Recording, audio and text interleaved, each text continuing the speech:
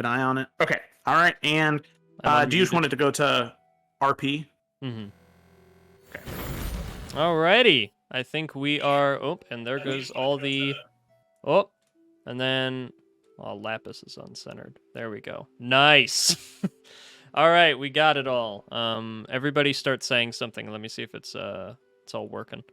Something. All right. I'll test it for you. That's all right, honey. Make sure it's working just fine.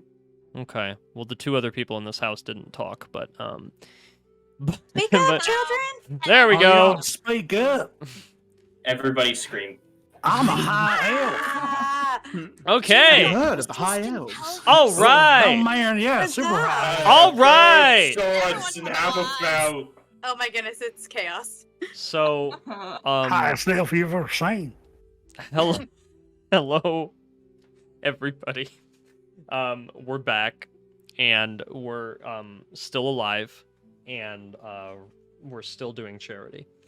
So, this will be the third one-shot of our 4 for this 24-hour stretch. This is going to be a horror-themed one-shot that is taking place in an icy mountain as a group of people are searching for something known as star rubies and will stop at almost nothing to get it, even if it involves killing wildlife, destroying the environment, blowing things up, disrupting the economy of local villages, etc., etc. These star rubies are incredibly valuable to them for a variety of reasons. Except for Dak, who's just here to blow things up, as far as I know. Yeah, let's go ahead and get into it. Since we were just here talking, there's no new follows or donations to talk about. But yeah, I think everybody here pretty much knows what's up. So let me go ahead, and you can see we just dropped the donate link, and we dropped the effects link that you can see here. That's the really important one. It lets you know that if you donate certain amounts, things will actually happen in the game. Players might be granted advantage. A healing potion might randomly appear. A wish spell might suddenly be available. These can all also...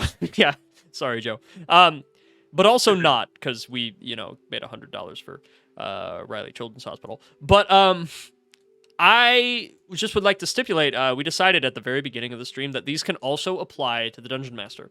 So when you make a donation, you can say in your donation, like, $11, Dungeon Master gets advantage, or $11, players get advantage, and then that will be allocated. You can also pick a specific thing if you want, like this enemy or this player. You can also decide who gets what healing potion, who gets to cast Wish, who has a random scroll show up, who gets a crit, all of this stuff. So that is a lot of fun, and these combat encounters can either go on a lot longer or a lot shorter, depending on the donations that come in. And I think Joe and I were both grateful to have one that got incredibly shortened by the presence of a meteor swarm, because it gave us like 45 minutes to recoup before we had to go into the second stretch here. So, let's go ahead and just all of you, let's talk to each other. I like to do session zeros whenever I run campaigns. I try to be very thorough about what you can expect and establishing relationships and stuff. But when I do session ones, I like to just do that in the first 10 to 15 minutes, rather than just dive right in. I like to establish relationships while we can. And also, since there are people here that I have never met and who have never met each other, I think it's worth just going around our virtual table and just talking about who we are, why we're here, what we like about D&D, a little bit about our character, a little bit about our interests, and we can just do all that first before we talk about the specifics of the campaign. The one-shot, I mean. So, we can start with Joe. He's the easiest one, so... and he's right up there in the top left. So, Joe, go ahead and tell us about who you are, and just a little bit about your character. Yeah, so my name is Joseph. I am a dungeon master on a YouTube/Twitch channel by the name of Roll with Advantage. I do a lot of dungeon mastering, and I do a lot of playing. I play a lot of D&D in general. In fact, for the past 12 hours, I've been playing D&D, and I'm going to keep doing it for the next 12. I particularly enjoy spending time with my wife and our cat. And yeah, that's it to my personality. I like my wife and I like D&D. So Hey, that earned us a follower. Good job, Joe. So Hey, we yeah, just look got at woo. But yeah, all jokes aside, thank you, Phoenix Sun 01 for the follow. Hope you stick around for the charity stream. Yes. And if you are able to donate, that's excellent. If not, spreading the word is just as helpful, if not more. Yeah. So please, if you are able and you have the time and the interest, go ahead and share the stream with people. Let other people know. The more eyes we have on this, the better. For all of the children and doctors that we are trying to raise money for. So let's go on to Lapis/Kayla. Oh, Joe, did you want to talk about your character just a brief? Oh yeah, are we supposed to talk about our characters now, or are we supposed to save that Just for later? say that you're like Thorman, a dwarf barbarian. I'm Thorman, a dwarf barbarian. I mean, okay. You can say like another sentence or two. Okay. I didn't mean to just... Okay. Joe says another sentence or two. God. No. Shutting down the stream. Hello. Hello, my name's Thorman Frostfist. No, I'll be playing Thorman Frostfist. I am a Grey Dwarf, or Duergar, barbarian, and I am a ancestral guardian barbarian. And Thorman's here because he needs to reclaim what is rightfully his. Nice. And that's about it. Yeah. Some Oakenshield vibes going on there. Yeah, yeah, yeah. All right. So, yeah. Lapis Kayla. Yeah, hi. My name is Kayla.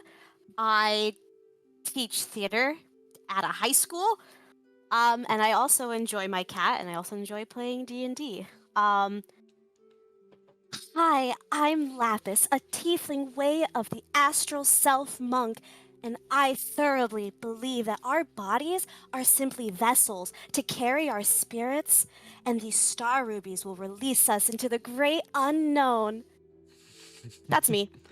All right. I'm liking the character voice introduction thing that's going on. So if the rest of you want to keep that up, you certainly can. Not going to make anyone do anything, though.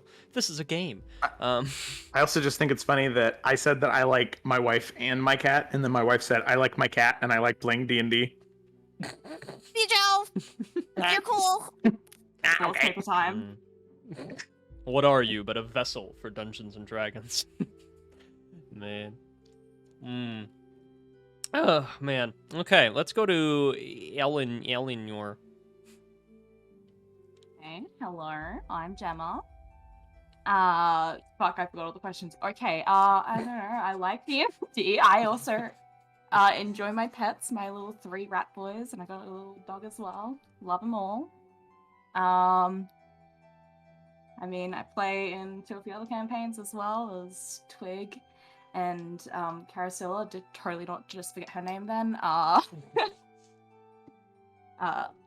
But today I'll be playing Eleanor. She's a variant human, vengeance paladin, and she had been running around, I guess, doing highwaymen and raiding shit, essentially, but that fell out, and her ex-husband got himself killed, and so now she's here for the money. That all checks out. All right. Are we going by possum or opossum? Possum's fine. Yeah, you don't need to be formal about it. My name's Eric. I am a person who lives in Massachusetts with my wonderful partner and our cat named Tubbs. Been involved in theater for a good while. Basically a forever DM. I'm actually taking one of my NPCs, Possum, and making him a little bit more grander. So it's Possum Grizzlepot. No, man, I tell you what, I'm a high elf, I'm a pallid elf, and I'm a circle of the stars druid. Because I tell you what, these gems, man, the stars are the answer to everything. And sometimes they speak to me. So that's who I'll be playing today. Awesome, we're gonna get along really well. man. You stare at gems too, man. Woohoo! So we've got the MLM girl and the conspiracy theory guy are gonna be great friends. Amazing. Both overly concerned about fluoride in the water. Yes. The dukedom is trying to poison us with our candy. Man. Big empire is watching. But yeah, also Connor, you would be delighted to know that Eric actually told me that when they started they actually started playing Call of Cthulhu before they ever played D&D. Excellent. Yeah. Very good. Yeah. Yeah. Yep, that was my introduction to all things scary, and then went to D&D after that. Was a keeper a good while, and yeah, horror style campaigns and TTRPGs are where I'm at. So I'm very excited today. So yeah, again, thank you for letting me onto the stream. Yeah, of course, man. All right, Betty Lou. Hello, my name is Bo, and she, they pronouns. I actually live in California, so I'm way behind y'all. It's early for me while you guys are in the late darkness. The sun's still out here. I love D&D. I've been playing it since I was like 13. I actually play it on Sundays with Joe. So thank you, Joe, for inviting me. I'm so excited. You guys have no idea. My day job is a teacher, but I'm off for the summer, so I'm getting my D&D in. But I also do a lot of cosplay on TikTok, which is super fun. And I'm gonna let my character introduce herself because she's got a big personality. Hi, y'all. I'm Betty Lou Timberfalls. I'm a stout halfling woman. I'm a cleric. At least that's what they call me. Most people just call me Mom. I like to heal people to make sure these kids are staying out of trouble. You know, my husband once, he gave me a star ruby, and then I gave it to my oldest daughter when she got married. But you know what? My sons and my youngest, they need some for themselves, so I'm hoping to get a few. You know, I think some of these kids cause a little bit of trouble, but I think they're just misunderstood. My friends usually call me BLT, but most people just call me Mom. So I'm really excited to be playing her. She's super fun. Yeah, that is quite a lot of energy. So it turns out, this one shot, I'm gonna change the setting. We're in the Smoky Mountains now. We're just yeah, we're just Dun, dun, dun. we're just in the backwoods. And done. But yeah, all right. With all that said, let's go ahead and last but not least, Dak. So I am first and foremost Connor. On the teacher train and the cat train, Catherine is in her little kitty bed beside me. I pulled up a table for her. I Nice. teach English. I do a bit of historic reenactment, museum work, and yeah.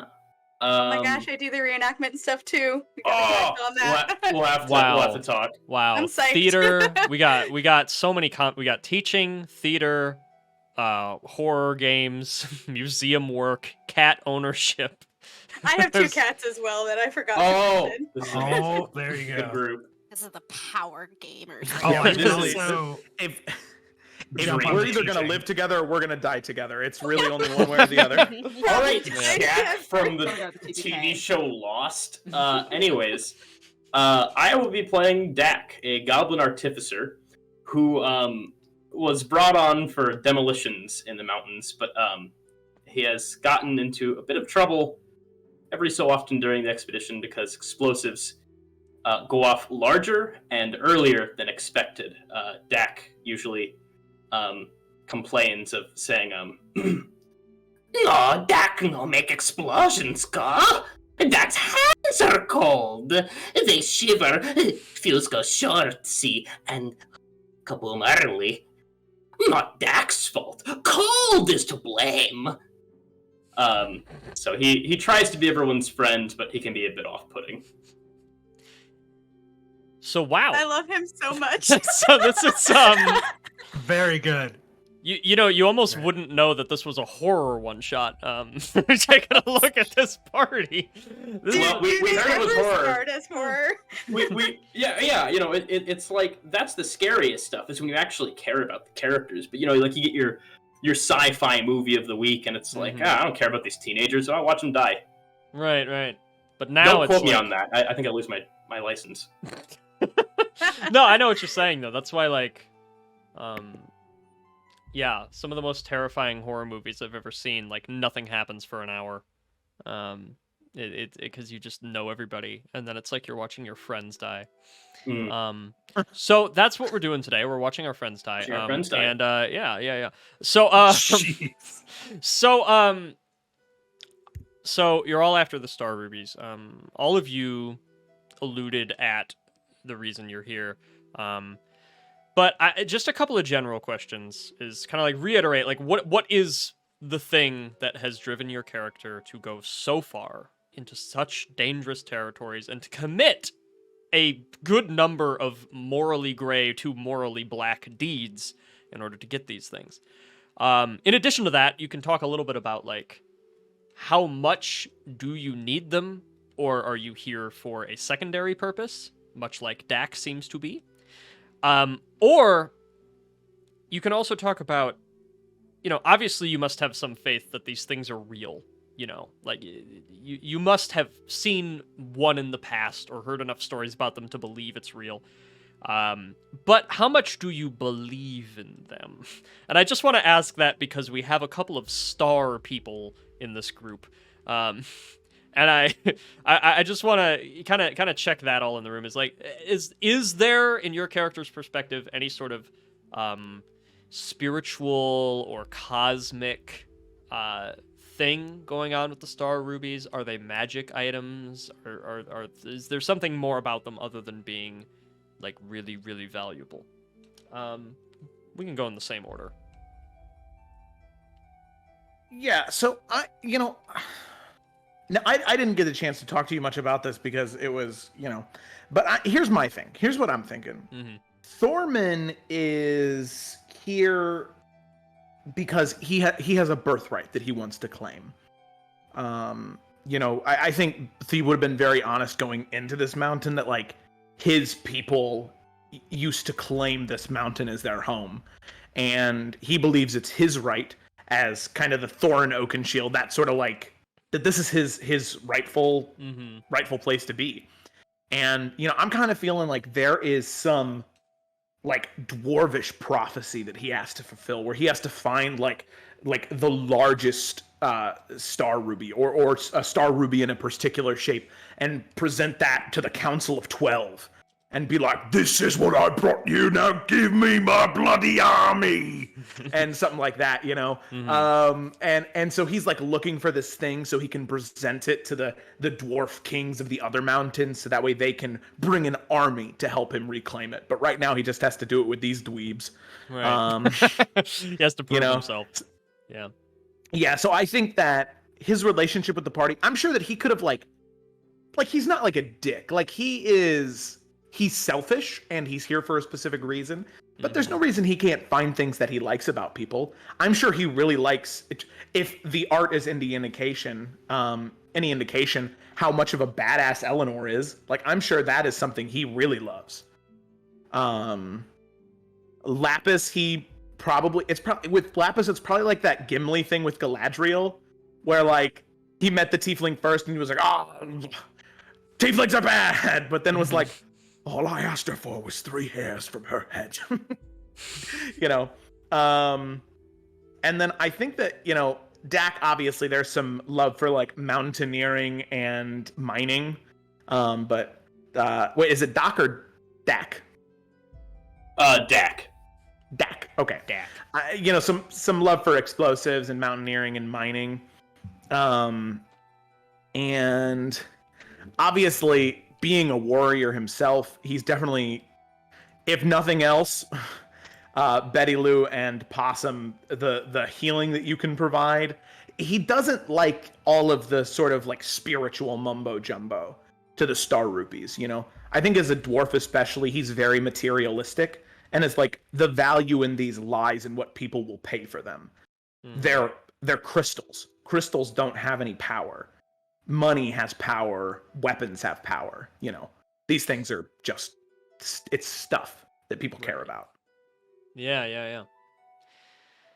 Okay, so Lapis, how important are the stones? Why do you want them? Lapis is pretty much the exact opposite of that. Mhm. She 1000% thinks that these crystals, like, it's all about, if we just let our energies go inside of them and release into the great world around us. It's very that.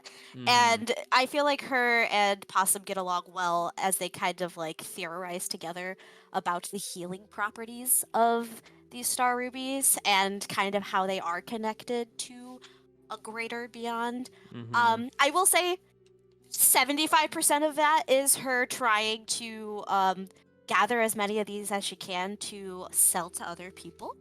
Mhm. Maybe a little bit of a little MLL scream. And then like the other 25% is she just really loves shiny things.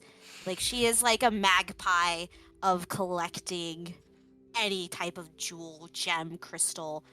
Like she just wants to bathe in them. Wonderful. Yeah. Okay. Eleanor. Well, Eleanor's definitely not like the most open, kindest person. She would have a very naturally just gruff exterior to a lot of the party. But I feel like, she and Borman would kind of vibe a little bit more. She definitely agrees with that whole stuff is stuff point. Mm-hmm. And like she likes that he has that more, I guess, less stars and seeing things and all that jazz that some of the other party members have. Because I imagine with Lapis especially, she probably gets very, very irritated by her half the time. Mm-hmm. But it's fun when she's like, I guess, out of the way and I guess helping the rest of the party. Because at the end of the day, she knows that like it's not a good idea to be a lone wolf. Like she knows that it's good to be working with other people. She's come from a group of outlaws, so she really gets that. But she's very much a realist. She doesn't believe in shit like luck and all that, and I guess crystal magic and all that. Mm-hmm. In fact, that's like one of the things she hated her ex-husband for, Thomas Luck, because he just blamed everything on luck when really she was like, nah, it's because of me that you're still standing here. So yeah, very gruff, but at the end of the day, she wants to protect the party and she just wants to get the job done. All right. Good stuff. Really liking the party dynamics that I can already see bubbling. Possum. So, with Possum, I think he was from this mountainous region, and a lot of the tour guides that take you on regular routes up the mountain are in the major village, and then basically the person that you seek to go to the extremities of it or go onto the risky paths where these gems may be is to go to the hermit. So he kind of has his little hut, does his routine, has a bunch of yaks that just like feed in the area, and he just lives his little calm life.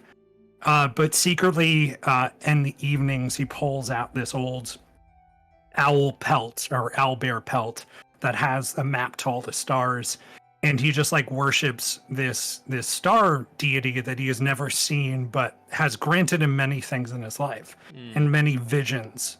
Because he lost his daughter long before, and these visions are telling him that the lost souls of everyone are being put into these gems. So his journey is to secretly, without telling everyone in this party, to find his daughter's gem and to save her soul. And he believes that every soul basically goes into the stars, so he wants to release her into it. And these gems are captivating the stars and holding them in the ground, which is unnatural. Mm-hmm. So he wants to release the souls beyond all of that. Yeah. So the term star ruby is not a description of appearance alone to Possum. Like there is a connection between these things, and there's real magic and real spiritual stuff. 100% sure of it. Yeah. And he will take whoever he can on these excavations as long as he can get to them. Yeah. Because he can't blow stuff up. He can't dig through walls. He can't fend off bandits by himself. So he understands that stars are a cluster altogether. They're not alone by any means. And he believes the group is very much of that. He Yeah. believes that go on. Yeah, well, I was just gonna say, so you're kind of like maybe not a leader of the group, but a de facto travel leader, like a tour guide, in a Yeah, sense. a Sherpa or whatever term you want to use. Yeah. I will say, you probably have gotten close to finding star rubies, and like all the signs have been there. I'm gonna say, for the sake of this one shot, that you've probably not found any yet. I don't doubt it. Yeah, you just know they're there, and you're getting close, and the stars are telling you that you are getting close. But yeah, I don't think you would have found them. People that do find them, like, they win life. So yeah. Okay, let's go on to Betty Lou then. All right, so Betty Lou had a star ruby in her family as like an heirloom that her husband gave to her. And she gave it to her oldest daughter, and that has become a discourse in their family now because she has 5 children. And so only her oldest had it. And so now it's kind of become an angry obsession that everybody fights over. That Andromeda has has the heirloom. And so she's just trying to get more to bring back to them to stop this fighting. Yeah, and she really likes this group because in their own ways, they remind her of her family. Like, Dak reminds her of her middle child, Derek, and, Lapis reminds her of her youngest, Annie, and so each of them in their own way kind of remind her of somebody in her. She feels a family connection to them, especially being so far away, and she loves going on these grand and scary and perilous adventures because they make good stories for the grandkids. She's got 10 grandkids and another on the way. So anytime she can come back with a good story, it makes her like the best grandma ever. And that kind of fulfills her life. So nice. That's I really like that. Yeah. Her husband died about 3 years ago, and instead of just staying home and twiddling her thumbs, she's like, I could start a life anew. I could be an adventurer. So that's what she's done because all of her kids are grown and have moved out of the house, left the nest. So she did too. Yeah. Jackson, thank you so much for the donation. Yes. Yep, we just got a $50 $50 donation from Jackson. Oh my gosh, what a sweetheart. Jackson. Oh, thank you yes. so much. I love you, sir. I know you're listening. Yeah. This is We Connor. love you. We love you so much. That's incredible. We are so close to this goal, you guys. I'm so excited. Yeah, we're getting there. We're really chugging along. So, I really like the idea of the Star Ruby heirloom as well. And I like the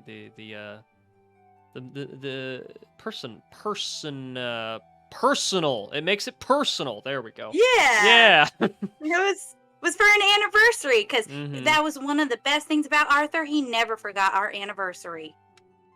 I did. He didn't. Wonderful. I'm so excited. Dak, last but not least. So yeah, Dak, his answer changes depending on who you talk to. When he talks to Betty Lou or Possum or Lapis, it's the mountain speaks to me too. I'm so in tune with it. That's why I just want to release these energies. I just get anxious. But of course, to Thorman and Eleanor, it's more, I don't really care. I'm with you. I'm all about getting money. So he's a bit of a sycophant like that, and noticeably, and every player can kind of figure if their characters noticed it or not. He doesn't really care about the mountain. He'll accidentally cause an avalanche and just kind of shrug it off. And then simultaneously, anytime he's given a bit of coin for wages or anything, he just shoves it in a bag and tosses it with his other stuff, not really caring. The only thing he seems to really care about is just his eyes light up when a bit of the mountain just blows up.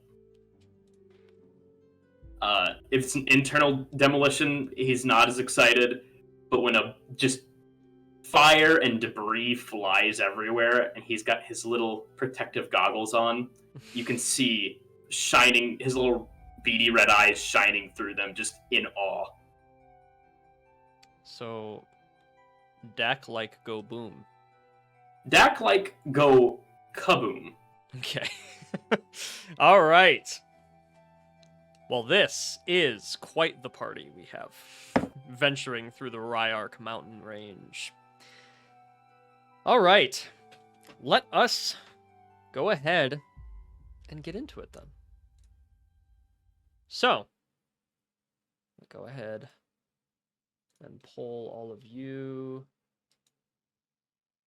over there. And Joe, go ahead and get us on the other. Well, I think I can just. Yeah, I can do it. That's fine. You got it. Yeah. We believe in you. That's a Let me Oh, is it viewing the other one though?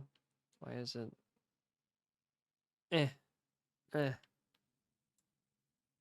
Okay, hold on. Is my icon showing up? I can see everybody else's floating around. Yeah, that essentially is just like where you have the mouse. That's really all that is. Just making sure. Okay. There we go. Oh, So Hey, much Mark. chaos. So cute. Yeah. just real quick, when you get the chance, whatever screen that is, can you make it full screen? This one? Yeah. Yeah. Whatever's being recorded. Okay. Yeah. Yeah, that's much better. And then also on your image, if you could just like on your picture up in the top there Yeah. Oh, yeah. on the stream. Oh, See how there's a little bit of yarn showing there? Yeah, that's Hey, man. wonderful. Need the yawn. Click on It's just, jeez. Oh, click jeez. on you. Yeah. Okay. No, don't, okay, click on you. Don't move it at all. Nope, that's not how you fix it. Just let me tell you what to do. I'm not okay. I'm not doing Mark, anything. keep pressing buttons. I'm not doing Do a you- thing. Chaos. Do you see how when you click on you, there's like dots on the side? Yeah. On the side where the yarn is, hit Alt and then click on the middle dot and drag it in towards your shoulder. Nice. And now I can. Cool. And then also move yourself up a little bit. Yeah, there you go. You got it. Yeah. Go. Perfect. Nice. Perfect. Okay. Sweet. All right.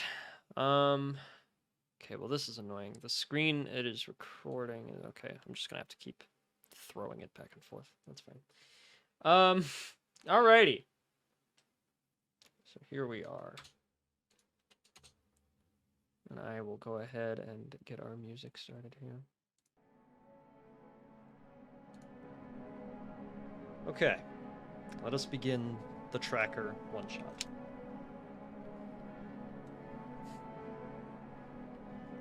It's been 3 weeks, 5 weeks, 20, 100, who knows. Even for those of you that are keeping a journal and trying to keep track of the date, it's nearly impossible. Day bleeds into night. Sometimes you'll get 20 hours of sun and 4 hours of darkness in one patch of the mountains, then the exact opposite in another. This is one of those places where you wonder if the gods made it to hurt you, or if you were never meant to be there at all. But here you all are, because something important to you happens to be here. And whatever your reason is, it has to have been motivation enough to keep going this long. Who even were you before you were on this mountain? It's hard to remember. You have memories, of course. You've not lost that. But The life before you stepped on this mountain seems so long ago. A life that was unconcerned with climbing up icy ledges, taking shelter from the bitter winds, wind so cold it can cut your skin open for days at a time, fighting off abominations out in the snow. The thing that is keeping you going is one of the most valuable substances known to anyone in the world, and that is the star ruby. There's myths about them. Reddish gems with a whitish glittery center. Some say it looks like a galaxy. Some say like a churning sea. Some say like the pools of somebody's watery eye. All you know is that universally it's said that the star rubies contain multitudes. That looking into one is like looking into something deeper. Something more than a mere gemstone. Whether or not you believe that, owning even a pound of these things will change your life. You could become a noble with the pure influence of just having one bag of star rubies. You could get yourself out of 100 bad situations by bargaining a star ruby against those who want you dead. Having these things makes it worth it. Thinking about returning to the life you left before you climbed these mountains makes dying in pursuit of these things worth it. And so here you all are. For now, your journey is actually taking you somewhere hopeful. You approach a large, imposing mountain crack, as you can see in our image here, a place that you believe is going to be a vein full of them. You've seen some tips here and there. Your guide has seen some of the supposed signs from the stars that is going to be leading you here. The appropriate cloud placements and distant peaks and 100-mile-away storms and light patterns and sun rays and all of these tiny, minute details that some believe will lead you to them if you pay enough attention. You might, just might, be seeing star rubies now. You've been in pursuit of this one location for, well, again, who knows? Who knows how long? But, as you all approach, you know that not only may the star rubies be inside, but something protecting them. Of course, there's no rumor of something this valuable without a rumor of people or things protecting it. You have no idea what that's going to be. Some say a remoraz, a massive icy millipede creature with a molten hot core stalking through the ice in the mountains. Some say it could be quaggoths or other snowy abominations. Some say it can be a tribe of giants. Some say a lich, a vampire, perhaps a very powerful lord or bandit captain. Regardless, you all stand now about 100 feet away from this crack in the mountainside. The wind is whipping around, not too cold that it's cutting into you and keeping you from thinking straight, but cold enough that you've gone numb. Some of you have been numb for several days at this point. My question to you now is, how are the six of you approaching where the star rubies might be? And is there anything you say to each other before you step through that threshold where these things finally might be? I leave it to you. I definitely am near the I probably would have been near the front for this entire journey, regardless of snow or sleet. There was probably several times where Possum told me to get back, and I was like, no, I have to do this. But I think as we're getting closer to the crack, I think that I'm probably back near the back with Eleanor. And I'm just like, they're kind of leaning in close, and I'm just like, you know, I don't like that we're following all this star nonsense. We're not gonna find anything in here. I can feel it, I can taste it in the air. Well, I mean, something really makes me doubt that you can taste a stone. That's what it is after all, right?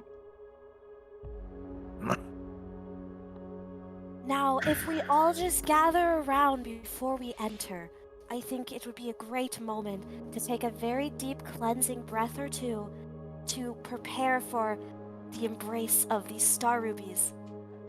Oh, come on, young lady, let's not dawdle now. We've been looking for this thing for weeks. Oh, I apologize, Mom. Just a few deep breaths together, shall we? All In right. and out. If it makes you happy. And out. Yes, do you feel that energy releasing and you're ready to be welcomed, right? Sweetheart, I can't feel my toes. I haven't been able to feel them in 6 days. Are you warm enough? You don't look warm enough. Is your tummy showing? Oh, I do apologize. I try to keep myself as open as possible to receive that energy. Well, sweetheart, you're gonna get frostbite like that and turn even more blue than you already are. She kind of like tries to cover her stomach a little bit. Oh, friend Lapis is cold. We start fire in here. Yes, fire makes warm. Everybody cold. Let's not draw too much attention to ourselves. Let's get inside first. Maybe that'll help shield us from all this nonsense. It's so cold here. Very good. Then start fire. We'll see. All right. So y'all take a slow approach. Is anybody taking the lead? Would that be Thorman? Oh yeah, I mean he's Yeah. definitely, he would have said that one thing, Yeah. and then I'm assuming that he's not stupid. Like he's definitely gonna let Possum lead the way because like Possum is the guide, but he would be like right next to him. Yeah. So Thorman and Possum, you're taking the point on this. Weapons drawn, battle stance, calm, stealthy, rushing right in. How are we approaching? I mean, I've got my definitely pickaxe out. Yeah, I I've got my- never seen this mountain pass before. It's all new to me. Possum will have his staff out and his shield ready, All and right. slowly taking approach into this. Yeah, as they're just approaching, Thorman's just gonna kind of like side eye Possum and kind of mumble under his breath like, "They better be in here." Betty I Lou is don't- kind of. Oh, go ahead. I don't want anyone getting all up into a tizzy up here, so all of us, let's hold hands for a second, take some deep breaths in like we were saying, Okay. and here we go. And he's gonna cast Pass Without Trace on the whole group. Okay. Perfect. Oh, nice. Yes. That's Yeah. plus I want 10. us to be real quiet, like the shadows of the stars and all the darkness will hold us dear. So you all have plus 10 to stealth right now, yeah? Appreciate it. amazing. Yeah. I'm gonna need it. Correct. Okay. So we'll say, I might call for a stealth check in a moment, but we'll just say for now that, like, as long as you're moving slowly, you good. Like, there's... Betty. Okay. Yeah. What's up? I was gonna say Betty Lou is closer to the back of the party. She's like counting everybody like ducklings and like just making sure all the children make it through the crack. Yeah, Okay, and 1, not 2, 3, wandering 4, off. 5, 6. Yeah, Okay. 6. Okay. There's okay, we're good. there's like a eye contact between Betty and Possum where it's just like, you got that one? Look, Yeah, he's I got- going over to the corner over there. Do you see him? Do you see him? Dax running away. So while Possum's at the front, she's at the back, kind of like mom and dad, like yeah. bookending the party. Amazing. All right. You make your approach. You slowly creep in. It's slightly darker, and then slightly darker again and again. until eventually you're standing in immense shadows, and the outside just looks like streaks of white and gray, indiscernible shapes whipping around in the wind and snow. And as you all slowly walk in, you think maybe there's something here. There's no sign of threat right now. Everything is rather barren. And in fact, this pass ends abruptly. There's a very tiny crack that you could get through if you were like 2 inches tall. But other than that, it looks like sheer rockside cliff just cuts it off. This is only like a 50-foot long chamber, but it's quite tall and slim and imposing. And you start to, Possum, as you're moving along, you can kind of use the walls as a little bit of guidance, feeling along, and you feel a spot that feels a little bit looser and almost smooth in a way. And you've heard that where star rubies grow, sometimes the rock is different. It's this almost foreign sensation where it's oddly smooth, oddly loose, oddly warm, almost as if you could just take it off, and perhaps the star rubies would be right there behind it. You feel a spot that feels quite like that, and it practically stops you in your tracks. All right, y'all. I think we hit the honeypot. And he's going to touch the tip of his staff and cast light on it.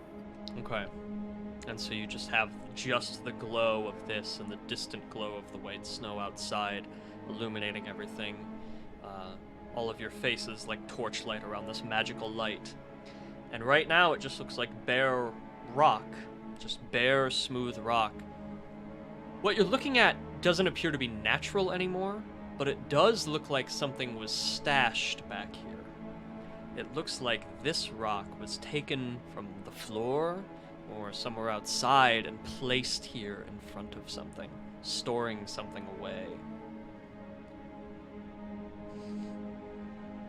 Y'all, we might have bandits. This stuff doesn't look like it's a part of the natural order. I'm gonna turn around and look towards the crack to make sure that nothing's closing us in. Okay, you turn around and it still seems open. Doesn't seem like there's any sort of trap or something going on here. As far as you know, this is, again, just a barren place. No other life here at the moment. Are you sure this is it? It looks like a dead end. Like I said, this ain't a rock I've seen before. I have a hunch. This smooth rock ain't nothing like I've ever touched before, so maybe this is it. Well, let me see if there's anything underneath it. And he'll kind of like step forward and grip the pickaxe. And Mark, this is obviously, we didn't have time to talk about this, but I was thinking that this was and if not, that's okay. But I was thinking that maybe this could be like a siege breaker pickaxe, where pretty much like it's still good as a weapon, but like it's extra effective at hitting stone. That's fine with me. That's not gonna break anything. Because it just does it. So. Yeah, it just does double damage to structures. Yeah, that's fine. That's not gonna ruin anything. Okay. And in fact, it makes sense that somebody in the party would have that. You know, along with all of your other communal mountaineering gear. Before you get too far, Lapis is going to like kind of hold up her hand gently and stop you. And then she's gonna go over to that really strange smooth stone and she's just gonna whisper to it. This is for the greater good, so we apologize for the injury that you are going to take. Rest well. And then she'll back off to let you hit it. Please don't tell me you're trying to speak to a stone. Be nice. As she backs up, like Betty is gonna protectively take her back. Okay, stand back so that you don't get hurt. All right. All right. Thorman, you have been given the floor. Oh, yeah. So he's gonna choke down on it, and he is just going to kind of bring a squat and just wheel all the way around with all of his might, swinging down into the stone. One good hit, and there's cracks spread throughout it. And you've broken stones before. You're like, all right, another hit or two. You know what's going on. And so you do one more wind. More cracks spreading throughout it. It looks like it's starting to slide off a little bit. You know it just needs one more. You give it that one more, and poof, and there's a rush of rock all tumbling. And out comes tumbling from this hidey hole 3 frozen solid corpses. Just and they come tumbling down. Startles all of you for a moment.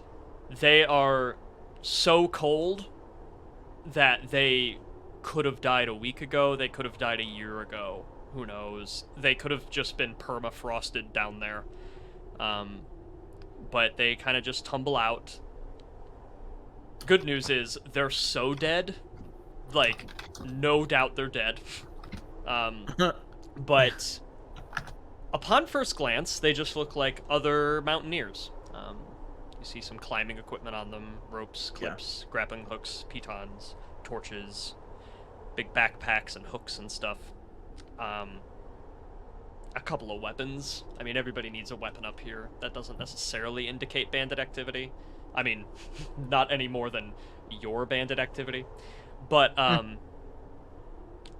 that is what has happened here. And so all of you kind of stumble back for a moment, taking that in. Yeah. And that's why you don't leave the house without a jacket on. Take note, children. Norman's gonna kind of grimace at that and then look towards Possum and be like, "You know anything that does this? Buries the dead. Buries the dead like that." Does Possum? Let's see. Go ahead and roll a history check for me, Possum.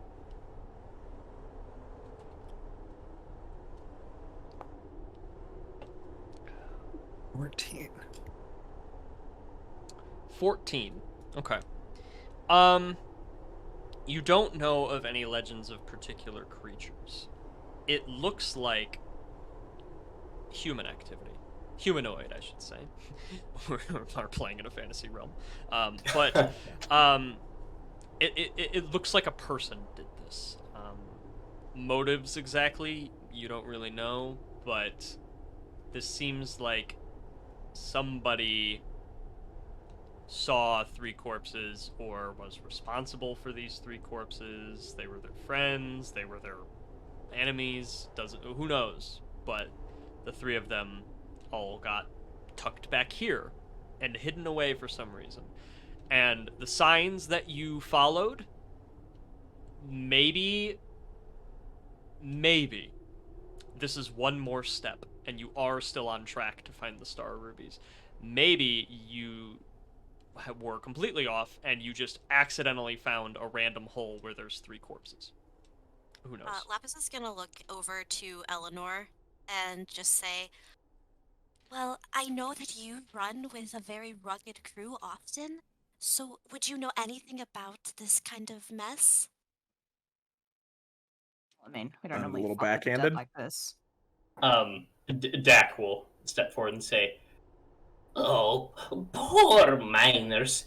Dak will check pockets, find out who they are." And I'd like to, go and start investigating their filthy pockets. Right, yeah. There's a d20 roll for that, so go ahead and roll an investigation check. I was hoping you'd ask that.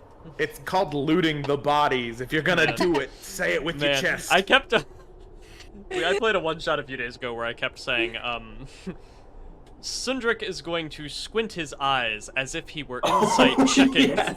I was thinking about that when I said that. As if he were to insight check him. Damn. I have proficiency, and I'm sad. Can I donate and give myself advantage? I mean, I won't stop you, no. No, I'm not. No, I'll save it for later. Okay. That'd be really funny. That'd be a little scummy, like, this early. Like, I'll save it for later when it messes I mean, with you guys. I don't know how scummy it is to donate to a children's hospital, but I get it. I get what you're saying. That's a clip It's right not there. cheating if it's for charity. Yeah, Oh, yeah. someone, please. That's someone, a clip. please, someone clip. It's not a cheating, it's charity. So what'd you get? A 10. 10. Okay. Not great. Yeah, I mean, you don't really find the secret stuff, so to speak. You just kind of are padding around. You can't find any, like, valuables or good trinkets or whatever. But you are able to find something of note. Now, perhaps it's not of note to Dak, but maybe the rest of you see him toss it to the side as he continues to search. It's a journal. It appears to be like a little 12-page hand-bound journal. Like somebody brought their own homemade sheets of parchment up here and was just kind of tying it together as they went. Betty would be interested in that sort of thing. She Yeah. wants to know about people's lives. He So- just sniffs it and says, "Ugh, feelings," and tosses it. Yep. Betty is going to go over and be like, you need to care more about people as a whole. And she's going to flip through the journal. And because it's a little dark in here and she doesn't see really well, she's going to light up her shield so that, and I'm casting light as well, Nice. just so she can read the journal better. And she has a shield that is green with a cornucopia on it, just like her goddess. And lights up the journal so she can read a little bit better. Okay, cool. So, I will summarize the journal, and we can assume in our heads that as Betty Lou is reading the journal, you choose key sections of what I'm about to say to tell to the group. Because what you are about to learn from this journal is actually a little bit of a doozy. So, you have this thing open, and it seems just like maybe they were star ruby hunters like you. First couple accounts are of just... You don't know any names, really. It seems like the person keeping this journal purposely didn't use names. Perhaps they were afraid of accounting what they were doing. You sense a bit of guilt throughout the pages. There's sections where this person will write, "Can't believe we did that," or "I don't know what the village is going to think of this," or "God, I hope they're not after us." A lot of complicated feelings about the actions they were taking. But as you continue to read, you learn how valuable these star rubies might have been, because this person was planning on getting star rubies in order to sell them when they returned, and then be able to support all of the people in their village that were struck by a natural disaster that had come through, a massive avalanche that had destroyed a large portion of their own village. They wanted to be able to buy property for everyone they grew up with, kind of make things right. And you see sections of this person saying, "I'm having nightmares about the villages that I'm causing avalanches for." And as you keep going, you get toward a very interesting section. They start detailing that someone else in their group is starting to get paranoid. They don't know if it's the cold, or if it's the lack of food lately, or if it's the encounter we had with the snow creatures a few days ago, but they seem like they're losing it. Like they're not going to be able to hold it together much longer. There's talk of them going off and doing things on their own, the next clue we find, or doing something insane. But we all know that what chance would they have without us? What are they possibly gonna do? Another entry goes on to say, "I'm getting really scared of her. I'm very scared. She's been threatening me, and one of my companions woke up with her sitting by her blanket, holding a knife. She, of course, claims she was just sitting there, drifting off as she was sharpening her blade, but none of us could shake it. We got the sense that at some point she's gonna cut out on us. There's 2 entries left. The second to last entry is this person saying, "We finally found a clue. And it's actually very, very close. We are camped out by a large cliffside. This narrow crack in the mountains that provided excellent shelter. Somebody that we brought along heard a very good tip from some bandits that were roving through, that there was a cavern where star rubies had been found recently. And that, if we went there, perhaps, if we followed through the tunnels, paid very close attention to the signs, and were willing to fight our way through some deadly things. Well, the rumor was there was thousands of them. I don't know if I buy it, because if they saw that, and they were speaking as if they had seen them, how could they have not tried to take as many as possible? How were their bags not rattling with the sound of dozens of rubies? And why tell anyone? But they told us. We saw them, but we had no interest. It's just not what we're here for. Even taking one, I don't know, it felt like we were disturbing something. Whatever. I've disturbed enough. The dozens of things I've killed, the stretches and stretches of miles we've devastated. It can't be for nothing. And the final entry is written in different handwriting.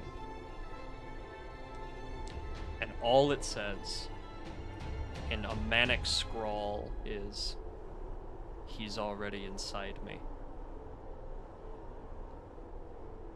And that is the end of the journal. So after reading this, Betty Lou is going to go over to the bodies, and she's going to see if there's stab wounds or if it looks like this woman attacked and killed them. Go ahead and roll a medicine check. See how much information you can gather. While she's rolling that, are any of these 3 bodies that fell out dwarves? No. There's like a Okay. human, a halfling, and an elf. Big ol' 9. Big ol' 9. That is enough to determine the basics, which is that all 3 of them were stabbed once. Where once. were they stabbed? Yeah, one in the neck, one through the eye, one in the heart. They just look like very clean stab wounds. Not like, and there's no other scuffs and scrapes on them. I mean, not any more than anyone here would have, you know. Scraped elbows and knees and occasional cuts here and there from scraping against a rock, but there's no other wounds, really. It's just those one very precise stab on all 3 of them in a slightly different place. Looks like they had reason to worry. I wonder if she's still out here. I'm gonna look around kind of paranoid. I mean, I really don't see just a single individual, no matter how fucking insane they are, taking all of us. Yeah, you're probably no one else right. goes insane here, it should be fine. I wonder what she we're meant. all already perfectly sound of mind.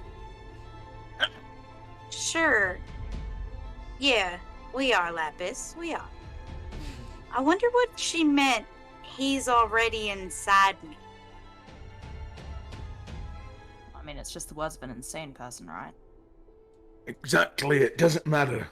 And look at them, don't belong here anyway. Let's keep going. Dig I sh- deeper. Let's just move on. All we gotta do is keep a head on our shoulders and we'll be fine. And just very pointedly stare at Lapis. But move on where exactly? There's no opening.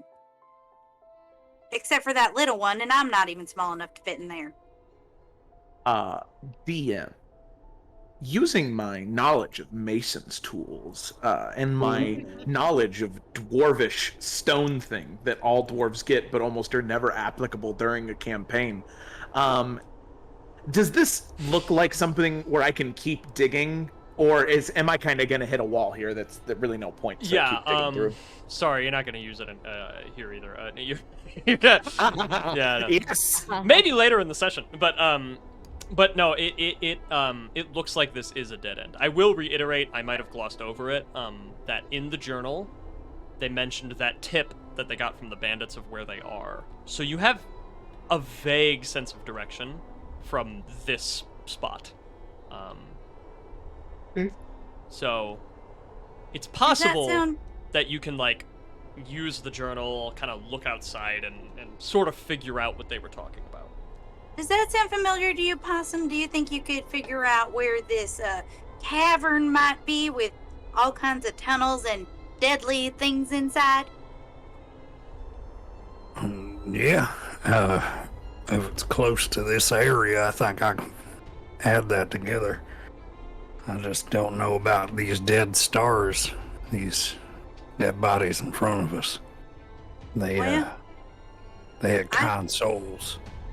I think they were a casualty of their own misfortune and picking the wrong type of friends. Isn't that right, folks? But, you know,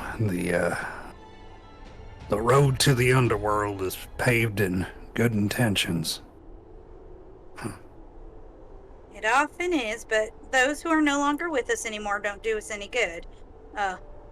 Not normally, at least. We're here for a mission. Let's move get on. Down and kind of like put some pebbles on each eye of all three of the dead bodies. Yeah, okay. Hogwash. So Their spirits can return to the earth, and they could be set free. Their spirits can be sent to Asphodel for all I care, trying to rob me of my home and my treasure. And it'll spit, and the spit will turn to ice halfway down. nice. I'm Betty. You don't mind, you got some of that spittle in your beard again. It all froze. I didn't know what I'm doing with me spells. I'm just saying. All right. A little There's messy. no reason to Why is cause it so a dark? fuss. Do I'm gonna- you brush? Is that blood? You just spit blood? Clip, please, clip. I know what I'm doing with me spill. Betty Lou's gonna go over to Lapis and rub her back a little bit and go, "That's very thoughtful of you, dear." But come on, let's not stand around too long. We've come this far to stop now. She looks at you with like these big, empty, like white eyes and just kind of nods her head. It's very sweet of you, young lady. You know, my Annie was just like you, always thinking of others, even though they weren't always around anymore. And she's gonna go on and talk Lapis's ear off about how she reminds her of her youngest daughter, who's also an adventurer. Possum's gonna remove one of the coats and hand it over to Betty to give to Lapis. Oh, that's very No, man, sweet. it's cold. Yeah, you need to cover up, darling. Here, this will keep you nice and warm. Isn't that better? Your charity is very well received. Thank you. Oh, thank Possum. No, I'm just the messenger. And Possum, like, she'll look over and again just give you like this really big, almost absent-minded grin. No, man, you're great. You're a wonderful person. All right, let's get going. All right, so we got everybody. One daylight. 1, 2, 3, 4, 5. Dak. Oh, there you are. Come on, Dak. Let's get going. He drops down the little bits of string he found in someone's pockets and just like, not fuse, and scurries No. along. It's not a fuse. We ain't gonna blow this up while we're inside of it either. No, you remind me just of my Derek. He used to make things go boom this way. And she's gonna talk his ear off about her other son. Amazing. So, while Dak's ears are being talked off, Possum, you said you might be able to triangulate the position that was mentioned in this journal. Is it daylight currently? Yeah, or is yeah. it You've still got plenty of hours of daylight. Really, it's possible that if it's close, you could get to it even.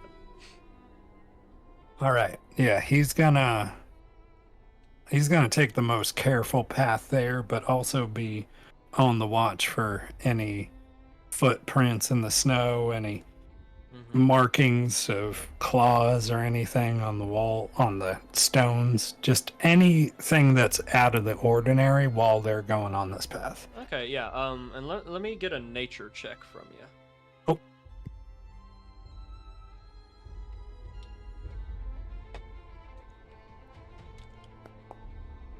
Oh, that's a 15. 15. Okay, pretty solid. So, yeah, as you are kind of able to look around and you read the journal passage a couple more times, you see just a few paces out, talk about the tunnels, they mention a spire a couple of times, and you're able to kind of look around, and you've used the spot as a navigation tool before. As soon as you see it, you're kind of like, oh, that one. You've never gone to it, but it's a very noticeable spot that you're able to kind of use to find direction and navigate in here when everything gets windy and confusing, and it's hard to tell left from right. Apparently, according to this journal, the place where the bandits said that the star rubies were is you basically just go to that spot and find a tunnel passage that's just a little bit out of the way. So you're fairly confident you can do it, that you can get there and actually see them and get to that area in time and maybe even find these things by the evening. So Once they get in a close distance of it, Possum's gonna turn into an elk, or before he does that, he's gonna be like, I'm just gonna turn into an animal, and do that thing I do. I'm gonna just scout ahead, see if there's any, people and whatnot. Ain't nobody gonna bother an elk or a snow bunny. I don't know, should I be a snow bunny? Whatever will keep you safest. Small things go undetected to the mountain. Be small. Avoid attraction. All right, I'm gonna be a fuzzy bunny. All y'all get to pet me once, and then I'm out. Oh, how sweet of you! I would very much enjoy that. all right, so everybody Possum turns into a bunny. everybody gets to pet Possum once, Yes. and then you head off. Okay. It's worth stating that Thorman is very like, I'm not gonna pet the bunny, and then when he does pet the bunny, like he kept saying he wasn't, but then eventually he did without anybody prompting him to. And Possum, when he pet the bunny, you could tell that it was a very, very soft, like loving pet. It's like, get you out of my fucking hands now. Beautiful. See, that wasn't so bad, was Perfect. it? All right, go do your job. I ain't no So- soft lad. No, you're not. You're tough as nails. Exactly. Okay. Holy shit. Okay, everybody. Oh, What the fuck? Oh my goodness. Hey, Whoa. My gosh. Oh So- my gosh. Aiden. You're Your Dak wish. Absolutely. Yes, Okay. I want the wish. So- Give me the wish. So the official thing that is written is that you can use the wish spell within the next 10 minutes. So Oh. I'm gonna stretch it a little, and I'm gonna say the next encounter. That is Okay. what I will say. Connor, I will let you cast wish the next time enemies show up. Oh, Wow. that's I Mark out of character. You shouldn't give it to me. Well, You know what I'm gonna wish for. I Don't give but- it to me. but it's charity. What am I gonna do? Say no? We'll give it to somebody else in the group. Nah, Well, who do man. they Nah, want to nah, give nah. it to? They said They said future Dak. Dak wish. I will There you honor. go. Okay. There you go, They, Dak. they paid $101 for you to use this. My game's not All worth right. more than You that. can't just say no to Okay. that. Oh my gosh. They're gonna be happy. All right. The rest aren't. And maybe look, maybe Don't wish for that thing. I'm just gonna go ahead and share this all with you right now too, just before it matters too much. Here are your Mountaineer charges. Dak, this will mostly be your thing, but everybody has access to these. You have 2 Stonebreaker explosives and 2 Flesh Ripper explosives, and they do slightly different things. So you can just go. The main bulk of it is, they have DC 15 dex, and the target takes 2d10 piercing and 2d10 fire on a failure, half as much on a success. Now, question: do we each get 2 of these, No, or is it there's like 4 as a party? within the party. Thank you. And Sorry. presumably Dak is holding on to them unless somebody else That wants makes them. sense. I imagine. But, so that's the main thing right there. The DC 15 dex saving throw. The main difference here is the Stonebreaker is a 20-foot radius, and it does max damage to structures. And the Flesh Ripper is a 10-foot radius, and it is, you can either throw it and it just goes off, or you can plant it and set it as a trap.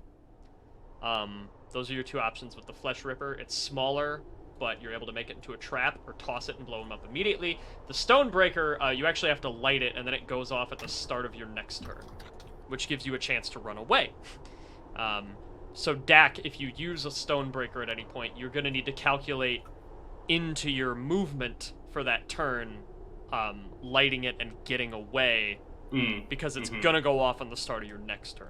And that is an action, right? Yes. So I can't okay. Yeah, Just so it's making sure for dash, disengage, anything like that. So it'd be your action to light the Stonebreaker, and then it's gonna blow up in a 20-foot radius.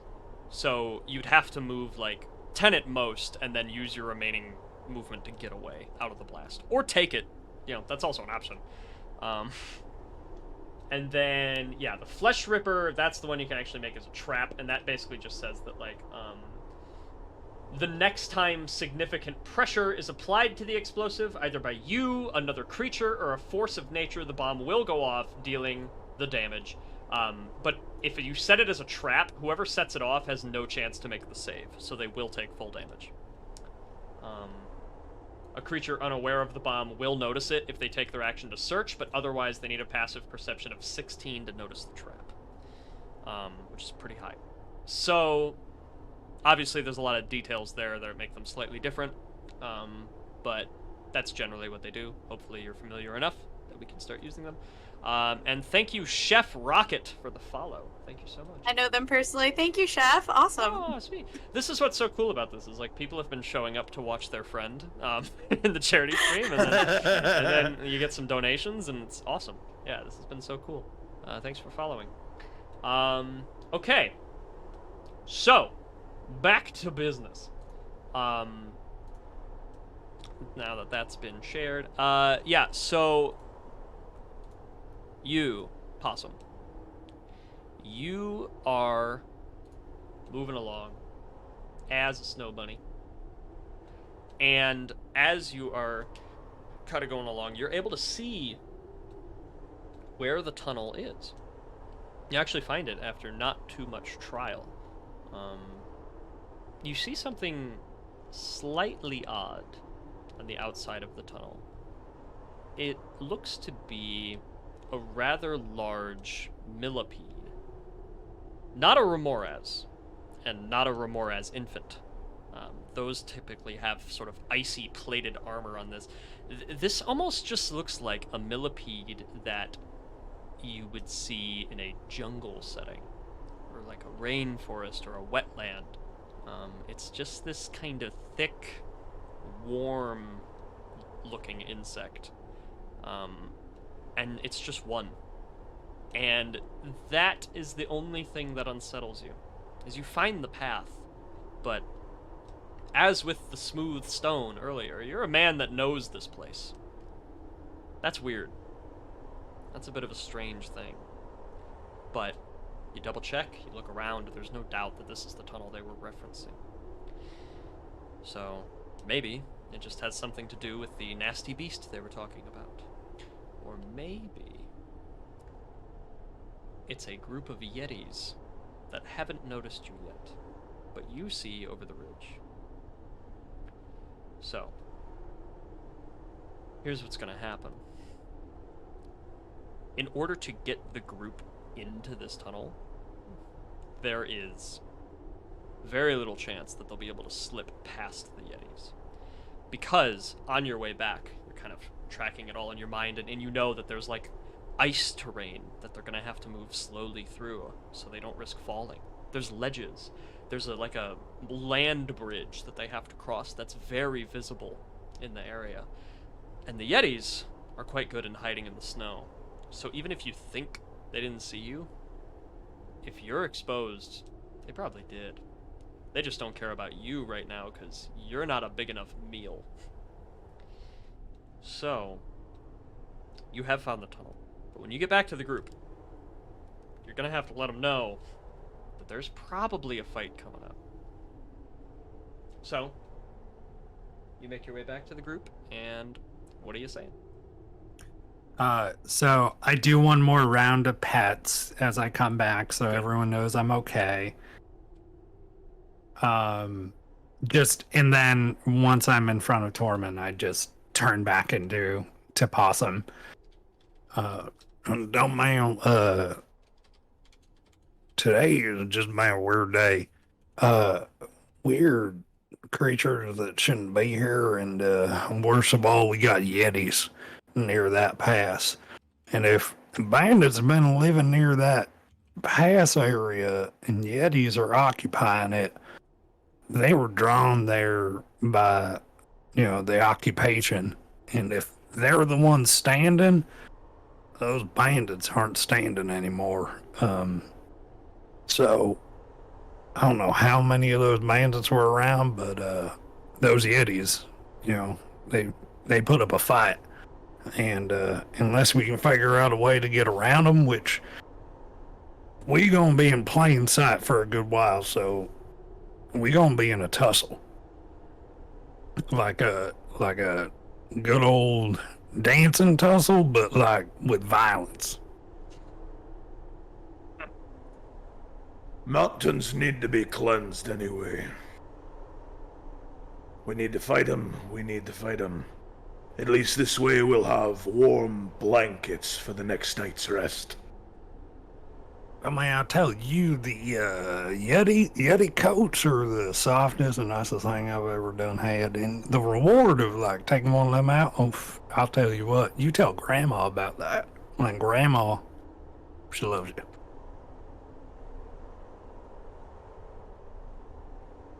Are we all Tormund does hearing this laugh at that. conversation, or is it just between Tormund and Possum? Yeah, he's not just like nose to nose with Thorman as he like just here's our conversation. No, after he shifts back, he like huddles everyone up, pulls out little bits of food and hands it out to everyone like a good old granddad. All right, and then he said all the stuff that he said to Thorman to everyone. Yeah, and make sure everybody's drinking your water. We gotta stay hydrated. That goes for chat too. It'll make a good story at the very least. I think we should be as quiet as possible. Get a tactical advantage before we go headlong into just attacking them. How many were there? Did you see? You saw about 2, but Yeah. you know that they're usually in groups of like 4 to 6. I mean, they got 2 scouts that I saw, and I mean, it's tough to see a Yeti, but if a Yeti wants to be seen in order to protect something, they gonna be seen. And they usually don't all stick around together. So, I have a 2 I feeling saw, I don't know how many I didn't. I have a feeling the opposite is also true. If they don't want to be seen, they won't be seen. Especially up against the snow, they just blend right in. Perhaps it is time for us to use one of the explosives that we have been so blessed to carry.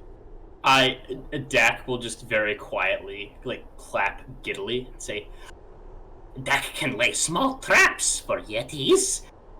Have 2 bangs and 2 booms. And you're gonna be careful with them, aren't you? Yes, of course. Wouldn't We we? might not. She's smiling proudly like she believes him right off the bat. We might not want to use all of them, Doc. No, never. Small charges only for yetis. Being smart about this. Flesh rippers only. We only have 4 of them, though, so if there's any other big scaries like those worm, centipede, millipede things that we've heard those scary stories about, maybe we want to save them. I don't know. I know we could take 2 yetis, but 6, that might be tough. Stonebreaker for millipede. Still, might be nice to have edge. Well, if any of you get knocked around too badly, you know I'll take care of you. But as a reminder, I can't do it if I'm dead. So, I don't want to die. So, how about this? You set those charges, Doc. And then, well, draw them in. Sure, I can yell loud enough to get their attention. They walk right into it, and we clean up the aftermath. Very good. We'll be quiet, yes? And I'll, yeah, just in case, I am going to use my... It feels so weird to talk in a normal voice after that. Yeah, I'm just a person, by the way. Hello. Yeah, hi everyone. I pay taxes. I'm going to, as preparation, prepare my arcane firearm. So he is going to take out... yeah. Just Sorry, no. Sorry, we got another donation. Yeah, no, Yeah, no. Mark. Oh! I was waiting to mention that. I was letting you all. Oh, I was letting you all Oh. talk, but Was that Grant? yeah. Yep, it was So Grant. thank I'm sorry, you. I just got scared. No, as you should. You That's have my wish. doppelganger. Like that's real life magic. What is No, that? no, have no. a Doc wish, has Jack? wish. Doc. Yes. Yes. All right. Well. And I messaged Mark on Discord about something. Yeah. So just not urgent. But whatever. But yeah, I'm gonna do my arcane firearm. So he is going to there's like, it looks like a jury rigged like teapot connected to an oil can and like very shittily welded together. And no one's really sure what it does. I So don't we're even think- now only 200, just a little over 200 away from the goal, guys. That is amazing. Oh yeah. Yeah. So close. Hey, what were we doing? I got excited. Oh, right. I was gonna try and sneak ahead and try and plant a trap. Oh, do we have Pass Without Trace still, or is that not? Oh, That wouldn't be there anymore. I don't you guys. think okay. so. Yeah, it's only an hour. Yeah, and you had to go a couple hours Oh. to even get here. So. Okay. Damn. So. I mean, we can hold hands again if you want. That way we can be all sneaky about it. Wait a second, Dick, before you go, sweetheart. I just want to and I'm going to like pat him on the head and give him a little guidance. thank you. Just be careful, okay? Very good. All right. So, as we approach these Yetis, I will have a free crit to use at some point. And And Dak. Betty Lou has advantage. And oh, we got another. Yep. She's got Dog another beard. $11. Yep. All right, Oh dog my beard. Dog beard. $11. Woo! Thank For you Betty so Lou. much. Get that story thank home you to so the much, little ones. sweetheart. Welcome to the family. All right, I have a crit. Betty Lou has advantage. Dak has a wish. Jesus Christ. Let's go. Let's go, All let's do right.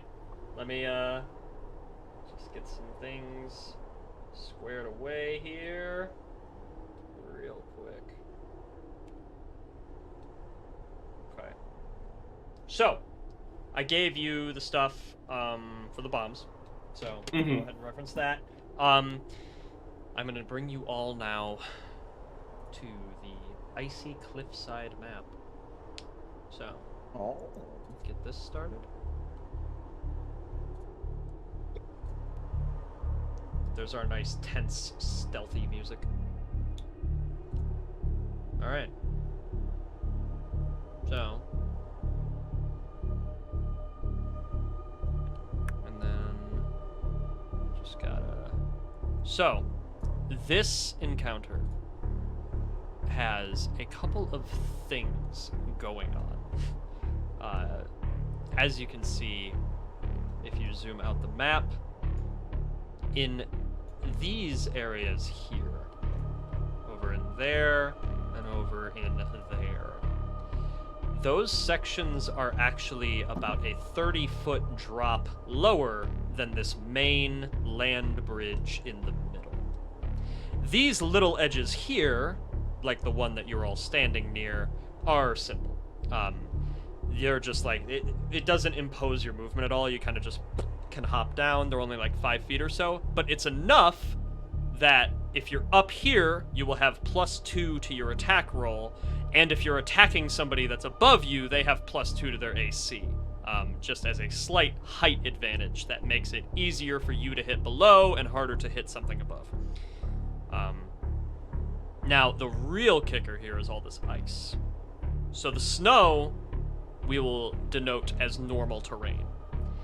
The ice is difficult terrain, so your movement will be halved through it, or if you succeed a DC 10 acrobatics check, you can move through it at normal speed. You have to declare, however, that you're going to move through it at normal speed and then roll.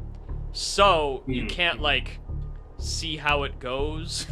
You have to roll, and if you fuck up, you're going to fall on your face and be prone, and your movement's over for the turn. So that will be your choice. Either half speed, or take the risk of falling on your face and going prone in order to maybe go full speed with that acrobatics check. Make your own risk calculations based on your character's stats. So, as you can see here as well... And that's a dex-based check to stay standing? Yes, acrobatics. It will be. It'll actually be an acrobatics check as opposed to a save. Yeah, your boy's going slow. That's... Yeah. So, for... Housekeeping question, because I'm a little tech inept. My map is in the bottom left-hand corner of my screen, and I don't know how to move it center. Hold right-click and drag. Oh, thank you so much. Yeah. Perfect. And then, be able to zoom in and out too. Yeah, I figured out the zoom. I just couldn't figure out how to. Nah, you're good. This thing fucked with me for a long time. Okay. And most importantly, I'm gonna go ahead and share the Yeti image with all of you to show you what we are dealing with here. Why is that only the circus people? That's weird. Oh no, circus people! Oh no! Oh Jesus! Run for your lives. Oh, I'm on the wrong. That's why. That makes sense.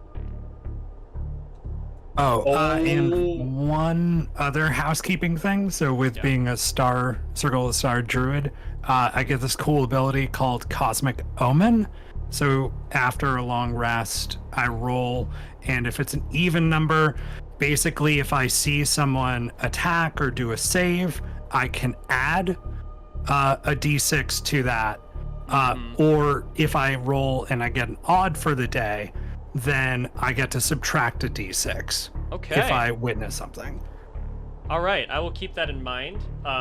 So we just got another 101. Nice. Oh my god.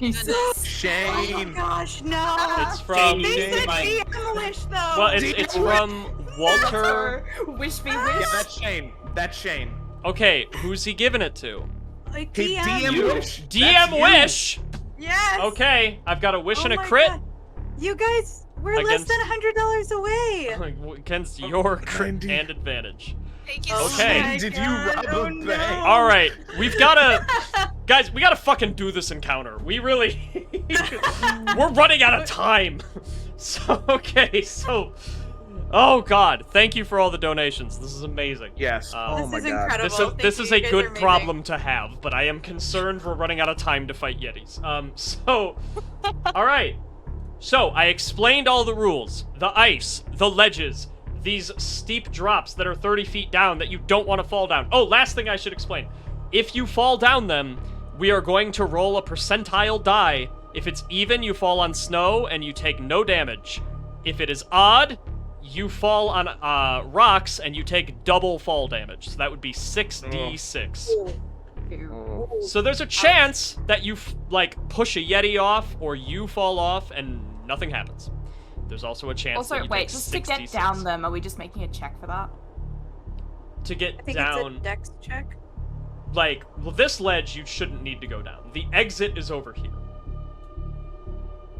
But like, there's another ledge like right in front of us. Yeah. Yeah, no, those Like, are the yeah. little 5-foot ones. So that Oh, it's only 5 feet. yeah, okay. this thick one is 30 feet. These little guys, these three, they're like 5 feet. You just jump down. Okay, so they're not a problem. They're only there to do the +2 thing, Okay. for like height advantage and all that.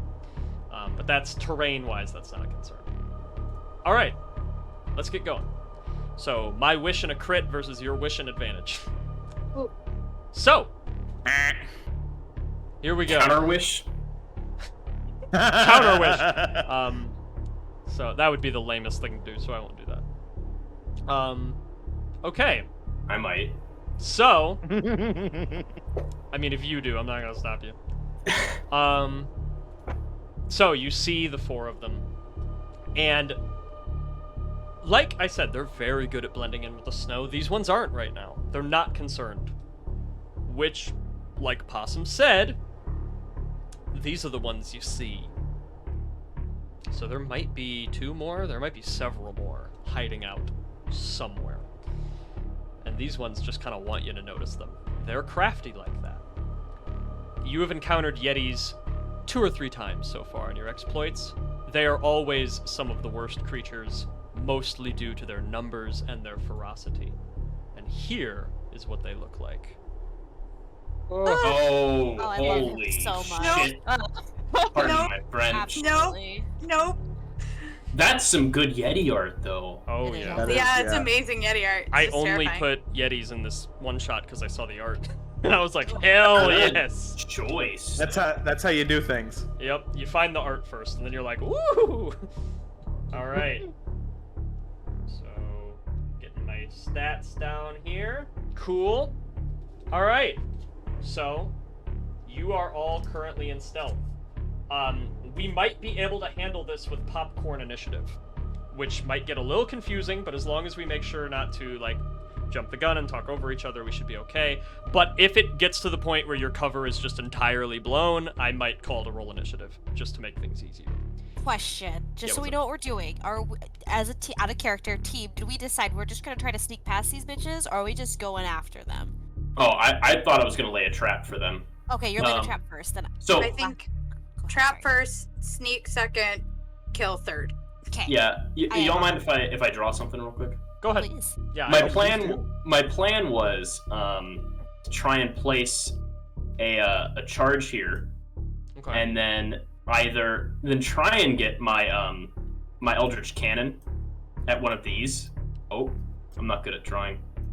And then go for the flamethrower with a 15-foot cone or so, and try and like drown them basically. Ah. So if we can lure them all to like that area. Okay, so you're setting up a death column. Basically, yeah. And then you want to just fuck them up right there. Okay, that sounds like a solid plan to me. Now, the good thing about and I will tell you this because you guys would know this at this point, they're a little bit like zombies in a video game. They are smart, they are crafty, they are deadly, they are relentless. But they're a little manipulatable, malleable. Whatever. Yeah. You know, you can influence their behavior somewhat easily. They're kind of a flip switch, and get them to chase after something. So I'll go ahead and delete that for now, since we know what's going on. But if you Thank you. manage to get a charge there and get your flame cannon there, and then get them in this area somehow. At least a few of them. Your plan might be perfect. Ooh, All right. I got. Dak, you need some assistance in being sneaky. Dak is small and not really sneaky, but these Yetis scare him. Would not deny. Man, I got you.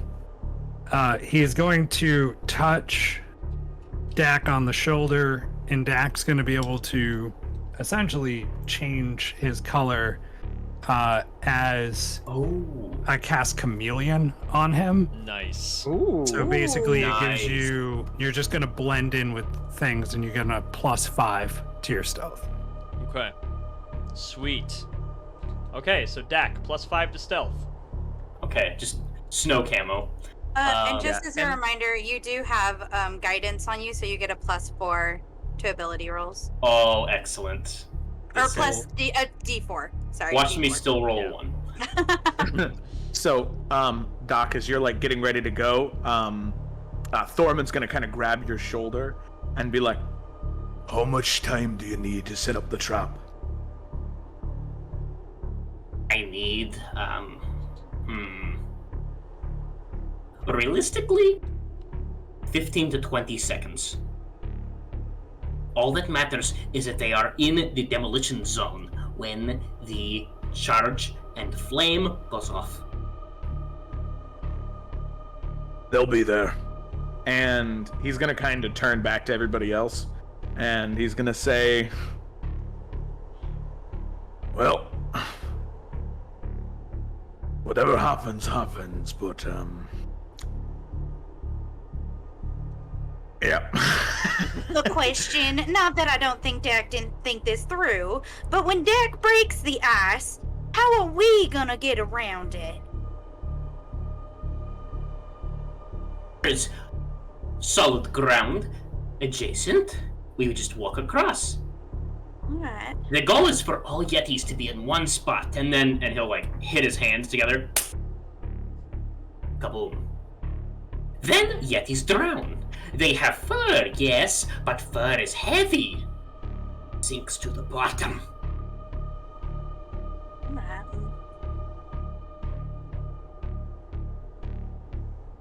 I'll get them where you need them, Doc. No, I can trust dwarf friend. Hit my desk. Thornton, I know that "Why'd you gotta make it about race?" are very Because he doesn't remember your name. short, but perhaps I could help with a distraction because I am rather fast. I can always shoot Uh. something off to draw them in. Well, I don't think they're... I could summon a bunch of cats. That would be amazing. Oh, that just seems cruel, and I I want just to see... conjure it. Well, they don't exist in our actual realm. They're kind of like star cats.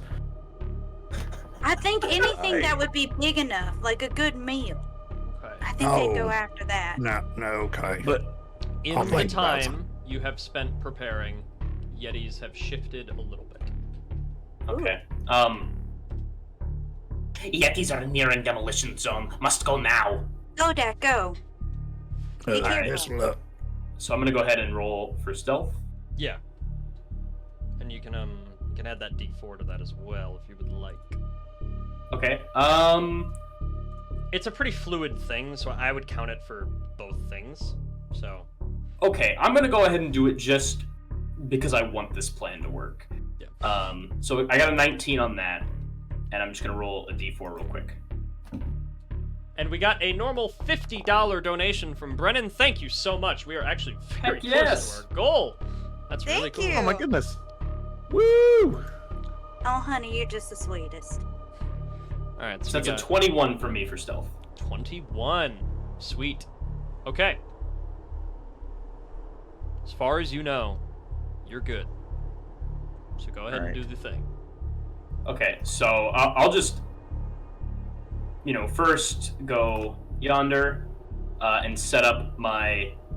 He'll like jury rig his little teapot oil can contraption up here, facing in a cone, 15 feet, and I'm just gonna do a little line here. Okay, cool. That way, And just to remind myself. I'm gonna give you, because of your 21, there's gonna be a moment where you're about to move, and then you see this guy just kind of do that. And you, because of your 21, I'm gonna say you stopped at the exact right second and just stayed completely still. Didn't seem to notice you. Yeah, and I forgot I had that chameleon, so he'll probably just like press against the snow and get real low. Mm-hmm. Yeah, like crawling. This is the challenging part. This Yes. next little stretch. Yes, it is. We're keeping your 21. It's really a matter of what random variables I roll. As far as... I forgot to. I don't. It probably does not matter. I forgot to add the +5. so it's 26. Yeah. Okay. I don't know. I imagine that the DC wasn't. 26 actually does matter. Okay. It's better good. than 21. Okay. I'm glad I mentioned that then. Yeah. Then what Dak's gonna do is that being the case, he'll get a little more sneaky, narratively, and he's going to like almost like a seal, get down on the ice and just start like sliding on his belly very slowly to can I ping this location here? Okay. Yeah, you just hold down to ping. Okay. Oh, there we go. Yeah, I don't know why it's not working. Oh, there we go. Okay, so I'm just gonna. Okay. You slide all the way, and Flesh Ripper charge, so like laying it as a trap.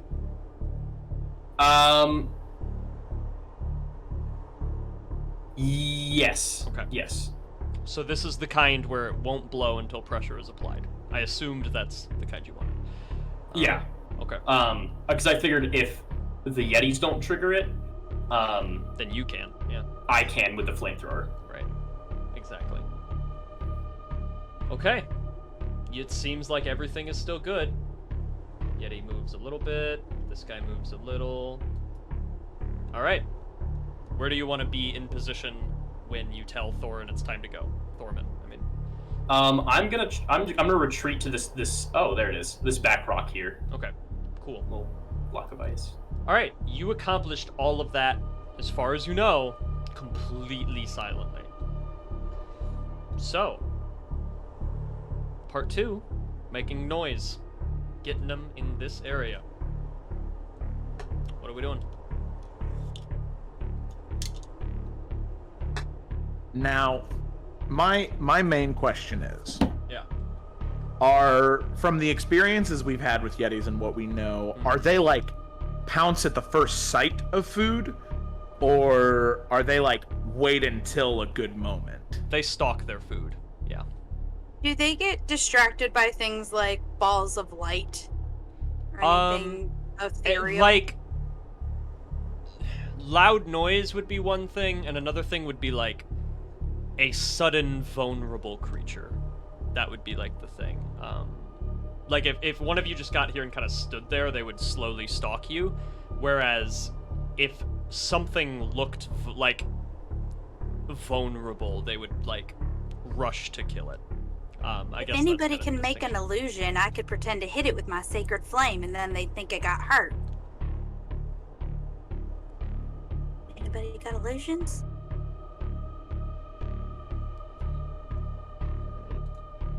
Oh, And we just got. we did it. We did it. Did it! We did it! Oh my gosh! $1,004. Yes! Oh my gosh! It's Did I amazing. just get another crit? Hell yeah, you did. Oh my god! Yeah. All right, Betty Lou, you have Granny advantage rescue. and crit. Keep in mind, Oh my all this gosh. stuff has time limits. It needs to be used during this encounter. So we have advantage, It's gonna be crit, hell if I crit, count 'em. wish, and wish to use like in the next 10 minutes. Yeah, I think that what we got to do is we got to act. We got to get into this. Thank you, So- Chef. Thorman is going to... You know what? He's a barbarian. This is his entire shtick. So he's gonna be like, I'm going in. I'll get their attention. Don't worry about me. And Bold move. Joe's like, hopefully he doesn't fucking die. Be careful. He will. Thorman is going to approach, not stealthy, looking very strong. He's just going to kind of jump down, and he's going to move very slowly on the ice this way.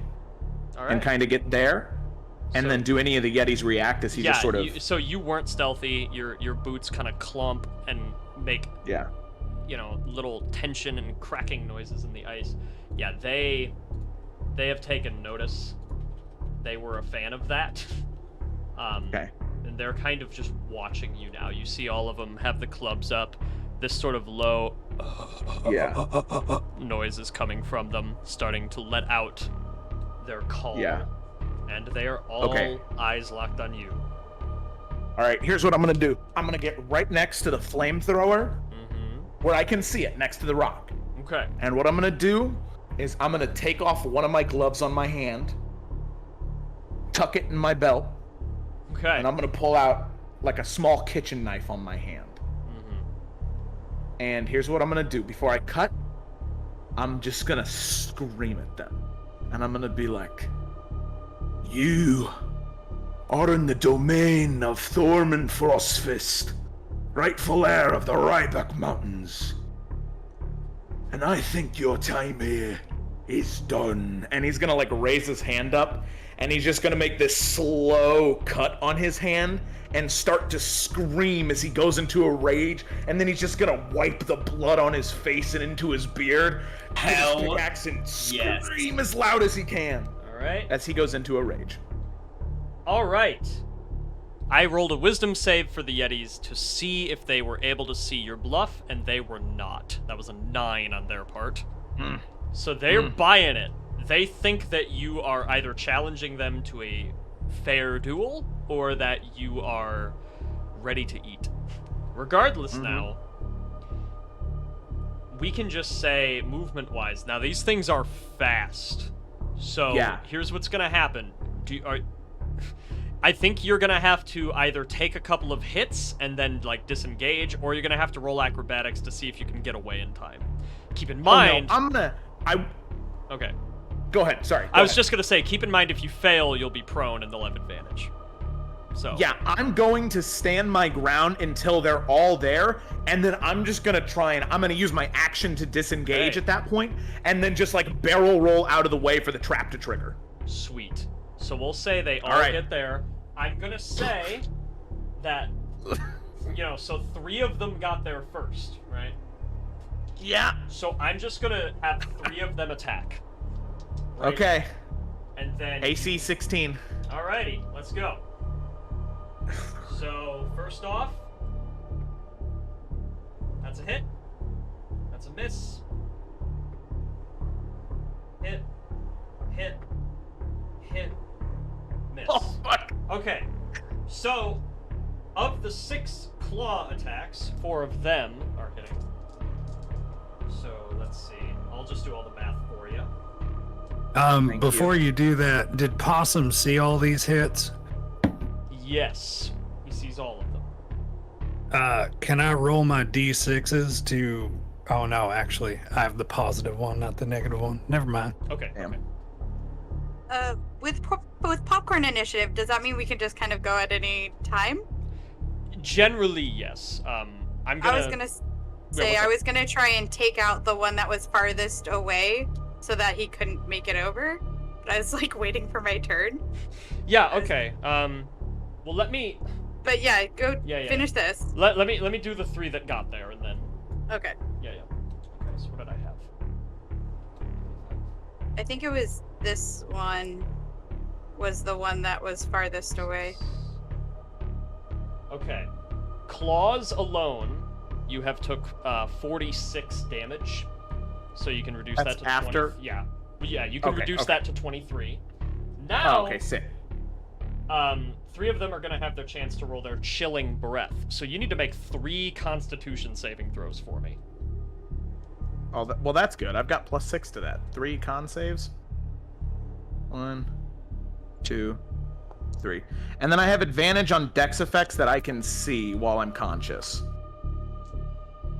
All right, you succeeded all of those, and that is good. Oh, hell yeah. Because it's save or suck, and you. Oh, nice. Thorman, you had a moment where you saw them use that. Normally, they don't come right out the gate with that. That's like a special ability. If that had worked, you'd have been paralyzed.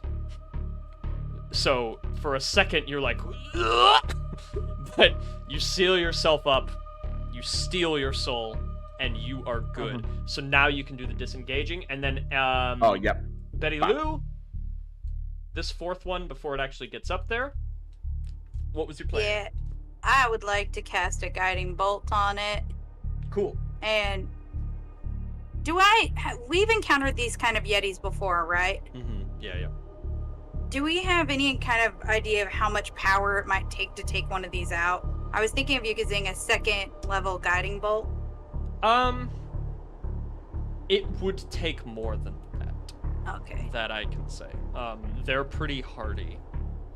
I was gonna say if I critted on it, because I know I have to use it in this. Ooh, how much this- dice? How much dice would a second guiding level? bolt at second level is 5d6 plus 6. Okay, So it'd be around 70. so 5d6 is already 30, and then plus 6 is 36, and then you'd roll another. You might do it with a critted guiding bolt. That's what I was hoping Yeah, for. so go ahead and use Hey. that. All right. Advantage and crit. Yes. Woo. Oh wait, no, that's Wait, never mind because it's already crit, so I yeah. wouldn't use an advantage on it. yeah. So you still have the Duh. advantage I'm for gonna- later. Okay, so I'm gonna roll it anyway, even though I've already decided to. Oh wow, that was a really high roll. for Yeah, it. that's okay. That's enough. So that That's enough? Yep. If that is a crit, so you just Yeah. and it, like, how do you want your guiding bolt to look? So let me think. My guiding bolt is kind of like what every mom wishes she has for a toddler, and it just kind of is this bright white with green light that shoots out of my finger and just kind of nips them right in the ankle, like right in the tush to kind of keep it down. And he kind of yelps and jumps up and just kind of. All right. So this guiding bolt, the least lethal murder ever. You you hit it in the ankle, and it just like immediately tenses every muscle in its body, and it just can no longer move. And you see it just seize a little bit and just kind of and just is done. One And- down, 3 to go. Come on, kids, let's get on this. And now, Thorin, your plan has worked. So Yes. that- All right. So if it's still popcorn initiative, Yeah. I'd like to go ahead. Yeah. My whole thing here is gonna be I'm gonna first. Well, oh, you know what? I think it's an action to blow up the bomb, isn't it? Let me check. Well, the pressure Oh, no, one no. will just go off when pressure Right. is applied. So I'll save the spell for last. I'll use my bonus action then to activate the flamethrower okay, in that 15-foot cone. nice. And yeah, should be able to get the Yep. Okay. No, that's yeah. So you'll hit all three of them, and if nothing else, one of them when it stumbles back is gonna hit that thing. You know, no doubt. Okay. So then I'll go ahead and roll for that. They all need to make 1 moment. DC 14 dex saves. Okay. All failed. Yeah. Yeah. All failed. Ha ha ha ha! Oh. So they all take 5 damage from that, Okay. which is a little sad. Yeah, but you know. Then But the main thing. Yeah. when the bomb goes off, it's gonna be 2d10, and it looks like 2d10 piercing, 2d10 fire. Yes. And they are all within range, and there's no save since it was a trap. So. Okay, let me just type this out.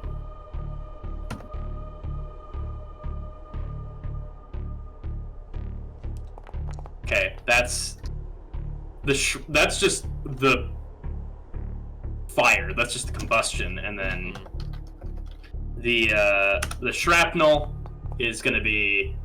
Oh. Okay. So 19, and so a total of 24 damage was done to them with just the explosives. But now we're looking at this ice is under a lot of strain from the heat and the explosions. So let me do a couple of quick rolls here.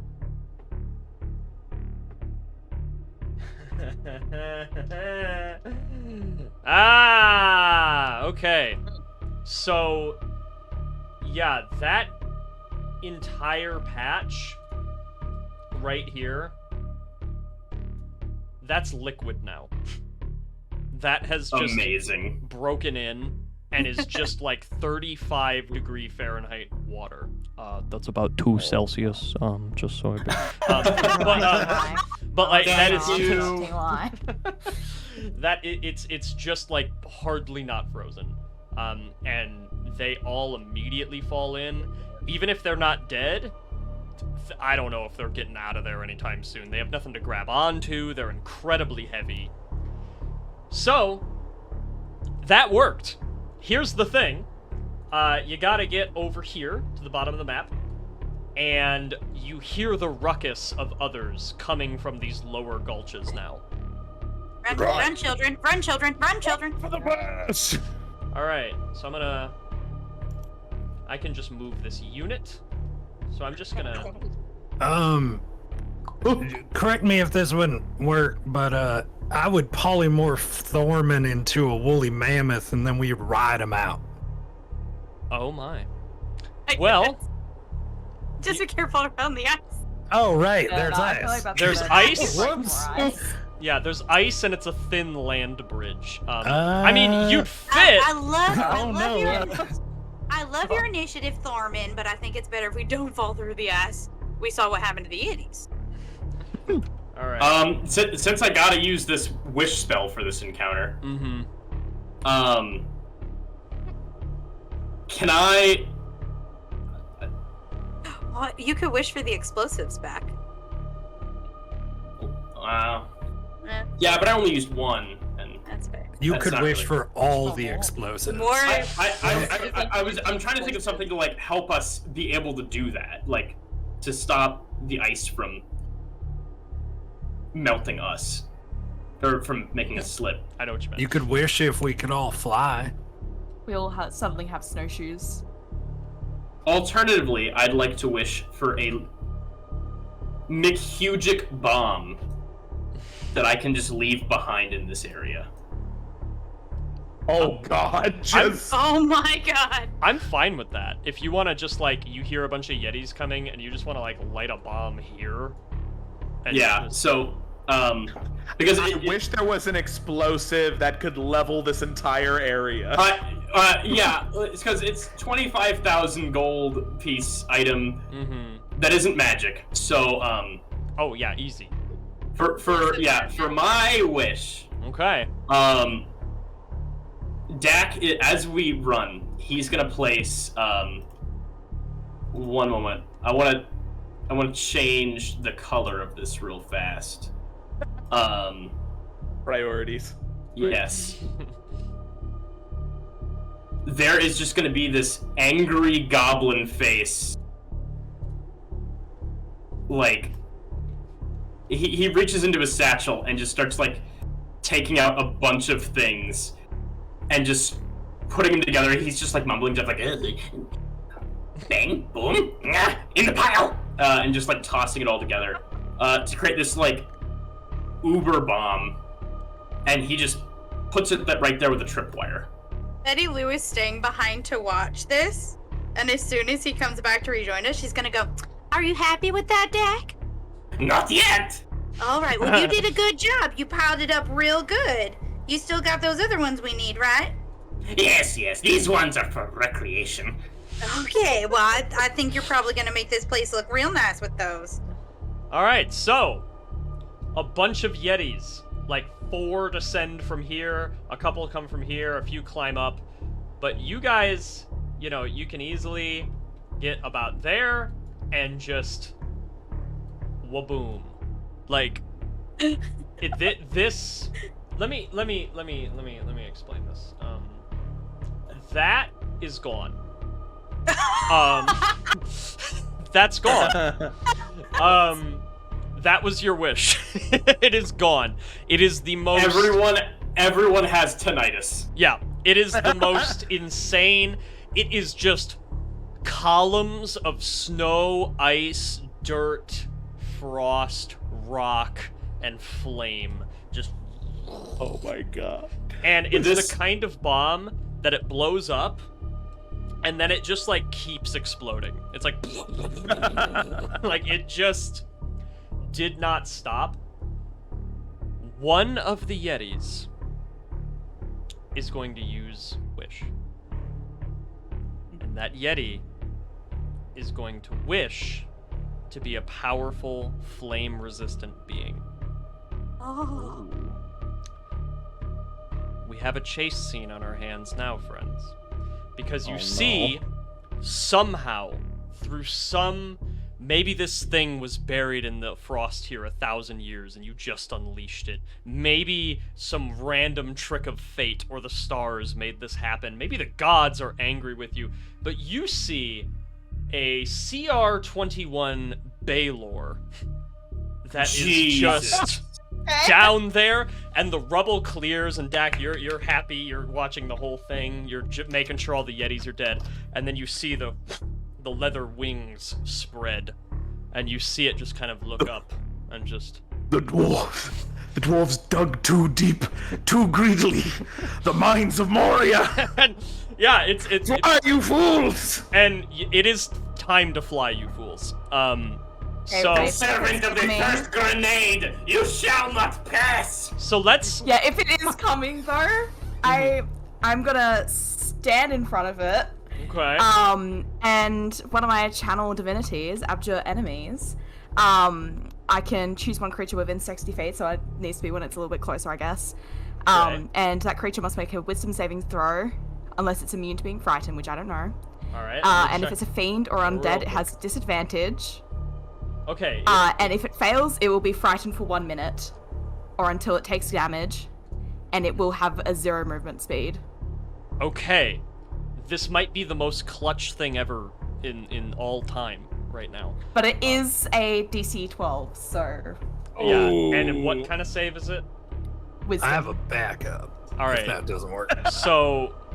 I'm a polymorph it. A Baylor has a +9 to Wisdom.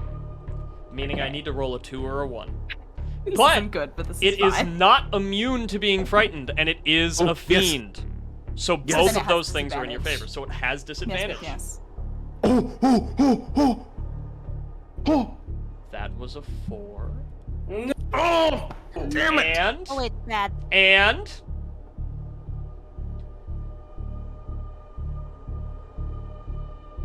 that was a 1. Oh, yes! Dead? That is okay. So Let me shift gears on the fucking clutch here. so Eleanor, you've done all you need to do in this one shot. You have done the most clutch thing possible. You looked at the most powerful fiend known to people in all of the realms, and you said no. So Power word, please. Power word, please leave. So She just gets up to the edge and just yells like, just get the fuck back. and so the thing, you see it kind of is looking up, and it's bellowing and screaming, and it's letting out some curse in abyssal, and then it just stops in its tracks, and its eyes lock with Eleanor, the most terrifying thing it's ever seen. And you now have at least a 6-second head start to get the fuck out of here. Man. I'm gonna running look boys. at Eleanor and be like, "Do you need a hug, honey?" I think all we need to do is We get get out. the All fuck right. out of there! All right. Oh man, that's the scariest look I've ever gotten. Whoa. So yeah, it's frightened for 1 minute unless it takes damage. Okay. So a minute. You have a minute to get away. The tunnel looks close. Ignore the map from here on out. The tunnel looks close. You can tell that it is possible to get there in a minute if you jogged, but there is still a bunch of ice here. So there's a couple possibilities. You jog to get there, you all succeed, you all get there fine. Or you walk and you maybe have to deal with this thing catching up in the last few seconds and doing whatever damage it can do before you're in the tunnel. And then once you're in the tunnel, obviously it can keep following you unless you pull some crafty trick in order to seal off the tunnel or something. I I'm have a speed walking plan like for a mom that. and a mom. I'm speed walking like a mom and a mall. Cool. Absolutely. So does anyone want to roll the acrobatics check to definitely get there in Yes. time? I'll give it a try. Okay. I could give it a try. Okay, I might got an get 18. advantage. In my Yeah, fuck it. Let's go. Oh god, if everybody's doing it, I guess I'll do it, but I might Everybody's got fall off, it. guys. That was a 21. Oh no. Oh, Possum, no! Casualty. Possum got a That's a 12. 13 from me. 13 from me. Okay. Yeah, what do we got? 1, 2, 3, 4. So we need Dak, right? I just rolled. I got a 18. Okay. Is there anyone else that didn't roll? I think that's everybody. 1, 2. We all rolled. Okay. What did Eleanor get? I don't see it in the Oh, chat. 21. Oh, yeah. It's just okay. in the D&D Beyond thing. Okay. Okay, you all succeeded. You get to the tunnel, carefully crossing the ice. Thorman, this is a rough time. You're like, God, but you make it. I like to imagine the last like 10 feet he slips and falls and slides like a penguin on his belly. Into Yeah, the just and just makes it the rest of the way on that downward slope. And Stop messing around. We got stuff to do. Don't be sliding around like that. This isn't time for fun. and Oh man, this is fun. you are in the tunnel and you hear the roar of the Baylor in the distance. Again, anything you would like to do? Doc! Explosive! Ceiling! Shut the tables! I can hear the music more! And he'll get to work.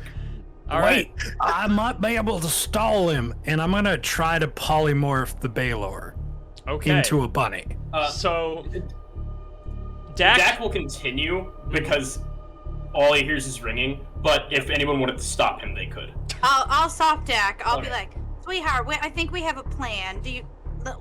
Let's put those away for now. He's not putting it away in a way just in case, but he's He's got not lighting it. Do Okay. you need help holding it?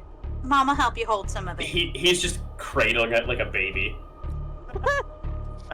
Okay. What's saved for polymorph? DC 16 Wisdom save. Okay. Once again, +9. So, but 16, it's a little better.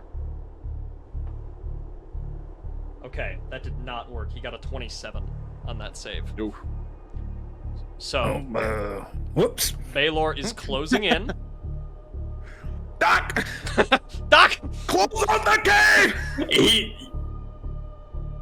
Again, ears still ringing, but yep, going for it. Okay. So I'm gonna put down. How big is this like tunnel mouth? So it's pretty wide, so I'm going to present the option to you now. If you put down one stone breaker, there's a chance it won't seal all the way. If you put down both, there is 100% chance it works. I'll go ahead and do both. Okay. Sick call. So you can Just to be easily safe. It's light- a Baylor, you know, like, Yeah. Yeah. I'm not dealing with that. You can light one, jog away, let it blow, light one, light the other, and kind of just get both halves, top and bottom, left or whatever you want to do. But He'll daisy chain them together and get both sides. cool. Alrighty, yeah, perfect. So you kind of put them together like, yeah, and you get them all up, and the Baylor is just like, and it just starts flying towards you like a jet plane. It's dashing, so it's just moving 160 feet a turn. That's many feet a second. I forget how many. It's over 30 feet a second. But it is just barreling and barreling, and the rocks collapse just in time that you just hear like just a smack on the outside of the tunnel. But you're safe. Good job, Dak. And I forgot to use a crit, so the Baylor is going to start attacking the walls, and it got a crit. So it might eventually get through. I guess we'll see. But go ahead and lower the winter wind sounds. And yeah, you are now... Are we like closed in now? Did the tunnel collapse in front of us? Yeah, you are now in almost complete darkness. There's little pockets. I'm gonna light up my shield and cast a light. Yeah, Possum's gonna cast light on his staff. Yeah. So Thorgrin Thorman. Thorman. Yeah. Jeez. Thorman is going to be near the front, especially being a Duragar. He's got superior dark vision, so he's got 120 feet. So that can give us a little bit of a little bit of advantage in here. Nice. Yeah, I only have 60, so I'll be a little behind. Yeah, I'm towards the front. Okay. Yeah, I'll have him be like at the front, just so that way the light isn't affecting his vision at all. Right. Okay. Well, the only way is forward, friends. So, in this cavern, you'll all notice in the soundscape, you hear something pretty interesting. Moisture. That burns water. You hear moisture. Now maybe, that's because of the wrathful flames you just created right before you got in here, but you haven't heard running water in a long time. A very long time. You have been getting all of your water up here by creating fires and boiling ice. So, for there to be moisture in here, just in the middle of all this snow, is a point of curiosity. And second off, there's small patches of light. You have the light that is now glowing off of all of you magically. But Thorman, as you're kind of taking the lead, you can see in the distance a point of light that is somewhat far away. Ooh, he's definitely going to kind of hold up his hand and let everybody know that he sees that. Yeah. So, there comes a point where there's not much moving around to do because it seems like you are just in a straight shot tunnel after a little bit. Moving more and more. The light growing more and more. As we're walking, Betty Lou is going to look through the journal and say, if this is the right cavern, there should be more tunnels. It said there were thousands of them.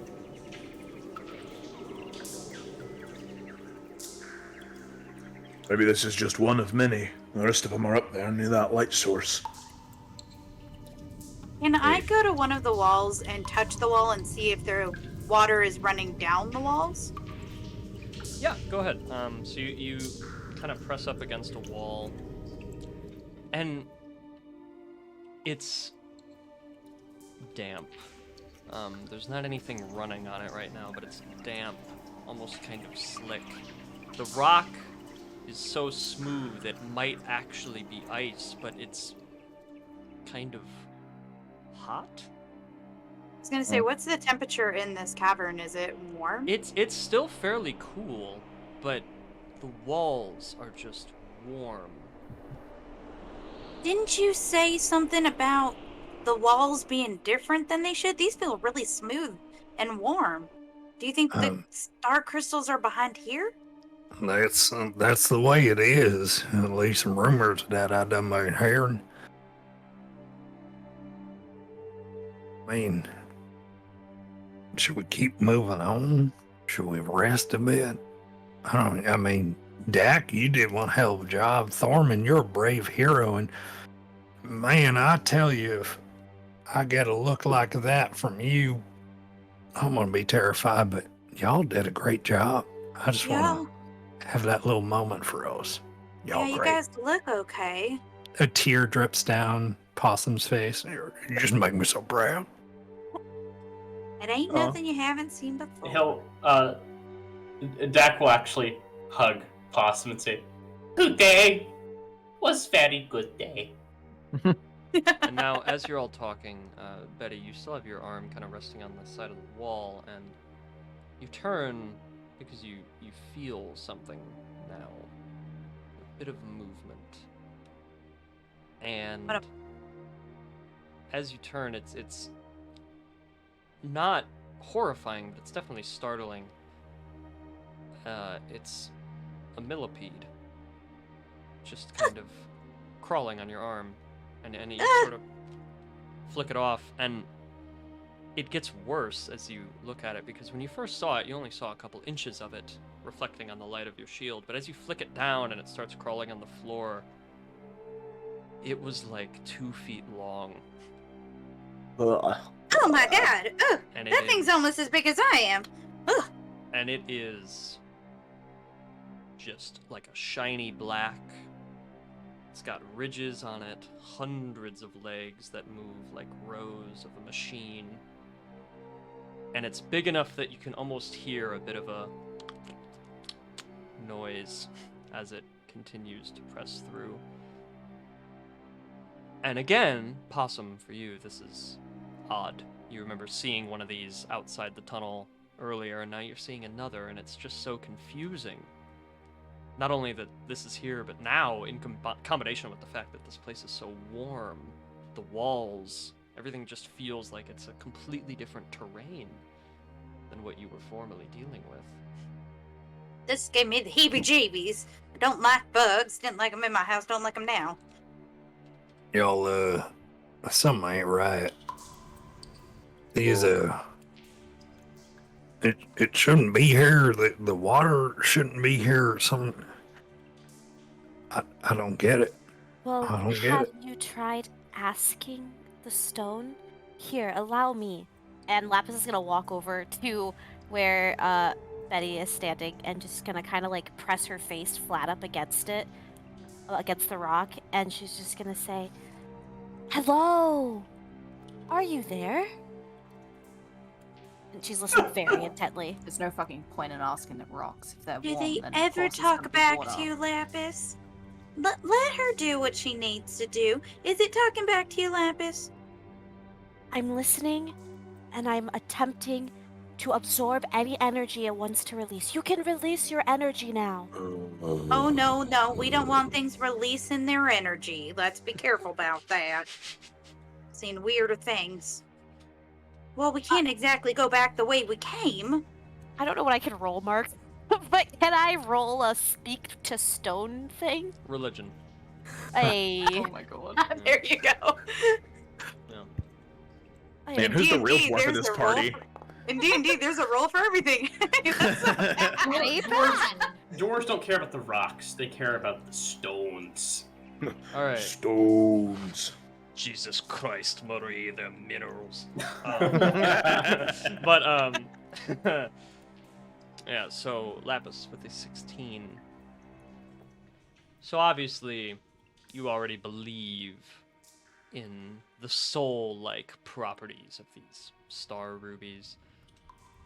So maybe that is influencing what you're feeling a little bit, but despite the grumbles of Thorman and the chiding of Eleanor, you do feel like there's life in this wall. You do almost, in a way, feel like the wall has breath. Like there are spirits moving throughout it. Is the rock talking to you, Lapis? I can hear and feel their souls that... I don't think this is a good place at all. I think that there's many trapped souls here. Wait a second, trap souls? Oh, no. Wasn't there something in a legend about this? Somebody said something about the stars trapping souls. The star I rubies. did. Oh, no. Is she here? That means the star rubies are behind this wall. And what the fuck are we standing around for? May as well get to them, right? That's why we're here. How far, Lapis? Into the wall. Lapis hasn't removed her face from the wall, so she's just gonna like slide her cheek against the wall and just kind of follow whatever feeling and sound she's getting. It's kind of pointing you toward the light in the distance anyway, but you do get a sense that you're growing closer. All right. Okay, well, don't cut your cheek on it. And while she's got her face on the wall, I'm holding my shield closer to the wall to make sure there's no like centipedes or millipedes gonna fall on her. Oh, I fucking appreciate that. So you are more millipedes are around every once in a while. First you see one more that Betty you kind of catch from falling on Lapis, and then Eleanor, one kind of plops down from the ceiling onto you at one point. Dak, at one point you look down and there's 2 or 3 crawling around by your feet. As soon as the one lands on Eleanor, I'm taking my shield and putting it above my head so that they don't land on me. That makes While a lot like of sense. trying to like wipe them away from Lapis. Yeah, this is really unpleasant, and the warmth is getting greater and greater. It's Now, listen. probably not that hot in here. You know, it probably just feels like a brisk spring day, but the shock to your bodies after what you've been through these past several weeks, however long it's been, it's really almost unbearable. And I'm gonna pull you all now to this scene. I've got this tingling in my hands and my toes. Oh, it's been so long since I felt my fingers. Oh no, don't go towards the light. Bye, everybody. So, that figure, we'll just say, is one of you. Perhaps that's Lapis, but, yeah. Definitely Thorman. Yeah. Graceful figure. Mm-hmm. But there you are, in this icy tunnel, kind of. And the light is growing, the warmth is growing, the heat, the sounds of the water, the feeling of life and breath. And the millipedes as well, they are starting to grow in number as you get closer and closer, but as Betty said, there's no going back. Do they grow in size or just in number? In number. Okay. At least so far, they are only growing in number. And you are kind of starting to hear things. You're not sure how much of it is worth a concern, and you're not even sure how much of it is real. And none of you are quite hearing the same things. Some of you are hearing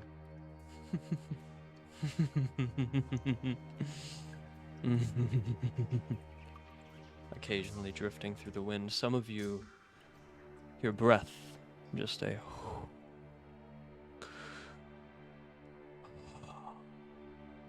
that is echoing. Some of you hear squelching, just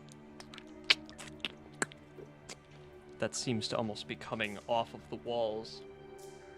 But all of you are almost having your own personal transcendelic experience as you're moving through this seemingly endless hallway where the stone seems to turn to ice, and the ice seems to turn almost into clouds. And the clouds seem almost to turn into some sort of organic material. Oh man, I think we're inside something. Am I the only one? You're right. Whoa! $130 donation. Whoa! Thank you, Yeah. anonymous figure. Anonymous for Oh 130. my goodness. Thank you Oh my so much. Thank you so much. That's That's amazing. incredible. Hope you stick around and enjoy the spooky vibes. Yeah, every time it happens, it's like, you know, that's the momentum we need. Yeah. Yeah. Man. Oh my But- goodness. Yeah. Yeah, no, I know. It's like a double-edged sword. this whole thing, because like, I'm like, I know, like, yeah, for Joe's It's like, one shot too. Yay! Ah! I mean, really, that's what's important, right? Oh yeah, I mean, no, and that's the thing. I'm so glad we're raising money, but it was hilarious at the end of Joe's one shot where Shane was just like, "The hag has wish," and we were all like, "Well, all right." This got an hour shorter, and it did. Oh, it was so fun though. But yeah. What do you mean we're inside something? I'm getting the heebie-jeebies like one of my kids are gonna jump out from around a corner in a second.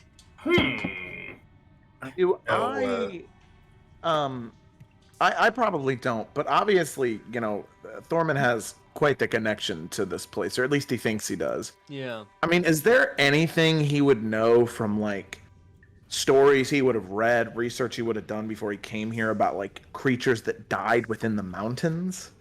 Go ahead and make a history check, and if it's high, I might give you something. And also, you know, advantage. Go ahead, because this is your shit. That's good because it's +0. So yeah, but this is your thing. So yeah. Okay, let me go ahead and okay. History 1, history 2. Oh my. We got 2, and we got. Oh. We got 6. Okay. Wow. Yeah, that's unfortunate. I not much I can give you with that. You. Thorman's not one for reading. Yeah, you're sitting there. You're thinking, Thorman. Every few paces you take, the strangeness grows, and you're thinking, what is this? Am I supposed to be prepared for this? Is this something from the stories that I've? Is there something I misinterpreted? Am I supposed to know what this is? But you're drawing a blank.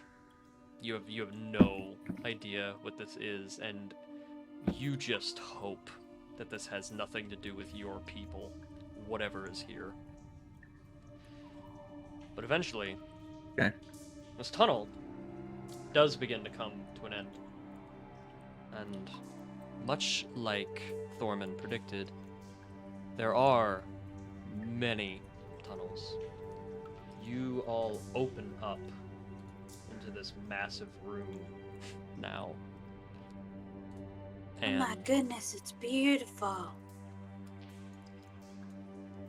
now, in this large space,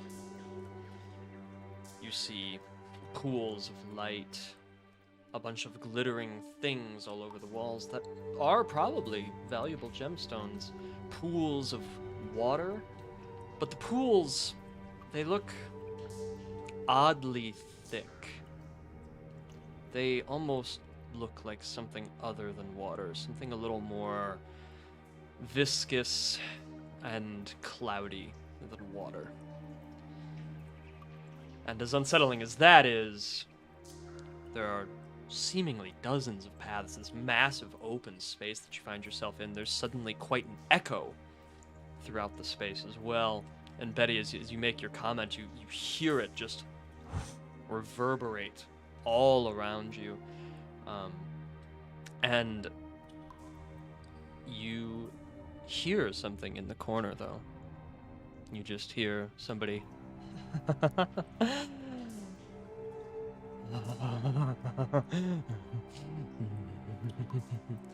gonna like stand in front of Lapis with my shield out, looking towards the voice. And it... Can I see anything with my dark vision? It's far away. The echo seems to be making it seem closer than it is, but you do see a hunched over figure that seems to be laying against a stalagmite off in the distance. There's someone over there. And I they think appear already like they see are us. breathing heavily, almost like holding it aside. But they are strangely laughing, a breathy laugh as they do so. Are you all right, dearie?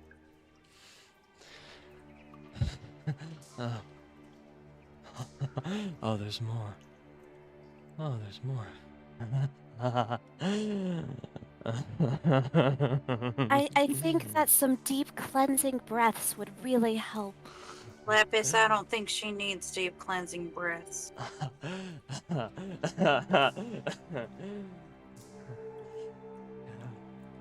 Did you lose some friends a while back? Friends.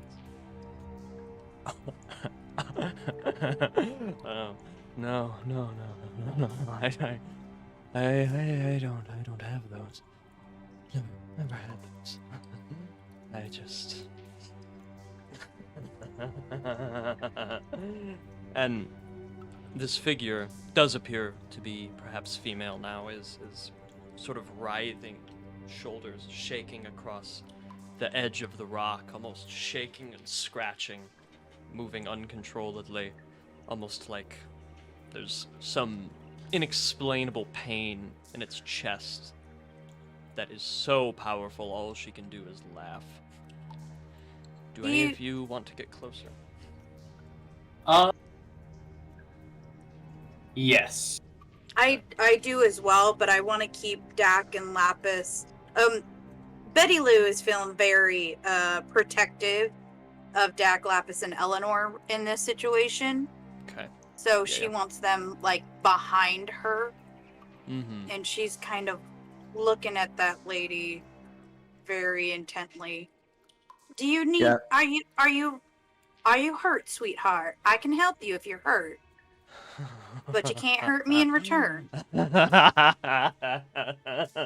Norman's going to be walking next to her for sure with his pickaxe drawn. Yeah. I'm approaching Eleanor's also super ready to strike cautiously. if anything goes south. Yeah, Possum's gonna look at all of them and be like, I think this is a lost soul, my friends. This ain't gonna be right. But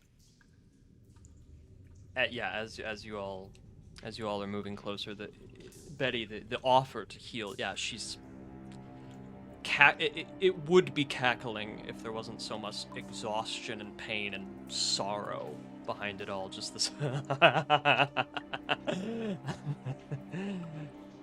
ahead.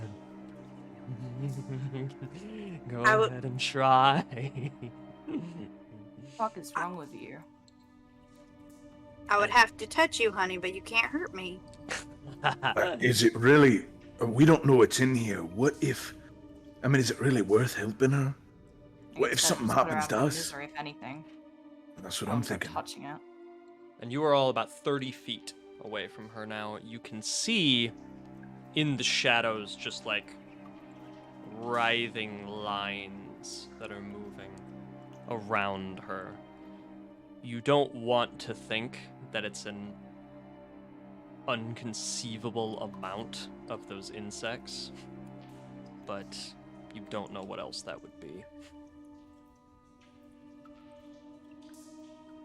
We all get a little lost sometimes, but I don't know. Are you lost? or are you exactly where you're wanted? I know I'm not where I wanted. I know where I wanted. Be wanting us here.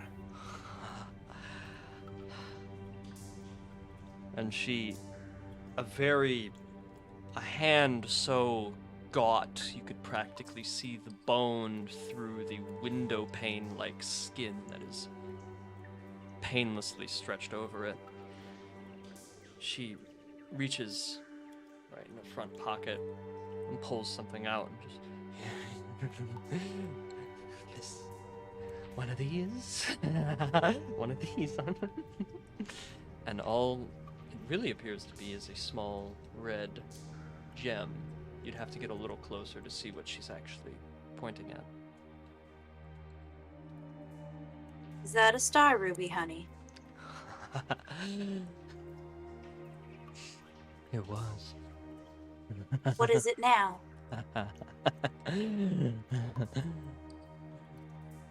It was always him. Who is him? You talked about him before. He's inside of you, right? Yeah. Do you not want him there? Is he in your head or is he in your heart? I don't want anything anymore. I don't have anything anymore. And she holds it up, the star ruby, and just you see as she holds it forward a little bit, and it catches in the gleam of one of your magical lights. And you see that it's hollow. Whatever stars are supposed to be in those things, it's not. It, in fact, almost looks like it's cracked open, like it were some sort of reptilian egg. Question for the DM. Yes. Does it look like it's damaged from the one that was in my family? Yeah, the one in your family was intact. It looked how it was supposed to. This isn't right. It's broken. Is it broken? Or have the ones you've seen not hatched? Hatched? Hatched? What came out when it hatched? The many legs. You have a smart little guy there. Dax, what do you mean many legs? And you see the woman just like vomits out black bile onto the rocky floor next to her, just, and it's so thick and viscous there's almost seems to be chunks of her own innards in it, almost like a That's it. stew. Yeah, I've had enough of this. I'm stepping back to Thurman and saying, I don't think I can heal that. Nope. Yep. He's tightening his grip on the pick, and he's gonna try and bring it down on her head because this is vile to him that this is happening in his home, and he's drawing a lot of conclusions right now about what he was told. Yeah. And Possum's gonna touch Thorman's shoulders and cast guidance on him and be like, you know what to do. Yep. So you bring the axe up, and Yep. you see, she just kind of looks up, and watches the blade, the point of your axe come down and split. Betty Lou is looking away and she's kind of like shielding Lapis's eyes as well. Mm-hmm. And the skull splits. You see a fissure is formed. Brain damage has been done. No one survives that. But her eyes remain open for a minute, and she just looks right at you, Thorman, and she just...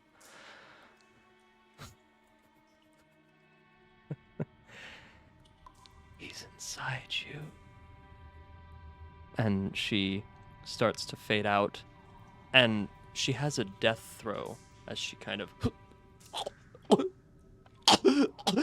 and you see a bit of a pressing on the inside of her throat start to creep up.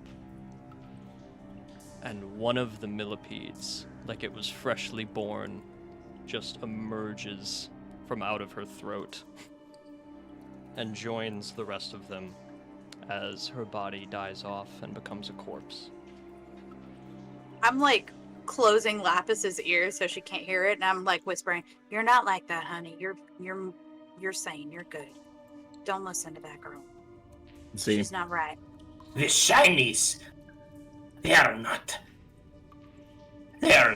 valuables. They aren't minerals. They are gestation. Well, I mean, fuck, if we can sell them off before they hatch, I think we can still get the money that we need. But before they hatch, this ain't right, y'all. Thorman's ain't gonna right. like tug on his beard and say, "What, Possum?" Possum's gonna reach down onto his cane and hit the ground sitting down. No, it had to be souls. She can't be gone. But the visions, no. And he's just gonna be rubbing his forehead and just staring off. No, this ain't right. No, Well, this ain't right. perhaps there's an alternate star ruby, and these were just alternate ones, and we were just looking in the wrong places this whole time. Thorman is seething, like he's breathing like very hard right now. Thorman, cleansing breaths, and Trust me, we- Lapis. No, Out of no. everybody, I hope you're right, but I just don't think this is right. I think we need I mean, to if find a you're way right. out of here. Cleansing That's breath correct. needs cleansing That's fire. fine. Where's our I fucking agree breath with in you, this place? Dak. And he reaches his hand out and he Possum will cast create bonfire on the body that just died. What were you saying, Eleanor? I couldn't hear you over all the noise. There's not going to be any healing this place. I mean, these eggs or whatever are everywhere. Then, well, I mean, whatever's been laying them is probably still around, right? Especially if they haven't hatched. I don't know how long they. That means we need to get the bloody flaming hell out of here. Because Can't this go place the is way far we gone. need, though. We're trapped unless we can find a way out. We'll find a way out! I don't have that one today. Can Fuck, I mean, Lapis we're pick not dying up, here, that's for sure. pick up There's the meant to be many broken roots, one? right? Lapis, don't you pick that up. If you pick it up, I'll break your bloody flaming hand. Don't hurt her, Lapis. I wouldn't touch I that. really think that you should breathe for one, and for two, it's still pretty, and we don't want to let it go to waste, and we could still hello. I'm gonna in go. there? I'm Just, gonna like, go try to over. talk to it. I'm gonna go over and take Lapis's hands and say, "Honey, this thing made her go cuckoo bananas, and I don't need you doing that. All right?" Dak would like to, his short, low stature, like, kick it out of the way and then use his Eldritch Cannon and just, like, incinerate it. Okay, so you are destroying the egg. Alrighty. Easy. It's just a shell at this point. Whatever Single gas was in from there. Lapis. I mean, That's I not feel a like good for once rock. I agree with Lapis. We can There's get these there's things good out rocks and then get there's them while bad they still rocks, have just like value. people. Not rocks. Rocks don't melt. Have tried melting rocks. It melted. Oh, this isn't about the money anymore. This is... They lied to me, and that's a grudge. That's what you're not supposed to do. You're not supposed to lie, especially like something like this. You know what else We're you're getting not outta supposed to do? Die. I agree. We need to get out of here. And if we don't want it Gonna- to be all for nothing, then we can El- see if we can sell this. Eleanor, honey, I think there's a better way we can find to make money. I know we came all the way up here for this, but this is way over our heads. Nah. I mean, it needs to hatch before it can get any new, right? All we need to do And is make and sure what they would don't happen hatch. if you gave one of those to an innocent family, they took it home, gave it to their wife, that thing hatched and killed them all? You wouldn't feel bad about that at all? I mean, they were the ones that were taking it in. Profit. Oh, heavens. We're not talking about this anymore. I'm leaving. If you want to stay and dig around for eggs in this cave and get eaten by whatever in here, fine, do it. I'm leaving. Thorman's right. And he'll follow behind. The council will pay. They'll pay for this treachery, this lie. I'm kind of in between the two groups, and I'm looking at Eleanor going, "We can't split up, honey. You're gonna die without us. You too, Lapis. We can find other rocks for you. Who knows? Oh, Look yeah, around. Look okay. at all these sparkling gemstones. Maybe just take one of them." All right. I will see what my soul feels most connected to as we carry on. Eleanor, I know that sometimes we do not always agree, but I have some wonderful healing salves for those scars of yours. If you want to just put a small loan towards that, we can work on that later. Maybe that will bring you some peace. Game your shit. I know Well, you it- roll games. It's not shit. It is actually made from this place called Himalaya. We need to stop talking, and we need to leave. All right. Awesome. How do we get out of here? Shh. Did you hear that? Yeah. Possum will stand up. We just gotta go this way.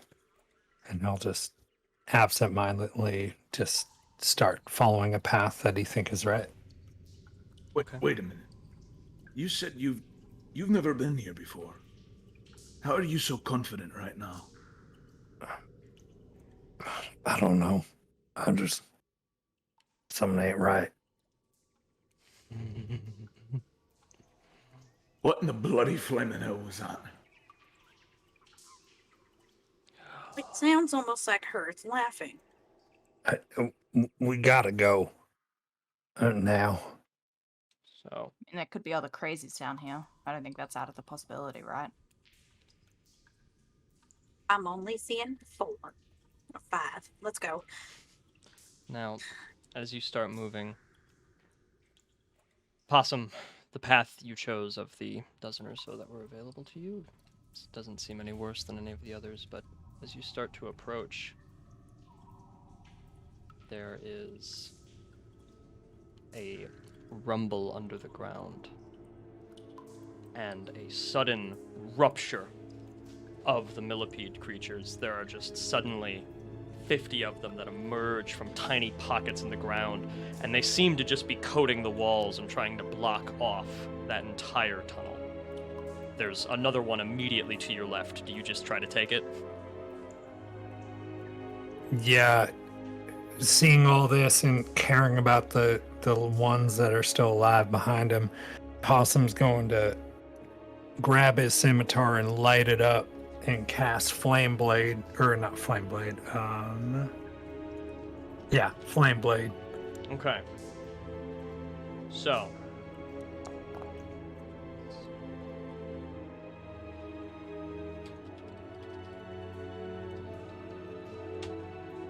as you are kind of going through, you make your way down that one tunnel, and all of your pace starts picking up. You start hearing more laughter, more scuttering noises, more just awful, horrid noises throughout you. These tunnels feel more and more like they're breathing with every new path you take, more and more like they're closing in and convulsing around you like the happy flesh of some monstrous-sized being. And every once in a while, I feel like those things cut off our path and are leading us somewhere. and as you say that, there's a burst again that forces you down a path. And any time you try to turn around, there's another several hundred of them that seem to be keeping up with you, just like a swarm, a plague of these things everywhere. And they do How seem... thick are the centipede walls? The Senate, like, probably, I mean, the size of, like, a wall of fire, like 5 feet thick, and probably... I mean, is there any way, like, I don't know how resilient these things are. I don't know if we could tell from earlier, but if I, like, pick and hold Doc, and I just, like, have him use his, like, Eldritch cannon thing, Yes. just, like, can we, like, barrel through? Attempt. All right. Let's attempt. Then. Yeah. Doc has come to really like Thorman in this moment, and so he'll hop up on his shoulders and Yep. Okay. his little teapot oil can is just spitting flame. Okay, so And I'll just take off like 15 bursts on my Eldritch Cannon. yeah, just go ahead and roll damage. I don't even know if they're gonna like save or anything, so they're kind of all just in a clump. Yeah, and if it's like a weak spot, he's just gonna try and burst through like he's the fucking Kool-Aid man, but with fucking centipedes. Gross. Yep. All right, so Dak, what kind of damage are we looking at? You just for just like a couple of bursts. I'll just do like 6. Hey, Ashima's here. That's awesome. Yeah. I know. What's he doing here, guys? He really shouldn't be here. He This is a bad really is. He's about to get reincarnated. So yeah, this is Tongwu the Eighth. Yeah. So, oh boy. Yeah, you burst and burst. It just seems like every time you make a tiny gap, 100 more come and fill it. It's just endless. And so you run up, and eventually you can feel them starting to close in and start swarming around your ankles. And Thorman, you're stomping and backing up to get away from them. Yeah. It seems like it's no hope. Okay. Well, then I guess we'll just run in the path that they designate, and I guess I'll just try and angle Doc wherever I can to clear our path, if there's a sensible amount sort of in our way. All right. Okay. So yeah, and it is getting thicker and worse as you keep on going. You eventually do burst through into sort of a more open area, and these things are chasing and chasing and chasing, blocking off paths. The laughter, the breathing, the warmth is getting worse and worse. You swear you're all going to get heat exhaustion at this point. There's just so much contained warmth, like a desert air in here.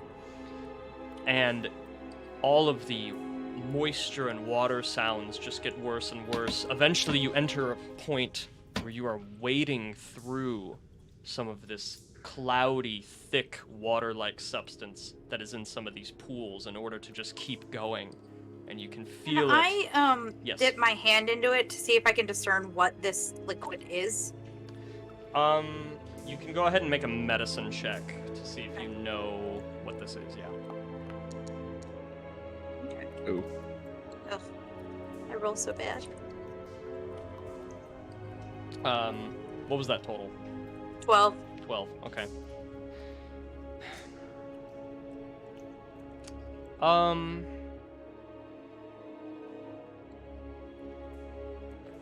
You can't really discern exactly what it would be to like a humanoid equivalent, but it feels a little bit like the fluid that is in between your organs. Just sort of that discharge that exists. Not quite water, not quite blood, not quite anything. This feels like body fluid. This ain't right. Don't get this in your mouth, all right? This ain't good. You just keep going and going and going, and eventually you end up in a room where rocks start tumbling and you just are sealed off again, as if the terrain itself has a mind and has chosen to seal you away. And you're able to look around, and above you are thousands, perhaps tens of thousands of star rubies. Intact. This is them. This has to be them. Glittering, small, circular with some sharp edges.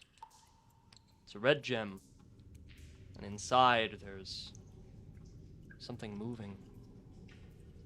This white, almost cloudy, star-like, ocean-like thing moving around in them. Something that inspires awe, almost seems magical. But you all know what you saw a few minutes ago. Jack, whatever you do, do not blow anything up there. I think she's right, little friend. Not a good choice. He'll stow his things. Okay. Is there any discernible exit or other Only cavern? forward. There's only forward. Okay. Thorman's gonna turn back towards everybody and say, "No one touches a single one of these." Lapis literally was already reaching up to touch one. Lapis! Smack her hand like a child. Just making sure that it was, you know... Keep real. talking, young lady. I will refrain. Okay. Good. Now, you all start walking slowly. This is why they didn't take them in the journal. This is why they didn't bring them back with them. They knew what they were. They made it out alive. We must be able to, too. Made it out alive, then got buried in stone. No, the other bandits. The ones that they met along the way. They were like, why didn't they have them clattering in their back? Because there's thousands of them. They told people about the past so they lure more people here. It was a trap. It's always been a trap. Again, not to just point fingers, but Eleanor, are you sure you're not friends with these people? Yeah, I don't think I appreciate that kind of talk. Well, I can tell you it's not true. I mean, I've cut any ties that I had with my previous group. Half of them are dead anyways.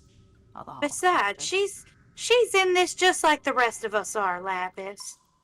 Can I tell if she's lying? Well, She's first the off, big bad. first off, Yes, of are course. you? No. Okay.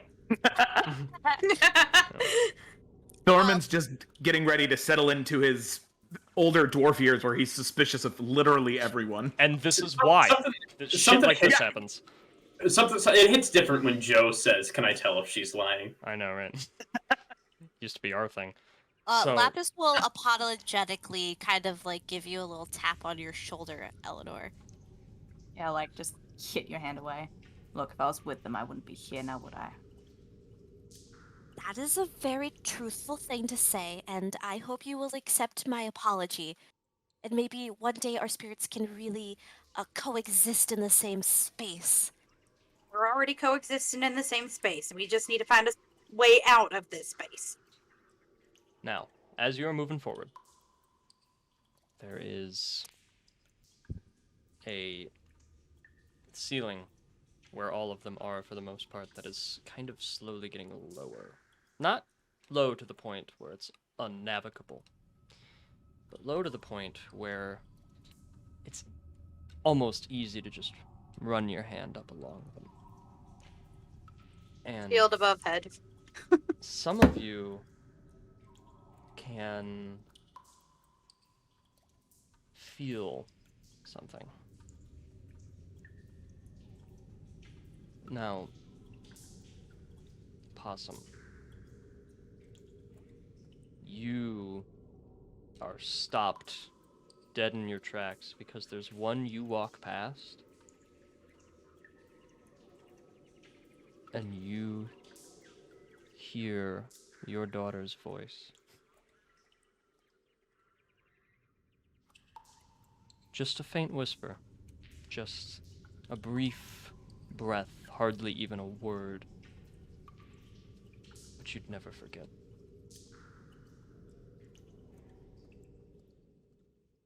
Possum stops and begins reaching out towards it.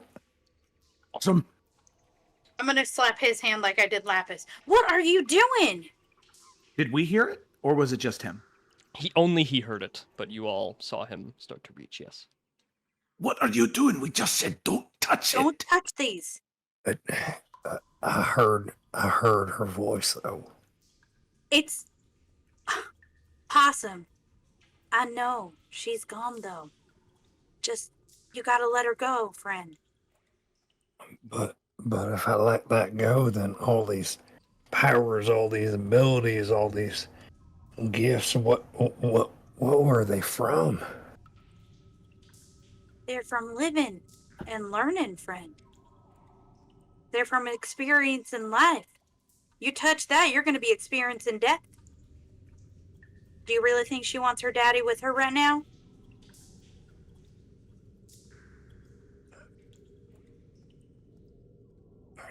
No. Okay. You need to leave it be. Alright. Now I'm going to present an opportunity. You all move on. Possum, you start to move on as well. But unbeknownst to everybody, except you, Possum, there is just a very faint... And You didn't mean to touch it. You didn't mean to grab it at all, but it fell into your hand. And you hear the voice again, but this time it's very clear what the voice says. The voice says, I can be with you. I can be. Possum is going to produce flame in his hand around the rock. Oh. Okay. And you just, and you hear it. I can be with you. I can be inside you. No, He's not already, and you just, and not like this. And you, after years of searching, have finally found what you believe in your soul to be the spirit of your daughter in a star ruby. But after what you've seen, not like this.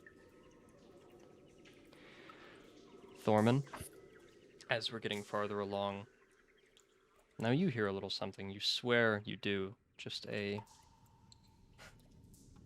bit of a rumble. Some laughter, some bellows. It is a very familiar sound to you. It's the sound of a few dozen dwarves in a hall, enjoying themselves. And your attention is drawn to a patch of star rubies that are in the distance. That might be them. They're alive. Do I hear, like, probably sticking? I don't even know if I'm still on Thorman's shoulders or not. Yeah, so again, nobody hears what Thorman heard. You only see his reaction. I'll like tug on his shirt sleeve. Thorman, What is... Friends are not there. Small, many legs takes them. Get angry, make them pay. Kill them. Hearing Dak say this, I'm going to say, I would just like to remind everybody that you cannot bring back the dead. Trust me, I've tried. Leave It's them not- dead. Leave them Stop dead. bringing back the dead. I can claim my birthright. They might know where it is. No, Thorman, you don't. Souls belong in the stars, not in these rocks. We got free 'em. I got 'em out. Not like this. Once they've passed on, and we just gotta let them. We're all gonna be there one day, but today is not that day. Thorman will kind of pulling out of his a small like a leather container on his back. He's just going to pull out a couple of javelins, and there's a moment where he is about to step forward, but he kind of stops, and he, Doc, you can see it like being right next to him. He just starts to like white knuckle the shafts of the javelins, and just under his breath says, The light sent me here, and he's just gonna start chucking the javelins one by one at each of the things that he heard until he has no javelins left. Oh my god. Not really fucking necessary. Everybody grieves differently, Eleanor. Get me.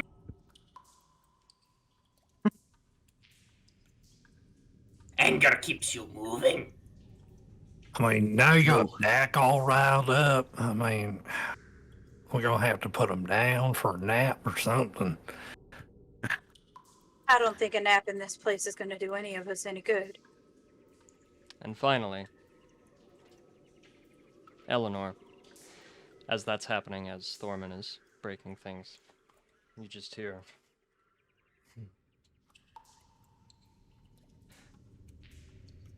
Now just tell me, sweetheart, if luck ain't real, then how did you have such bad luck you found yourself here? Fuck,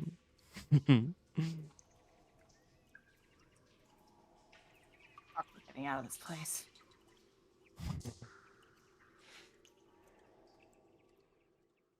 Eleanor, are you alright, honey? She's just picking up her pace, but she's not saying anything else. Oh, you can run, Eleanor. You can smash me. You can do whatever you want to do. But you're already in him, and he's already in you. It seems my luck is us always being stuck together. Once people down here, well, they're down here until someone picks them. Then they hatch. They wait till the time is right and they Do yourself a hatch. favor and shut the fuck up. Don't worry. We'll have time to talk pretty soon. And you have now moved far enough away that you can't hear him anymore. I'm gonna take Possum's arm real quick and just say into his ear, remind me when we get out of here tomorrow to send my daughter a little message.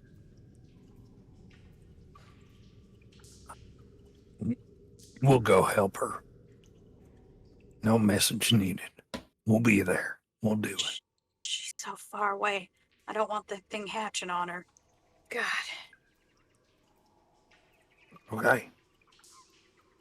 That's okay. All right. God, I had one of those things around my neck for years. Yeah, you're too pure for it. You know it. Hopefully she is too. Well, she's your daughter. Ain't no doubt in my mind. Those poor babies. No. You see her, she's kind of fiddling with her charm bracelet.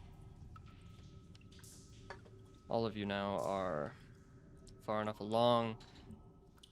Ceiling kind of lowers and lowers, and eventually you duck through and everything opens up. And all of you are just struck with horror at the sight you're seeing. You enter a chamber in which there are corpses on the walls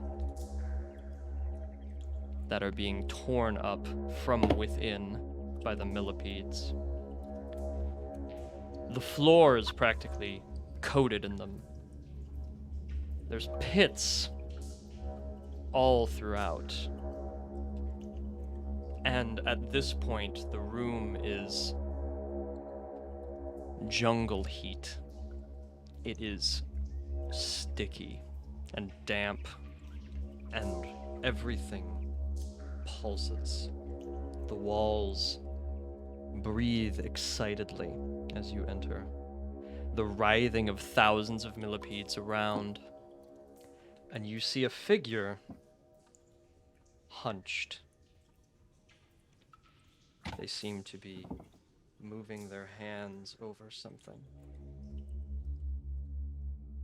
You don't know if this is the he that they were talking about. You don't know if they're in charge of things. You don't know what they are at all, because as they turn around, it's very clear that their form is not human in the slightest. But you see it turn around, and it is holding one of the star rubies in its hand, and a patch of energy in the other that looks like a soul. It looks exactly how you would imagine a soul looks, and he is just crushing it and twisting it until it fits into the ruby. And this thing turns and looks at all of you in the entrance. The millipedes all scuttering around, and I will share the image with you as it turns, and you just see black pits where eyes should be flicker ruby red for a split second, and all light, fire, magical, ambient, or otherwise, instantly vanishes. there is only a very, very dim way that you can see in here. And you just How see far the away silhouette was this of creature? this thing. We'll get there in a minute. You just see the silhouette of this thing as it just kind of cocks its head. There God. is the tracker. Oh my god, it's terrifying. I'd like for it to not. I'm just gonna close that tab real quick. Closing that. So, the reason I didn't answer your question, Betty, is because it immediately and spider climbs at a terrifying pace up the wall and disappears into a dark corner. And you are now standing in a room full of pits, millipedes, corpses, and breathing walls. And when we get back, we're gonna roll initiative. Alrighty! Oh my god! So, real quick before we take our break, I know that was that wasn't quite half. No. That was like 2/3 to 3/4, but I couldn't think of, the tension was going and I couldn't think of a good place to cut it. So here we are. You're good. So first off, we had that 130 anonymous dollar donation, but we also had 150 from Canyon Stockton just a while ago, who said, money is made to be spent. P.S. You, gross lady. I agree, Canyon. Couldn't agree more. God bless you, Canyon. And then Hayden Parrish for $11 to give Dak advantage, and we will go ahead and use that in this encounter. Woo! Yeah! All right. Woo. So, Yeah, don't forget, you guys can help us out. If you... But it's also a horror one shot, so you can also help Mark. yes. Please don't. Yeah. I'm Give a just kidding. wish. Give him several wishes. See what happens. Yeah, you know. Oh my god. Get funky with it. All right. What And was I- what is Back-to-back the rampages, tracker wish please. for? I am going World to go domination. ahead More souls. and upgrade our goal to 1,500, just because now that we well ascended it, I'm getting ambitious. So we are now like $209 away from 1,500. Wow. So Yes. I'll go ahead and have that wishes. set there, and we shall go ahead, take like a 5-minute break, come back, roll initiative, and all of that stuff. So, Yes. Alright. So All be right. back at All 30. right. Yep. Be back at. Yeah, let's do like let's do like 11:32, 11:33, something like that. 32, 33. All right, see okay. you in like 3 hours. No, I'm kidding. Yes. I'm never coming back. All right. Gemma's Just leaving gone. the server. This She is it. she tries to go to the past and it fails. She's gone. Australia becomes a wormhole. All right. Oh, no. Mark, go ahead and deafen yourself, and I'll. All right, change I'm gonna this into deafen the- myself, and we're making the Joe stream change noise. So I'll see all of you in like 7 minutes. Pew, pew, pew, pew, pew, pew, pew, pew, pew, pew.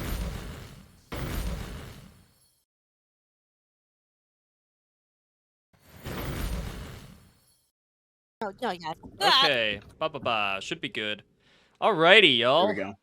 Okay, so. Thank you, Anonymous. Oh, did we just get another? Oh wow. Oh my God, we $35 did. from an 30 anonymous donor. Oh, that's Hell so awesome. Wow. Ah, hey, tracker, no tracking. All right, hey, Joe gets that crit. I donated the money. Yeah. Nice face, though. Oh my gosh, yes. Tracker, Amazing. no tracking. Absolutely amazing. Okay, so Oh, I don't like this. let me see our donation tab. I mean, if there's somebody you want to get the crit, that's probably me. Oh, absolutely. So, Yeah, this is perfect. totally. Okay. Well, that's fine. Here. So Dak has advantage on something, and Thornton has a crit on something during this fight. Woohoo! Sweet. All right. Welcome back, everybody. Yeah. So, this is the second half, more like final act, of our horror one-shot, our third one-shot in our charity stream that has been going on here so far. We're getting to that point in the charity stream where I think most of the people here know what's up. So I'm not going to do too much explaining, but we are partnering up with Extra Life, which is basically a system that works with Twitch directly in order to help raise money for children's hospitals by playing games, which is incredible. I mean, what better win-win than to potentially save a child's life or take part in saving a child's life by playing D&D? It's really no reason not to do that. So that is what Joe and I are doing. We have raised a whopping $1,347.04 so far. Cannot forget the 4 cents. And it is worth saying that this is our highest total charity amount, period. Yes, we've done 2 other charity streams Yay! before, and this has surpassed them by $200, and we're not even done. So Yep. we'll, granted, donations tend to slow down past midnight, but we'll have to see what happens. Who knows? Oh, Yeah, we have one more whole campaign. Yeah, after this there's one. an entire So stay tuned. there's an entire other session that's starting at 3 a.m. Eastern time. oh, we're gonna work for those donations in the 3 a.m. Eastern. Oh one yeah, that's you entirely better improvised. stick around. It's gonna be a good ass time. Yeah. Split here in half. So Yep. yeah, Okay. this is going wonderfully. But where we find ourselves now is not wonderful. You are in the lair of the tracker right now. And what we last saw is this horrifying creature that I will go ahead and share again with the chat just real quick. You don't have to do that. No, I mean I will. Honestly, how many times do I have to close this? Close this pop-up. I don't like There you it. go. I don't like it. There you go. I just Everybody have to take a minimize the top look. popping up. Okay. So, there's that. So, the tracker is here somewhere, but we don't know where he hid as soon as the fight broke out. As soon as you were present, really. But you saw him creating a star ruby. You saw him taking essence of some sort and just cramming it into this tiny stone that you now know to be an egg.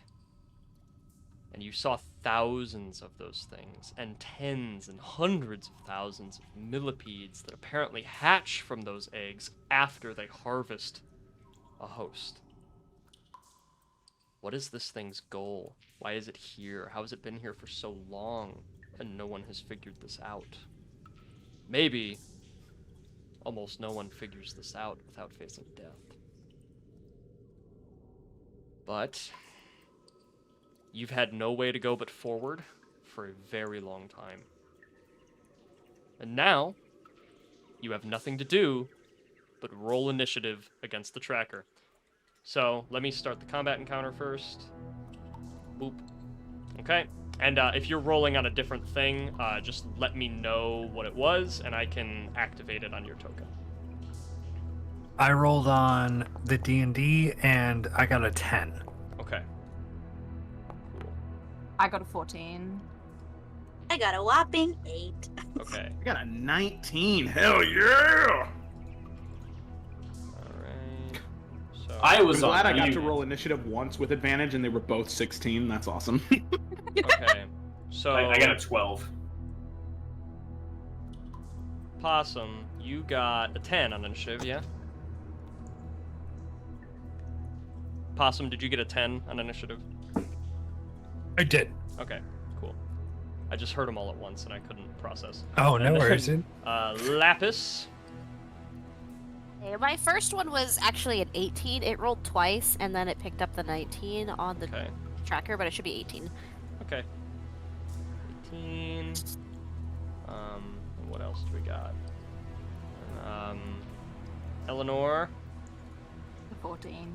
14. And then I don't have Dak in here. He's the only one I'm missing right now. I got a 12. Okay. Yeah, so I can just add these all manually. Okay. There's all that. And then I'm just going to drop the tracker's token down real quick so I can more easily create an initiative with it. Alright. Yeah, hey, just remember that you can donate money in specific dollar amounts to help us out. If Somebody you really want post the to. donation effects. So if you donate in specific amount... Oh, it's already there. Okay. Well, now it's Yeah, their choice. Joe was ahead of you. Yeah. So, but you can donate in specific dollar amounts to benefit either the players or the Dungeon Master. It is up to you. Whatever will entertain you more. What matters is that the charity gets money. We will dance. We will suffer for charity. So, okay, I'm gonna give it a 17 to the tracker. That. Okay. And go ahead and, am I able to, like, just get it off map? Or hide it in some way? Are we supposed to be able to see the Yeah, no, track? am I able to hide the tracker, Joe? Is that a thing? Toggle right invisibility. click on it. Yep. There Is you that gone now? Mm-hmm. Perfect. Is there a way for us to see the initiative order? Yes, if you click on the little fist that's up there on the right. Oh, excellent. Thank you. And so first up is Thorin. So there are millipedes everywhere. For all intents and purposes at the moment, they're not hostile, but they are difficult terrain. So just so you know, this entire combat arena is difficult terrain. I just didn't cover it in millipedes. Appreciated. Yeah. So it was Thank you. Oh, Christ. I mean, it's less for our sanity and more that the map was not readable if I tried. There was no way to know what was going on. But you can see these you can see these little staircase things that go up. So there's like little ledges there that run all around, and those are pits. You have no idea how deep down they go. There's millipedes in those too. So, but how high is the ledge? like 5 feet. So 5 feet. Okay. So moving on the stairs, we don't have to do any math there. Like, going from here to here would just be 10 feet. You would just go up the stairs 5 feet in the process. We're not going to worry too much about that. But that's a 5-foot ledge, and it's the same as before. That you can get the +2 AC thing if the tracker's down here, or +2 on him if you're up here. Okay. So, yeah. Okay, so that means let's begin. Thorin. All right.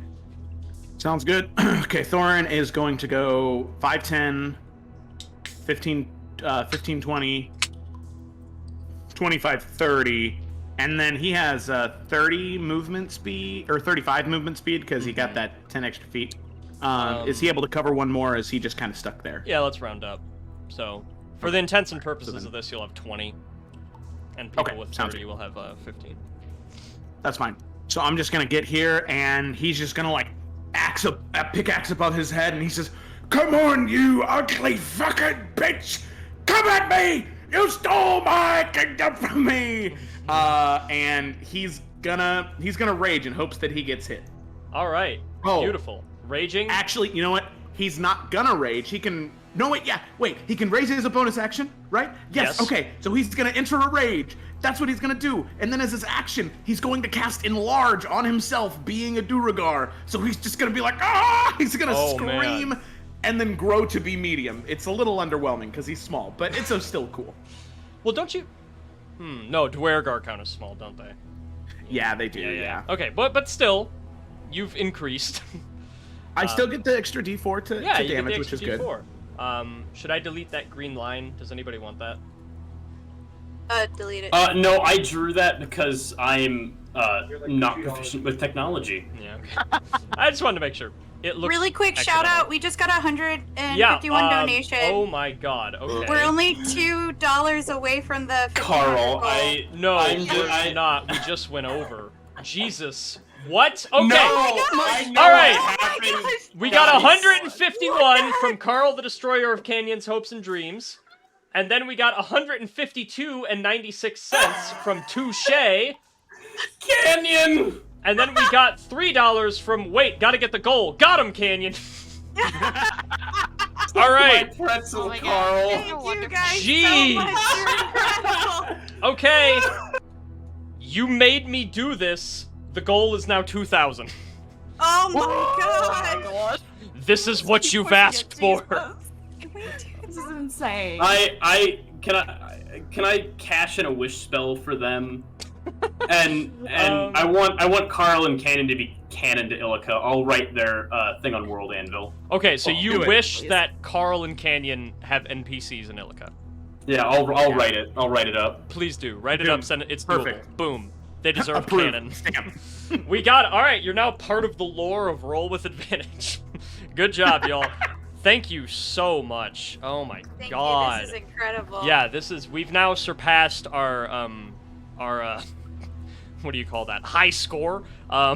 We've now passed our charity high score by like over $500 at this point. This has been our most successful yet by far, and we've still got like 8 hours to go. All right. So, and reminder that Thorum, you still have the crit, or Thorman. There we go. We've been saying it wrong, both of us, for like 5 minutes. So, Thorman, you still got that crit. Dak, you still have advantage. Just a reminder, since my mind has been all over the place in the past 10 minutes. But I just remembered while I was looking at that. Okay. So, Thorman, you moved, action, bonus action, you said a thing, so I guess that's it. Lapis. Okay, so first things first, I am going to bonus action do Vision of Astral Self. Okay. And so, like, you could see essentially like an ascended form of Lapis kind of standing almost like outside of her body, but also fusing in between her body at the same time. So this gives me, I'm going to spend a key point, Astral Sight, so I can see normally in darkness, both magical and non-magical, up to 120 feet. Okay. Can I see this disgusting, terrifying thing? It is like upside down, sticking to a wall over in this corner. Delightful. Yeah. Okay. And you see it kind of, it thinks you can't see it right now, and you see it kind of scanning around, just going, and just glancing around the room. Alright, Lapis is going to whisper. Just so everyone knows, as we all prepare to take this voyage together, it's in the upper corner. And she is going to move. I don't want it to make it be obvious that I'm going towards it, so... Remember the difficult terrain as well. Oh, that's right. So Mine's half of whatever you got. I'm sure you got a lot because you're 25. Okay. She's gonna move right here, kind of like catty corner to Thorin. And I'm just going to...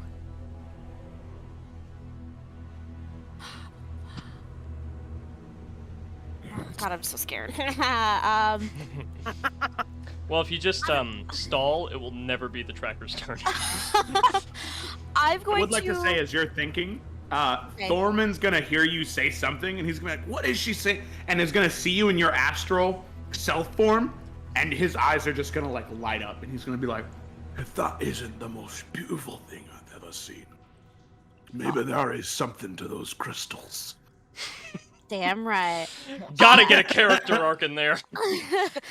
Yeah. Is going to hold their action, and if it approaches her, she's gonna whack the shit out of it with her like crystal encrusted quarterstaff.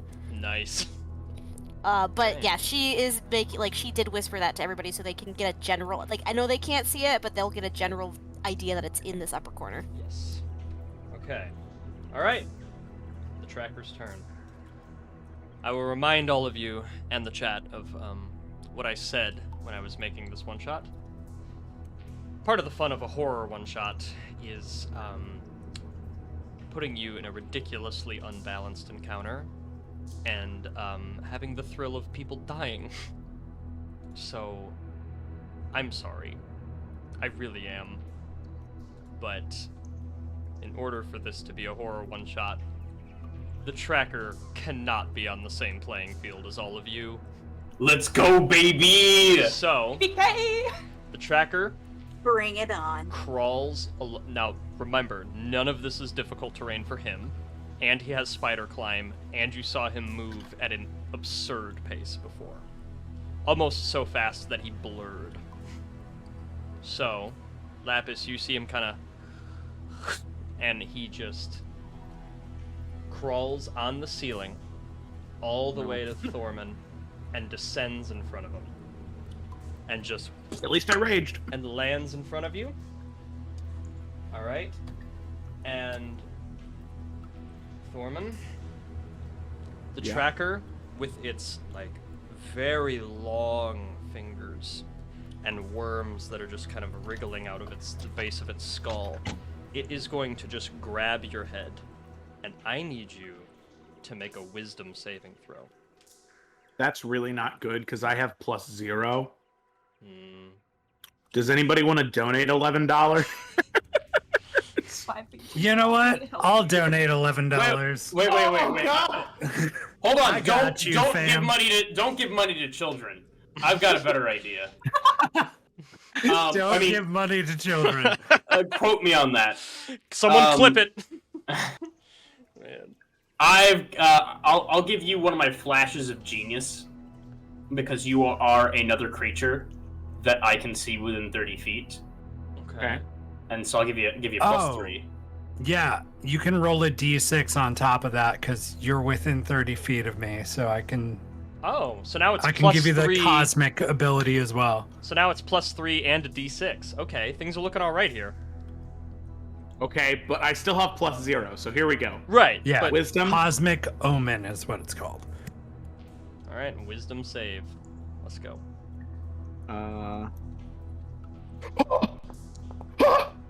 It's a 17. Nice. Oh my god.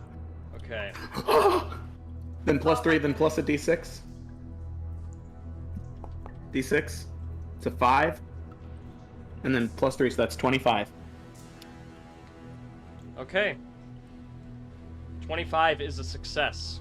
Okay, I was about to fucking shit my So, you are taking half damage instead of full as it grabs you, and you see all of the tendrils on its head start to vibrate at a very fast pace, and you feel as though there are almost like worms pressing up against your skull as well.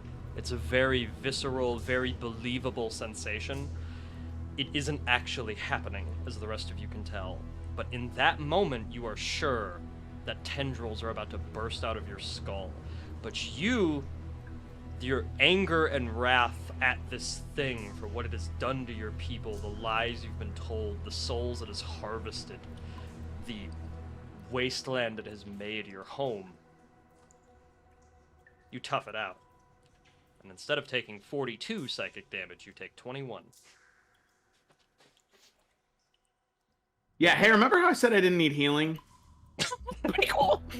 I got you, fam. So right, I'm at 31, by the way, so it's not like dire, but it's dire. Alright, so that was movement, action, bonus action. A bunch of the millipedes are going to start forming around your ankles, Lapis, and I need you to make a dex saving throw. Okay. I do believe I am good at those. You really should be. I hope so. Okay. And I do have evasion, so. Sorry. Beyond. Oh my god. Yeah, that's Okay. on brand. Lapis, you are grappled by millipedes. Okay. That is bad. I'm just letting you know now. Okay. It's not... I mean, being grappled kind of sucks, but that's really bad. Okay. Alright, but that is the end of the tracker's turn, and it is now visible to all of you. Okay, and so, Eleanor.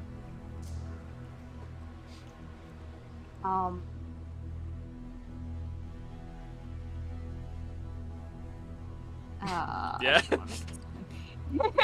If it's 1 or 2, I'm gonna help Lapis. If not, then fuck you, I guess. Okay. So what can I?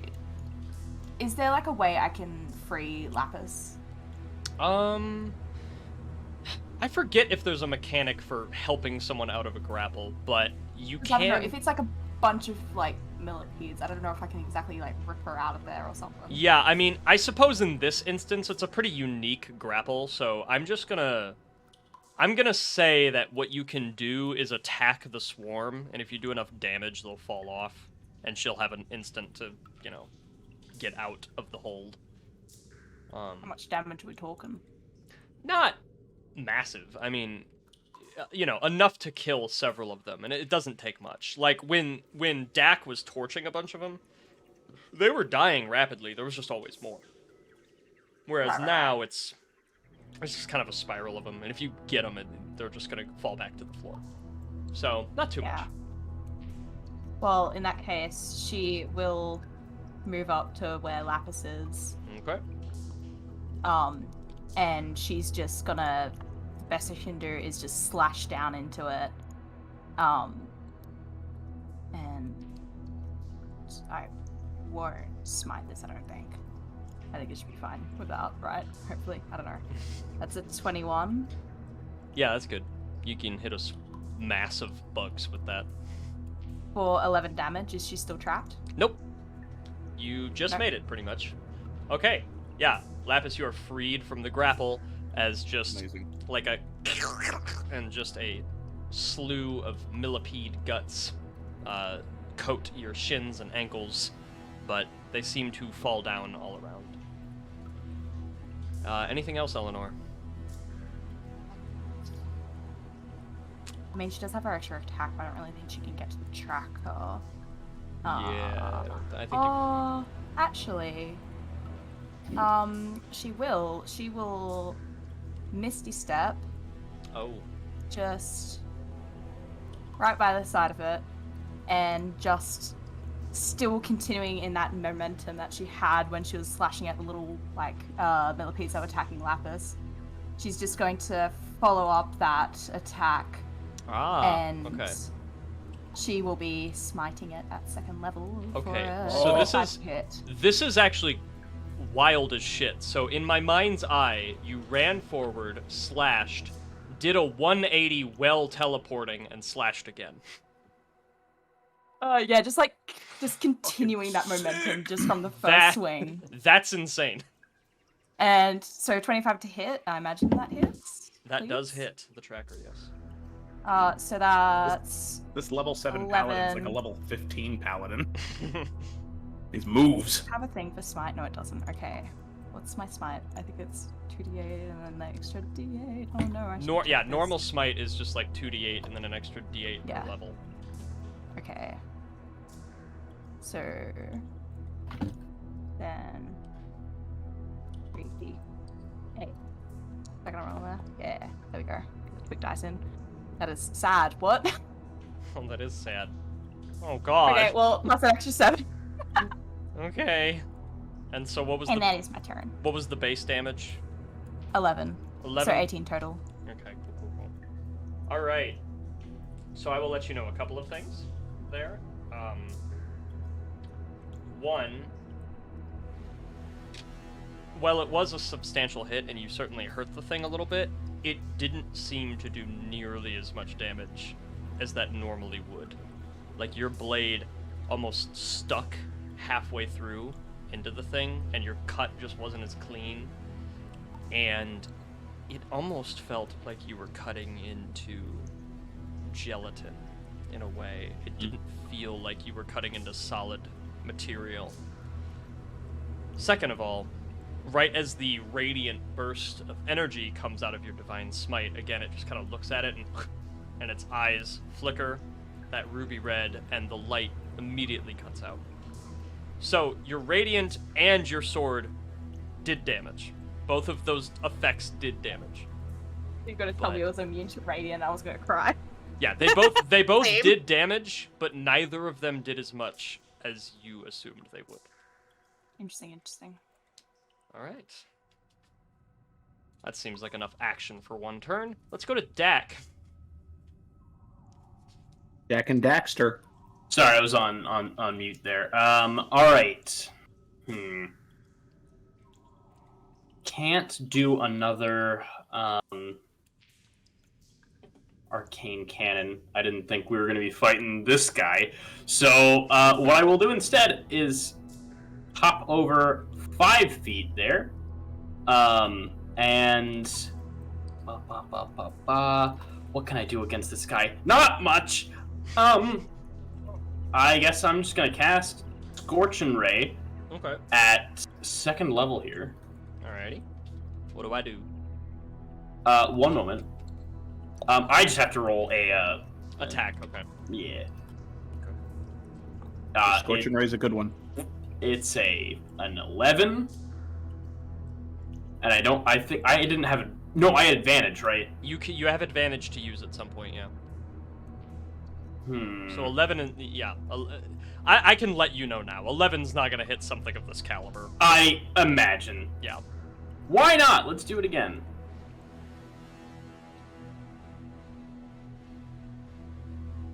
Nope. Damn. Oh. Oh. Damn. Sorry. Well, I guess. Hold on. Because it's not logging my Eldritch Firearm. No, that's just damage. Never mind. Okay. Scorching Ray is 3 beams, right? Yeah. Yeah. So, do you roll for each beam? Yeah. Oh, you do? Yeah, you do. Yeah, that's. It's like that's Eldritch the thing that's Blast, kind of hit or miss right? about it. Yeah. Yeah. I'll do 1 more. 16.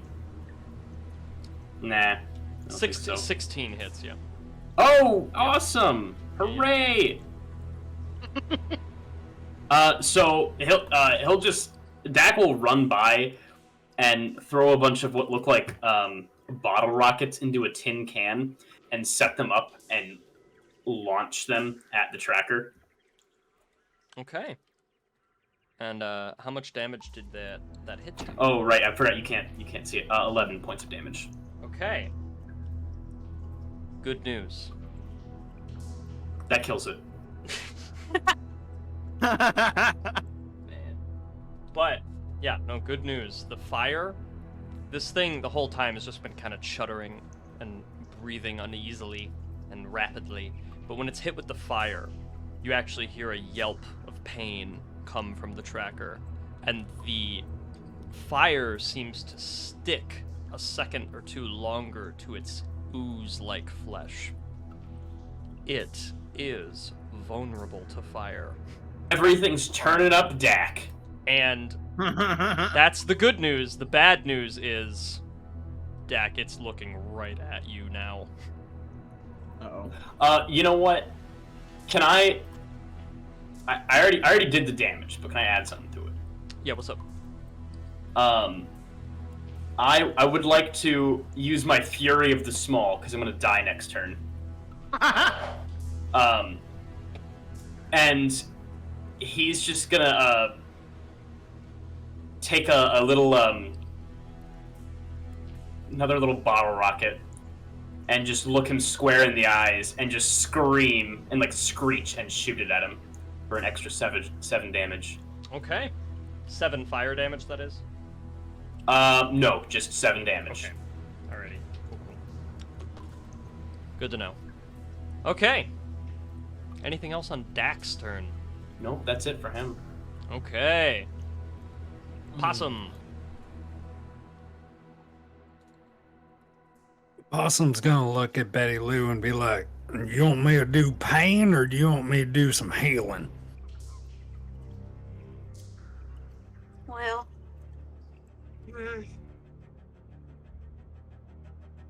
healing might help. Although, if you hold off, we can make it do more. How many people are hurting right now? Sorry. I just one. Right? I will tell you that. So I'm an Oath of the Ancients, not Oath of the Ancients. What? I'm a Ancestral Guardian Paladin or Barbarian. Oh my god. So my entire class revolves around drawing the attention. So I'm at 31 of 75, but like my entire thing is, if I hit him, he sucks at hitting anybody else but me, and I can prevent people from taking a fair bit of damage whenever they get hit by this creature. So I'm just being honest, where I'm probably gonna right now. no, heal me right now because he's gonna hit me again, and if I get fucking brain sucked again, that's not gonna be good. Okay. Do some healing. Just know that after my turn, healing will do more. So this is a band-aid, which is good. I mean, yeah, I can do healing, or I can set this bitch on fire, whichever you want. I'll heal him. Oh. Because I've also got lay on hands, so it's like we do have a few healers, so you should be fine to focus on damage. You should be on fire. Set him on fire. I'm gonna set this bitch on fire. Okay. Set him on fire. So, Hell yeah, brother. Yeah, I guess we'll do this. What you got? I'm gonna cast Flaming Sphere at Ooh, 3rd level. Alrighty. Tell me what to roll. So they're going to have to make a DC 16 Dexterity saving throw. Okay. That was a 19. Okay. So they pass.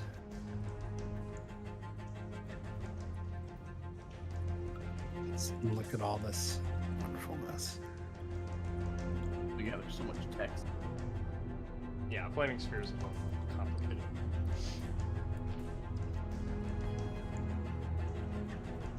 So we'll just say the sphere is just located on them. Yeah. Alrighty, and with a success, how much damage are we looking at? So unfortunately I rolled low, so they're just looking at 5 points of fire damage. Okay. That's still 10 though, because it's fire. There we go. So that's a little something. But that damn thing's going to persist for a minute. Okay, cool.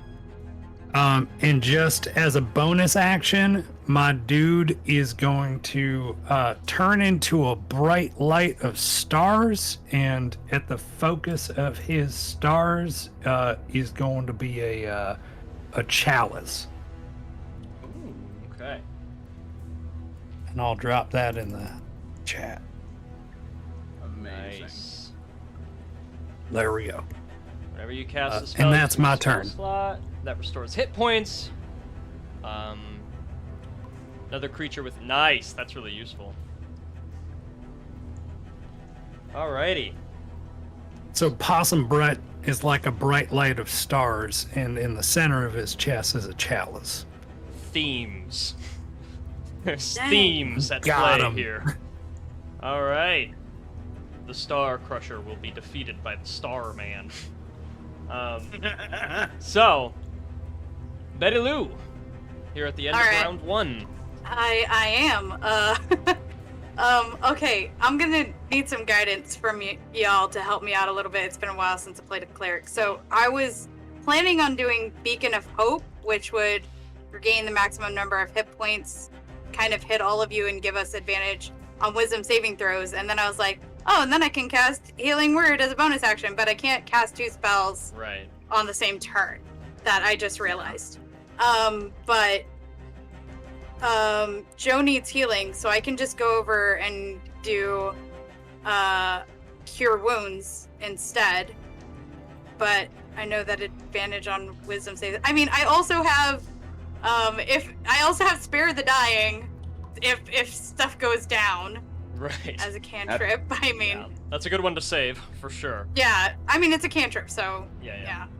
I would like guidance from you guys to maybe help me make a decision. Alright. As much as I'd love to help, I'll stay out. Oh, that. No, Mark, yeah. what do you think? What do you think, Mark? I will say, I think I'm more afraid of this thing's wisdom attack because I have resistance to bludgeoning, slashing, and piercing damage. I agree. Because. So, yeah. Well, she kind of set up dominoes there. I don't know. It's, I'm the one hurting right now, so I'm kind of biased, but you know, I think that the wisdom save will probably be better than just a healing spell. Yeah, okay, I agree. Okay, so I'm gonna cast Beacon of Hope at 3rd level. That should show up. Right. Okay, yeah. So it's any number of creatures, and you're all within 30 feet of me, so it hits everybody. Yep. So everybody gets it. It lasts for 1 minute. You have advantage on Wisdom saving throws and Death saving throws, and you regain the maximum number of hit points possible from any healing, not just from me. So anybody who does any healing, it's max. I got you. So awesome. And then as my bonus action, let's see what I can do. Those are all spells. Cool. Could I use my free action and my bonus action to light a torch and chuck it at him? As kind of like an improvised weapon attack? Yeah. That's the thing. I think that would count as an improvised attack, and that would be an action. Okay. Then... Hey, we just got raided by a party of 8. Oh. Hey. Oh my gosh, what? Hey! Welcome to the stream, guys! Dungeon Knights. Dungeon Knights. How do you do? Welcome, everybody. We are Welcome. making money for charity right now, for children's hospitals. And right now, we are on the boss battle of a horror one-shot, where they are fighting an awful thing called the Tracker. It's going how it's going. It's extremely unbalanced. If you want to help us, please, you can get advantage. You can give us or the DM advantages when you donate. If we want to remind everybody what those advantages are. So yeah, there's if you donate certain amounts, you can give advantages to either the players or to me. So there are the amounts there that just got posted. You know of the Tracker. Well, it must be something with a different name. I made this up. This is a completely homebrew creature. I found my own art. It's all... Oh, thank you, Delance2. Thank you for the follow. This is all my own nightmare that we are playing. And that you're sharing with all of us, too. Yeah. It could be our nightmare as well. When you share burdens, they get lighter. Okay, so... So that's gonna end my turn. Unfortunately, not much else I can do. Okay. Beacon of Hope, though, that's really good here. Yeah. That's a good spell. Hopefully it's helpful. Okay, so... You know what? I am gonna move away from it. Okay. I kind of want to move over here by Grandpa. Can I move my own token? Should be able to, yeah. There we go. Okay, I'm gonna hang out with Grandpa. Okay, Kind of get as far away as we can. Oh, hey, I'm a shining star. You are. You don't look anything like yourself, but I think we need to focus. I have a question. The way that he's shining, does it help give me a little bit better sight in this darkness? Because I don't have dark vision. Yeah, that would be a kind of darkness that he couldn't dispel. Okay. The Tracker, so... Yeah, that's there. Yeah, let me drop this real quick. Okay. So, round 1, right? Just to summarize, Thorman ran in, he raged, he got ready. Lapis saw the thing in the corner, though, was able to point it out to everybody, but it was just a little too late. This thing moves way too fast to even keep up with it when you can see it. It descended, it did its mind power thing on Thorman. He managed to steal away enough, though. Eleanor was able to save Lapis from a grapple, spiraled over, and has now joined the main fight.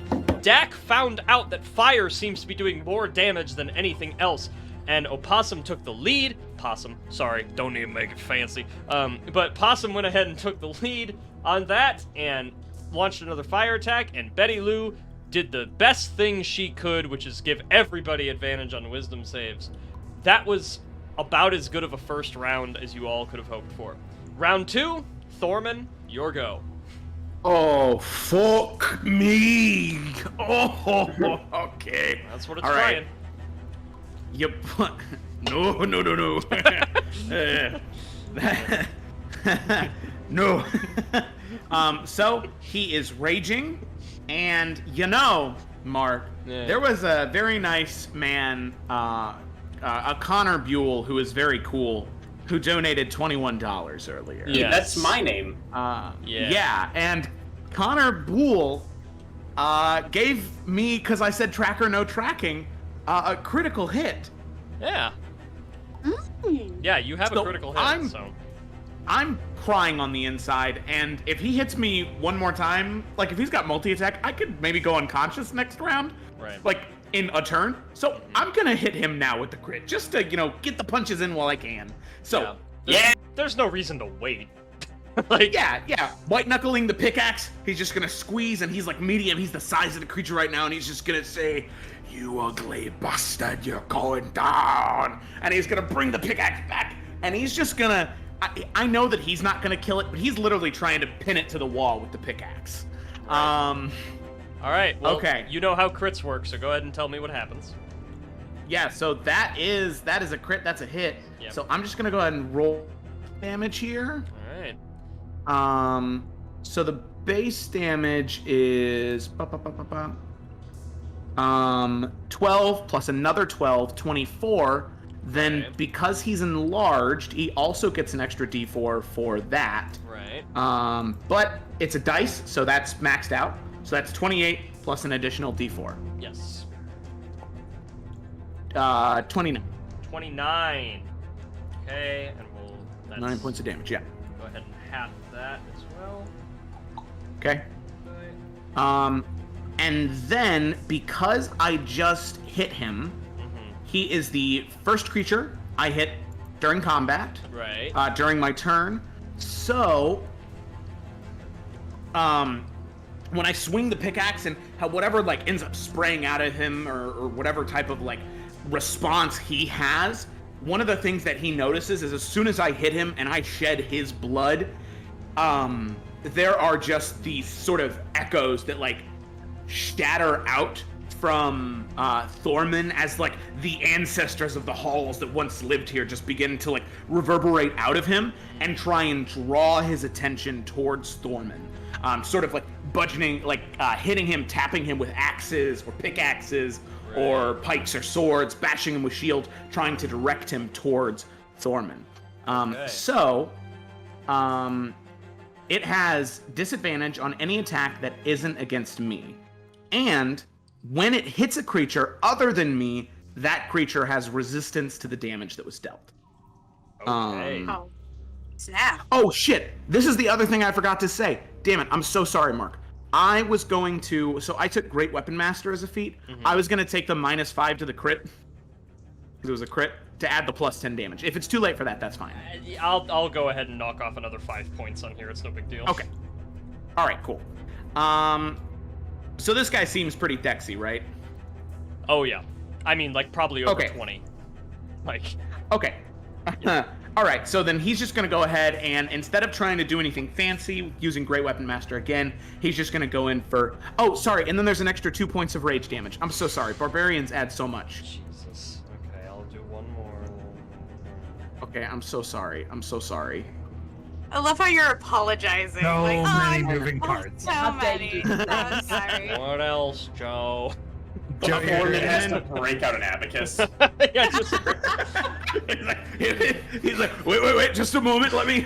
And then there's a D4. Okay, Man. okay no, Joe is currently that Charlie meme where he's just drawing on the wall and mapping everything out. Yeah.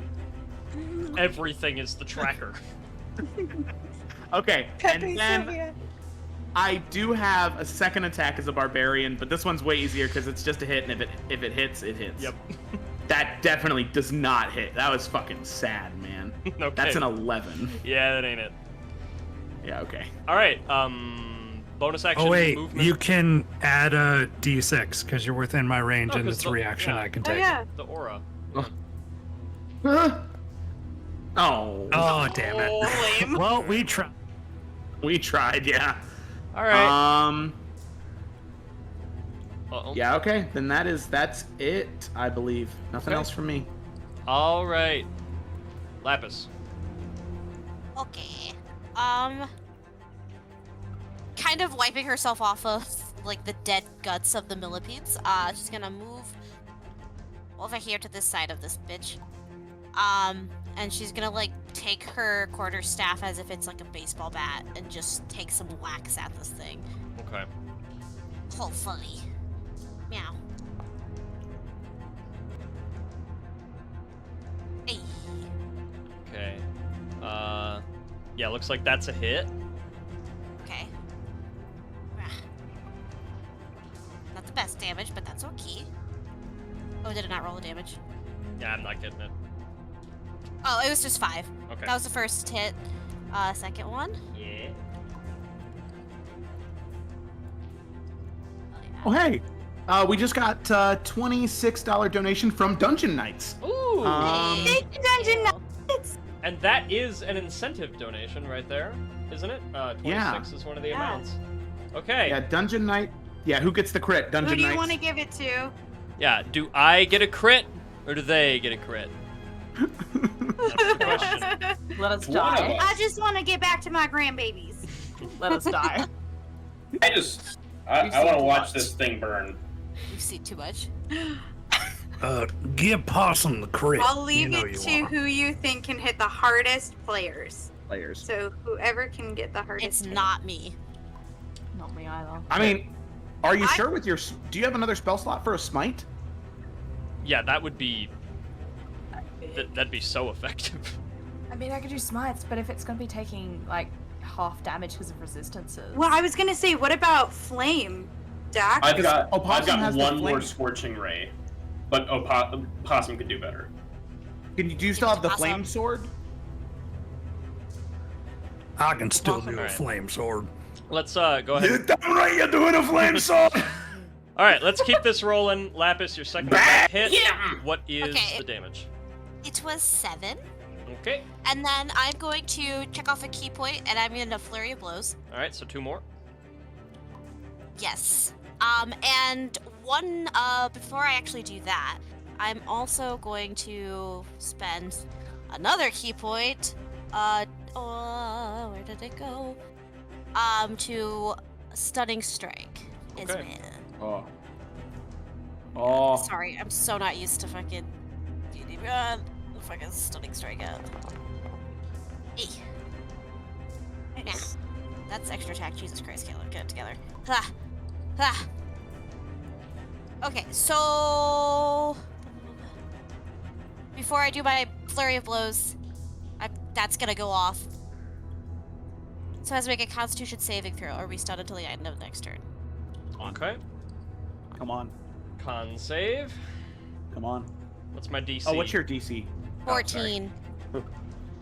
17. Tragic. Okay, well, flurry of blows anyway.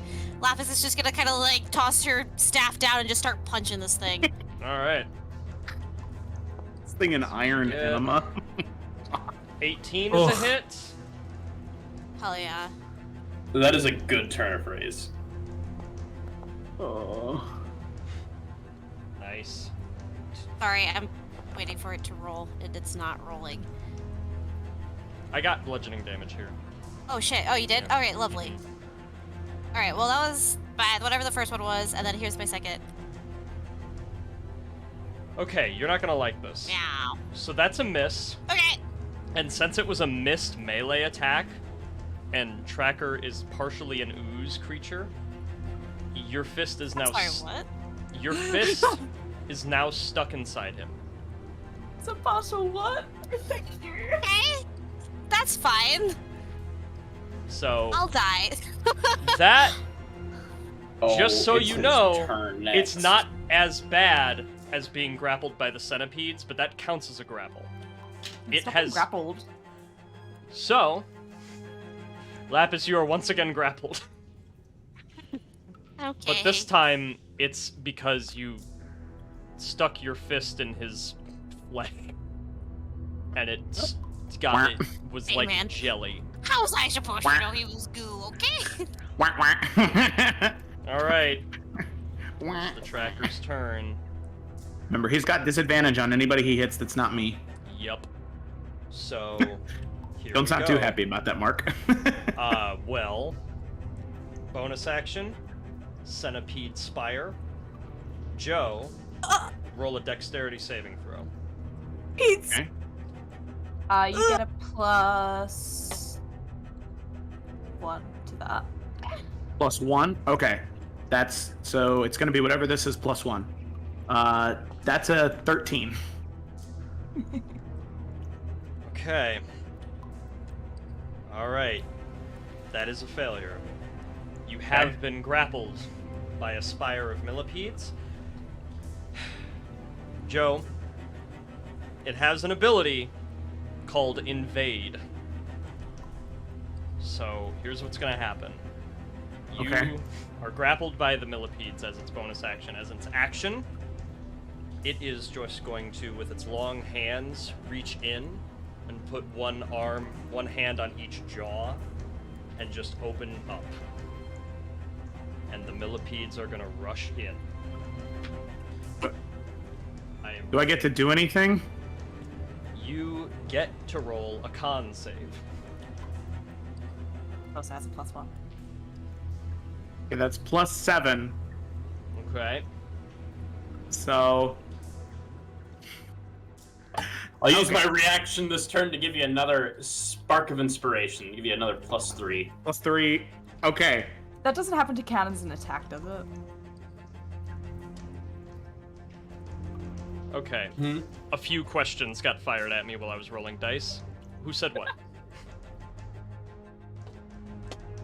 Anyone? Connor was just going to add the +3 with the spark of inspiration, and then Gemma was Gemma, asking you had if a that question. counts as an attack. Yeah. Yeah, he's making an attack action. Okay. Oh, I guess. I don't know. Is this a damaging thing? This seems like a damaging thing, or is this just like it's gonna get in his head to do shit? Okay. Sorry, my brain is. Okay, so Joe, you rolled 13, right, on the dex save. That was for the dexterity saving throw. And then we went back in time a bit, and then Connor's potentially giving you like +3. To the con save. To the con save. Okay, so what was your con save? I haven't rolled it yet because Gemma was asking about a thing if it did damage, but I guess it'll determine what my con save is. It's that's gonna not do good. damage regardless. So that's 12. Okay. So it's doing Is full that- damage, and then... Is that D6 thing still there? From Possum? No, I already used that reaction. Oh, damn, okay. Yeah, okay. Sorry, my dude. That's okay. So that's full damage there. And then... So Eleanor, does the fact that it is it's an attack, and it's doing damage... Yeah, no, because like for my fighting style for interception, if like it's attacking another creature, I can reduce the damage by a d10 plus my proficiency. Hence why I was asking. I will allow you to do that, yeah. Okay. So it's kind of weird because it's not like an attack. Yeah, you can But it just says it's intercept an by attack. like getting rid of some of the millipedes as they're rushing into his mouth. Okay, that's fair. Well, that's that. Oh. Yeah, +2. Okay. Well, okay. So that's 12 then. So 95 minus 12 is 83. So... And this is what type of damage? This is just like piercing, basically. So Okay, yeah, so they're it's all halved. just- yeah. So they're all biting all throughout you. So 83 halved, we're looking at 42. Okay, man. Maybe it would have been better to do a cure wounds because I am unconscious. Ugh, sorry. Okay. That was its action and bonus action. It will go ahead and take... it will take opportunity attacks. So Lapis, it's gonna just let you go, thankfully for you. And then Eleanor, I don't know, was that No, your that's my reaction? reaction. Yeah, that was your Yeah. reaction. And then Lapis, you were grappled, but you can still get an opportunity attack. Okay. That is 7 points of. Oh, I lied. 11 points of bludgeoning damage. Cool. Okay, perfect. So, there's that. All that sorted out. It disappears into this pit. Oh my god. You don't know where it is again. And, Oh, these blood grappled. so, Thorman, the millipedes are still all over you. So, at the start of your turn, unless they are removed from you, you will continue to take damage. Which Okay, so I means just that you would pretty fail. much- Yeah, the death saves. Yeah. Yeah. Yeah, you'd automatically fail 2, and then you'd roll to the third one to see. Yeah. Okay. DM, just really quick, something that I just realized. I forgot that we were in difficult terrain, which is why I stepped back. I thought I would still be able to get to him. Can I just put myself back where I was? It's completely up to you. That was my bad. We haven't been affected by any area effects or anything. Right. I'm gonna say no on that one, just Okay. because it's a while back. Okay. And going back in time hurts my brain. That's okay. Don't worry about it. I got this. Okay. All right. Eleanor. She's going to give 20 points of lay on hands to Thorman just so he's up. Okay. Yeah, so you wake up in an episode of The Fear Factor. Oh, gross!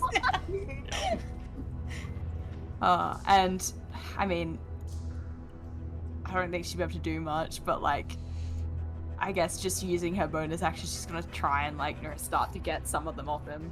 Yeah, I doubt she'll be able to get him free, obviously, but brushing as much as you can. Yeah. All right. All right, let's continue on then. So.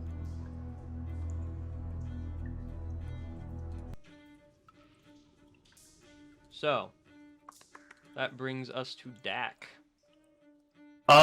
He'll set up his little arcane firearm, which is again it's just a tin can. And yeah, I think he's just gonna hold his action for now. Okay. So you're holding. I can assume you're holding it for the condition that the tracker shows up. Yes. Okay. All right. Possum. All right. I'm gonna look at Mom again and be like, "You want me to heal him, or you want me to go find that little sucker?" I can heal him. I can take care of him. No, man, I got you. Possum's gonna move forward. Okay. That's So 5. That's 10. He is then going to cast locate creature. Oh. Okay. Oh. So. Focusing on the tracker. Right. What's your range on that? My range on that is up to 1,000 feet. Right. Okay. So he's around. So I will reveal him there. He's underground. Oh, Right son of a bitch. Yeah, he's underground. Excuse my language, those people listening on the interwebs. Well, This is a mature thing. what I might do. Okay. All them children's listening at 1 a.m. Go to bed. Go to bed, grandbabies. Go to bed right now. Yeah. Mom and Pop are telling you go to bed. So, with him being quote unquote revealed, Right. well, I'd have to move, and that doesn't count. So never mind. Yeah. Tis concentration up for an hour or so. Okay. I got my feelers on them. Oh, wait. Sorry. I keep saying shit. I apologize. Could I possibly with my action, toss one of those bombs down there? My last one. Like you saved an action, Possum pointed towards a hole, and you tossed a bomb? Yeah, we can. We just can't because you readied your action before you knew that. Oh, okay. So Gotcha. the timeline just can't do that. It's basically within the 6 seconds you were ready to do what you said you were ready to do. Somewhere along those 6 seconds, you figured out this piece of information from Possum, and you don't have time to readjust until next round. Yep. No, that's fine. Yeah. Okay. Anything else from Possum?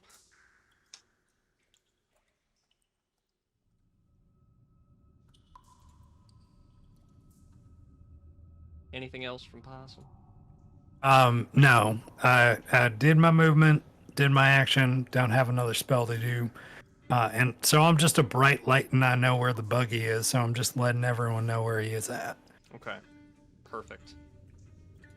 Betty Lou. All right. to get a little bit closer to my friends. And I am gonna first channel Divinity Preserve Life and restore 35 hit points to Thorin. Nice. So that he can get back up. And then 55. And then for my bonus action, I'm gonna summon channel divinity is an action. Yes. Okay. I'm gonna summon my spiritual weapon just to have it with us as an extra attacking, so I can iron bug. So my spiritual weapon is a giant wooden spoon, much like the kind that you spank your children with. Just really quick cast that. I'm just casting it so that we know it has it up. I'm not hitting anything yet. Right. Yeah, it's just a giant wooden spoon, and I'm just really on guard right now. Okay. How you doing over there? You kids okay? And I'm actually thumbs up. because let me see how far away that is. Because Bugs. because he said that the creature was kind of going this way. I'm actually gonna put my spiritual weapon like I can't like over here. Mm-hmm. So that's where it is. Go away. Yeah. Righty. Do you want me to put like a little icon out? Get the draw tool and just. Oh yeah, that works perfect. There you go. Perfect. Okay. And I'm just ready to bat this bug. Alrighty. So, round 2, certainly more devastating. Thorman went down, inches from death, hardly saved. The tracker revealed some new abilities that are certainly going to make this combat encounter much worse. Thorman, here's some more damage for you. I'm sure you were wondering. Sure you were looking forward to that. Yeah. Okay, so that's 27 more. And Oh my this time, Christ. This time you're out of rage, right? Yeah, because I went unconscious, yeah. Okay. So that's just straight 27 piercing damage from them all, still Yep. kind of biting around yep. you. But you're conscious, and you can use half your movement to get up. And Oh, if you use an damn right. Yeah, and you're no longer like grappled. So if you just get up and you use your action, you can just kind of get rid of them. Oh, yeah, I'll use my action to get rid of him, and then I will rage as a bonus action again. Okay. Just screaming once more, wiping the bugs off me, standing up, and then... Not grappled, no longer prone.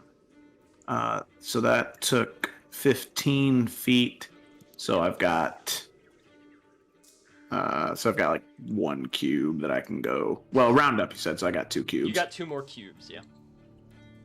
So I'm going to go 5, 10. I want to be away from that pool over there. And I'll be right there. Okay, cool. Alrighty. Lapis.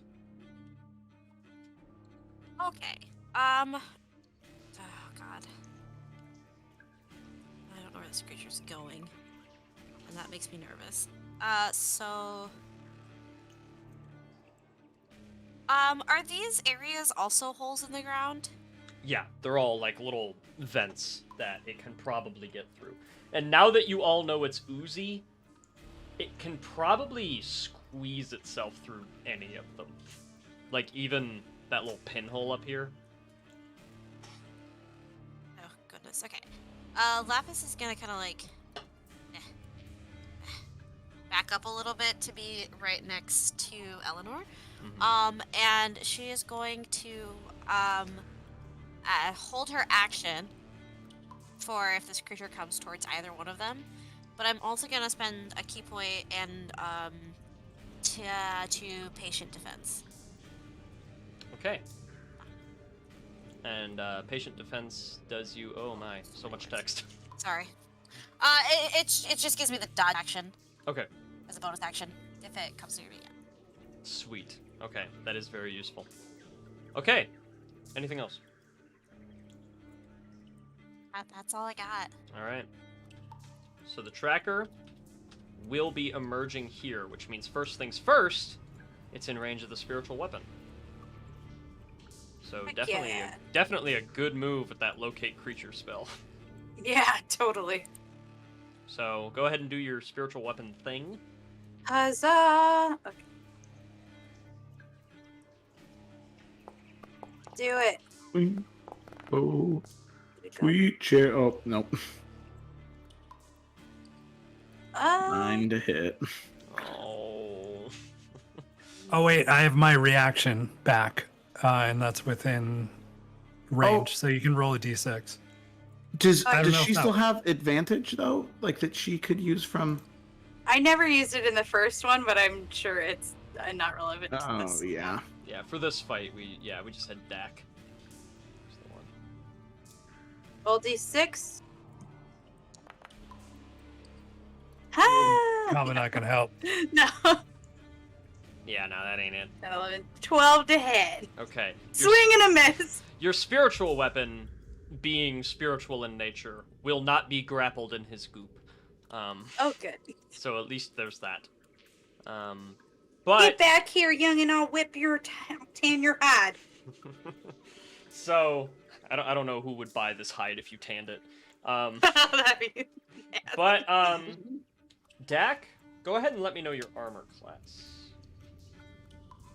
It's a solid 12. Okay. You're going to see the tracker's arms. It's going to place one on the hole, and the other one, it's just going to like, it's going to curl up behind it, and then it's going to shoot out like a rapidly unwinding fire hose. And the claws at the end aren't going to try to claw you, but they are just going to try to like pierce the skin and inject poison into you. And its tendril extends, like 30 feet all the way to you. So it's going to make 2 attacks that way. So yeah, the second first one's a 22. That definitely hits. Yeah, the second one's a 23. Twice. Okay. Man. Yeah. If it's 2 times your AC, get a free pancake. Yeah. Yeah, that's the effect. No. Okay. He's within 30 feet of me, so I'm going to use my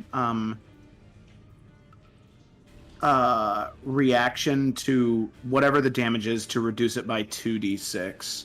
Okay. As the spiritual guardians just kind of shoot up around him, trying to protect the damage. That That's was good. 7 points. Okay, so it was going to be 17 poison damage there. Now it is 10. Ooh. Okay. The second one. Oh my god, that's worse.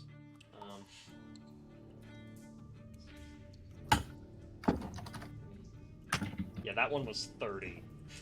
Okay. I'm barely standing. Yeah, so that was 40 total. How much you got? 5. All right. Oh, And- so glad I used the spiritual shield. Yeah, I'd be dead. Oh. I'd be dead. Holy shit. And the tracker will descend back into the hole, and You you know motherfucker. that he is somewhere around here now. I will keep him visible as long as locate creature is. We'll just assume that Possum is an amazing communicator. No man, Damn right you he got is. 4 possums length of a forefinger and about 90 knots of shoestring over there. God. All right. That was the tracker's turn for that. Oh, yeah, but his bonus action to command the centipedes.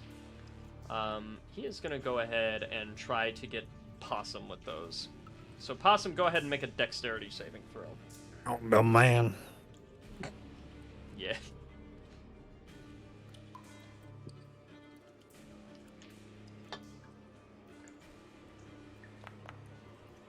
Oh, my.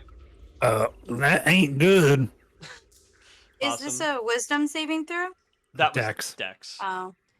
Yeah, so that is good to remember, though. You guys still have advantage on wisdom saves. When Yes. it comes time, I'm sure he'll do the mind thing again soon. No, it's good. He doesn't have to. I'm still gonna +1, but I don't think it's gonna do a whole lot. So Honestly, if it deters him from doing it, that's still a win. Yeah. It's probably his most powerful thing, other than invade. Which, speaking of, alright, Possum, you have been grappled by the millipede spire. So if the tracker gets to you, and you're still grappled by that, that's when he can use the invade ability. Alright, we're up to Eleanor, though. okay, well, since Possum is being engulfed by these things, Eleanor's just gonna move up because it seems to be the best thing this fight, Yeah. and just start tearing them away. Okay. Again, go ahead and make an attack roll on the spire. And like I said, it's low AC, low HP, but it's, there's a chance. Is it 21 to hit? Yep. And 12 damage. Yep, you got it. Alright, Possum, you're no longer grappled by the spire of millipedes. That is wonderful. Thank you so Yeah. much. Terrified eyes. And, As I'm still spitting out centipedes out of my mouth. Oh, gross. And just with the last bit of movement she's just gonna continue on further, just so she's like closer to where everyone is. Alright, any We bonus should put a action? little teapot for him. Just a little albalbo, you know? I'm just gonna drink a little Earl Grey right now. I got you. Takes 4. I'm just a little thirsty right now. Gotta get my hydration up. It only takes 60 rounds of combat to boil and 40 rounds to steam. Oh my god. 50 rounds You know to what? enjoy. I'll use all my actions for that then. Everyone else is dead. The tracker's just watching you. Just Yeah, him and I are just He's- drinking tea and hanging He's out like best thirsty, friends. you know. all right. Eleanor, any bonus action stuff? She's got nothing she can do. Okay. Dak. Okay. Dak. I have 2 things I can do here. One of them is infinitely cooler. Okay. Oh. We like I cool can either toss this Mountaineer charge down that hole, the last one, Flesh Ripper, and hope for the best, or I can tie it to myself. Why would Look. you? but that's so cool though. Oh, Yeah, if That's you what I get wanted. grappled by that thing and you blow And yourself just up, oh my Oof. god. Detonate. I can't bring you Wow. back from that. No, I will be missed. You'd be a legend. You'd But I'll be be a like legend. Yeah, at this point, you know what? This is a horror one-shot. Dak has just, lost his mind, and he's gonna go out the way that he wants to. Yeah. Oh, that's right. Witness. And so he's gonna... Witness me! You will be involved. He is going to ready his action to light that bomb. Okay. It's like the size of a... I don't know, a small fruit of some sort, Mhm. and he's just got it dangling, and he's just gonna hang out by that hole. And as the rules have stated, if you do the trap version of it, there's no save. So you and the tracker would take the full 2d10 piercing and 2d10 fire. Yeah. So, yep. You just are making yourself the trap. Chat, let's get him a Think of that crit. explosion. Chat, let's get him a crit. Yeah. I Hey, mean, wait, we could give the crit to him. They said we could pick. oh yeah! Yeah, I want it. Give it to me. yeah, I vote to I give think it this to. sacrifice is Witness deserving. me! Absolutely. You know what? Dak, swim in the centipedes. Go to him. So do it. Well, the centipedes would set it off, and then that would just be so sad. Yeah, that'd be... No. He just took out Oh, yeah, 30 never- centipedes. That's like, that's his legacy. 30 centipedes of the 8 million. So, okay. I call that a good turn. That's gonna... You are going to reap what has been sown very soon. Okay. Possum. All right. I'm going to do 2 things. One, I'm gonna run up. Well, I'm gonna use my movement to get up, and then run up to Thurman and clap him on the shoulder and be like, what is done, and use Cure Wounds on him plus that bonus that I get. Oh, The D8 plus 5 bonus. And the So- Beacon of Hope, yeah. And So the Beacon of Hope bonus. All the things. So yeah, you just That's go up to full. And I get yeah, so you go up to full and then I get a little bit off of that as well. oh hell yeah, man. Then I'm going to use my bonus action to scare the centipedes away from Dak, Okay.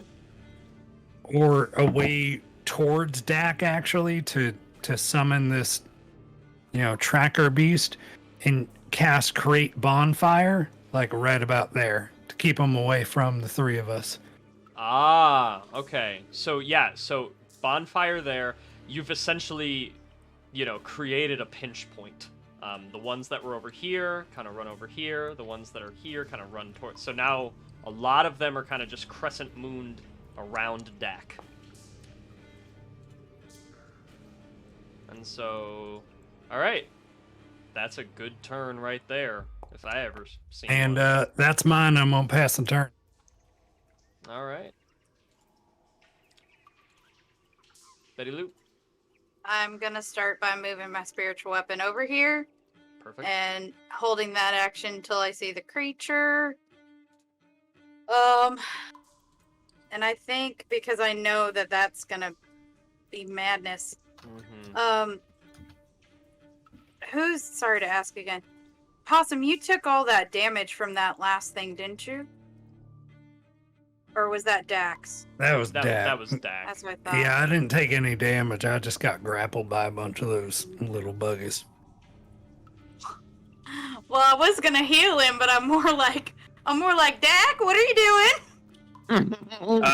He's just you can very clearly see that he's got a little flint striker in one hand next up, and the whole thing is just tied around his body at this point. Yeah. All right. it's Well, pretty I know clear. that these ladies over here have been hit quite a little bit, and it's not much, but I'm gonna do a mass healing word to just kind of get everybody in a better place. And because I've got Beacon of Hope up, it does maximum healing. Right. So that's 4 + 8. Because I can do math. yeah. Okay. So everybody gets 12 points of healing. Nice. So ignore that roll. It does. Yeah. Okay, so everybody got 12 from Mass Healing Word. Oh, yeah. Nice. There we go. 4. Cool. Okay. And I'm kind of just hiding over here, waiting to see it pop up so I can smack it with my spiritual weapon. All right. Round can do 4. Thorman, we're back to you, but you see Dak. Yeah, how big are the explosive charges? So this one is 10 feet. So you're actually, you're in radius. So Okay. You may want to back up a little bit. Yeah. everyone else is good, but yeah, you're in radius. So if I go here, if I go here, I'm good, right? Yeah, you're good. Okay. He's just gonna he's gonna be there, and then he's gonna look to Dak, and he's just gonna say, "Give him hell, little man," and he's gonna take a step back. All right. And I guess ready his oh wait, shit. Can I don't know if you'll allow this, but is there any way that I could use one of my attack actions on myself just to punch myself in the stomach to keep my rage You going? want to keep rage going? Yeah. I'm okay with stuff like that. I think it's fine. Yeah. So if you just go Okay. ahead and do 1 plus your strength to yourself. All right, that's 6 points of damage to myself. Okay. Rounded down to 3 though, right? Oh yeah, shit, yeah. So So you could do that, or I mean, you could just like stick your legs in the millipedes or whatever. Whatever. Nope. Yeah, I'm doing the Kylo Ren thing where he just like punches his stomach, or the Alec thing where she like, I don't know, screams, punches her stomach. All right. All right, but that's it. I'll hold my attack though, in case anybody pops up out of the. In case, yeah. Okay. Whack-a-mole. Lapis. Feeling very guilty because she's feeling very useless in this fight. She's just gonna like run over and stand next to Mom and yell at Dak and just say, "Your energy will live on forever through all of us." I'm gonna kind of wrap my arm around Lapis and hold her a little bit and go, "You're doing fine, honey. You're helping."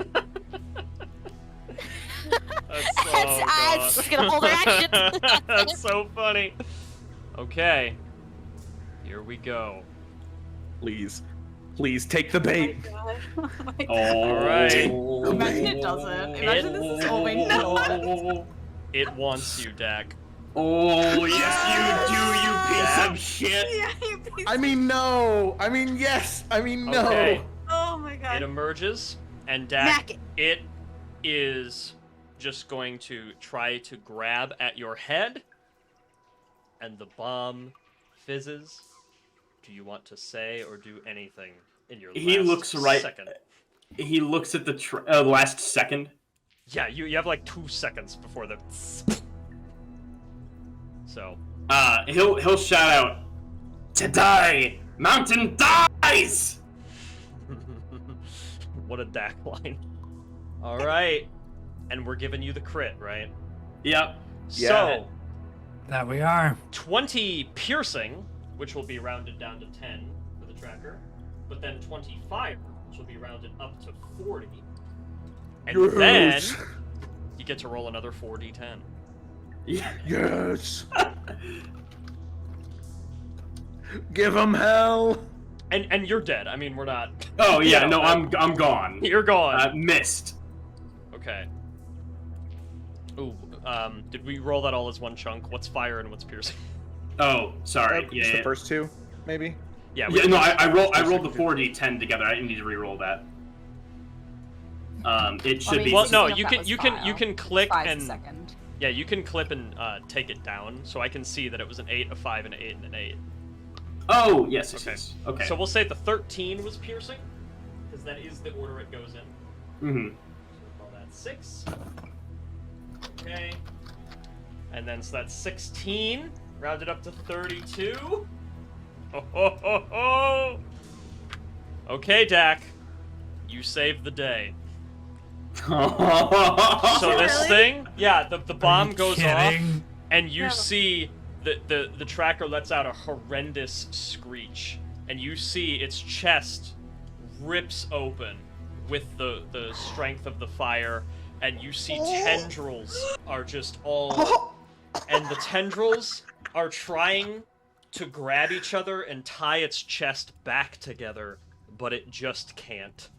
And so this thing, yes. it stumbles back a little bit, and it sort of just starts falling, and it's reaching for the sky, screaming out in pain, writhing uncontrollably, and the millipedes all swarm around it and start to consume it like it's their next meal. Oh. And Dak, you are dead, but so is the tracker, the terror of the Ryark mountain range, the reason thousands of souls have gone missing in the cosmos. He has been defeated because you had the balls to blow yourself up. All he ever wanted to do was kill the mountain, and he did it. He did it! The tracker is throughout the mountain, and you killed it. The mountain is dead. Yes. All right. Wait. So, you all now. Dak is, 50 different spots in the room at this point. but you see the blast, you see what happens to the tracker, and the 5 of you now, the millipedes are picking up in intensity as they go towards the tracker, but you see, as it kind of starts to die, that this entire room, the pulsing, breathing walls are starting to harden and turn into more natural rock, and this entire room is collapsing. Your only way out is back to this Star Ruby room. Run! Before we leave, can I make one really quick investigation check? I just want to find one of Dak's fuses. Okay. You can go ahead and just do it. Okay. So you as you're running, you can get one. Okay. I would like a bit of Dak's body so that I can turn it to ashes and spread it into the stars. Okay. We'll say that Also. there's one distinct like shin. Like everything else kind of turned into paste, but there's like a good shin that somehow made it through. It was his favorite body part. Yeah. Like maybe he was kind of stood forward, you know, in a little bit of a power stance, and that one shin just didn't take Yeah, the brunt. it was the one body part he didn't have replaced. And so you have Dak's shin and a fuse, and you are able to maybe not make an escape, but get out of this room before it all collapses. Hell yeah. So, Oh my gosh. pop you over to the roleplay screen. So, We did it. What the heck? I did not expect us to live. Oh, yeah, how is this not a TPK? What happened? Oh my gosh. so Dax! Bombs. Dax! Bombs. Dax! Yeah, Dax! yeah, that's what did it. you guys found out the fire damage thing real fast. That is part of what did it. Yeah. And also, you did so much damage in a short amount of time that you circumvented phase 2. So that Oh, wow. I'm sorry, really- phase 2? yeah, Are that you the MCU over there? no, I'm just Bloodborne. But yeah, I was like, Nice. that's what I was gonna say. Oh my god. so yeah, but no, you. I would like to say Yeah. it is canonical to me that Thorman goes before the fucking Council of 12 and he's like, you bitches lied to me, but I fucking lived. Suck it. And he like gathers legions of dwarves to free the mountain, and then he names a mining shaft after Dak, and you can only use explosives in there. I live, bitch. So, our last moment. I have a sweet summary as well. You. So, Yeah. go ahead. No. I was gonna say, so the next day, I immediately used sending to call my daughter to tell her to throw that, to throw that alpha heirloom away because you don't want to know what it does. And I request that my son Derek, who I kept saying Dak reminds her of, they've got a baby on the way, and I request they name it Dax, which they do. Oh. Alrighty. Well, I have a prologue of my own. Epilogue, I mean. I have an epilogue of my own, you see. So, you exit out. You're in the Star Ruby room. Something about the flesh walls ceasing their pulsing rhythm and some of the rocks beginning to crumble has actually cleared a small exit. There's a column of light you can see in the ceiling. It will be difficult to get to, but you are mountaineers. You'll find a way, the 5 of you that are left. Battered and bruised as you are, terrified, never able to look at this place the same, never able to look at gems the same. Question is now, you see there is a section of this room that you never quite took note of as you were rushing out. And it's a section of little buds, almost, tiny rubies. Hollow ones. The kind that the tracker was filling with a soul. And you see a small wisp of soul. Lapis, you're probably the only one who's able to really know what it is, but you see a small wisping soul moving about the space. And you hear a bit of a satisfied laugh. It sounds like Dak. Sounds like his soul, having died down here, hasn't gone very far. Mhm. But his soul seems to be pressing up every once in a while against the hollow star rubies. The question is, before you people leave, what do you do with this room? Huh. I'm gonna look at Eleanor and say, those are empty. I mean, would they be known to be like, worth anything if they are empty? They're still rubies. Yeah, they're That's just true. they're normal rubies at that point, so like effort to profit ratio, that ain't it. But they still sell. They're just rubies, and no one would know. They're completely indistinguishable. So everyone would just think they were a ruby. Yeah, Eleanor will stare at it for a while, kind of go to move towards it, just stop. Let's just get the fuck out of here. Okay. Lapis, Oh, do you Lapis point out the will soul just- to any of us? She's just like drops all the ones that she'd already gathered in her hands. Maybe we should take one each just for Dax. No, Not- no, nobody's taking nothing. It's we're blowing it up as soon as I get back. It'll make a good story either way. As he remembers being filled with centipedes and dying. Yeah, good story, huh? It happens in our line of business. So, the 5 of you, battered, terrified, but somehow a few of you laughing a little bit, maybe just out of shock. The darkest of gallows humor at everything that has just happened to you. You make your way out. You're able to ascend, get out of there. And you leave Dak's soul to find its own way.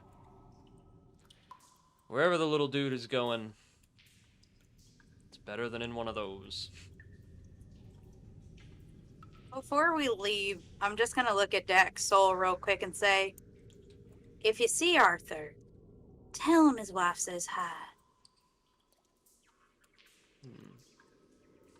He'd like you. And then I'm gonna walk away with a tear in my eye.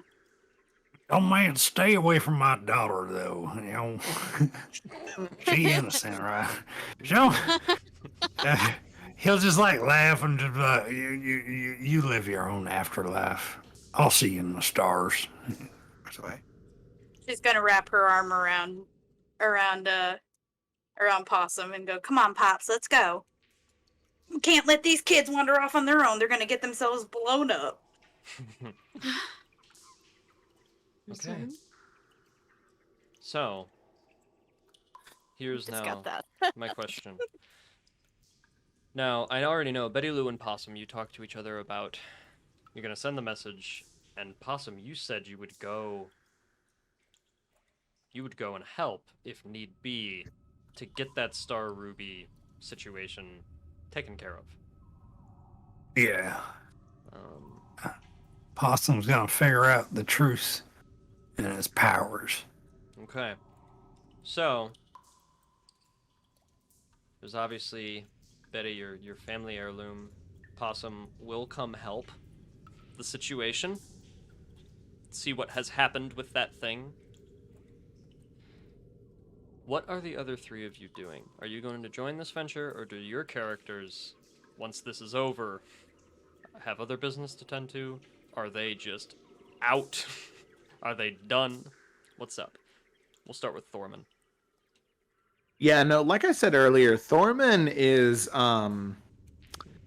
definitely like pissed at the council. Mm-hmm. You know, whoever told him about his birthright. So he's gonna go and be like, you either lied to me or you're a fucking idiot. Mm-hmm. So let's settle this and get me my mountain back that you promised me. Or else I'll burn your whole fucking mountain to the ground. Like, he's going in there guns blazing.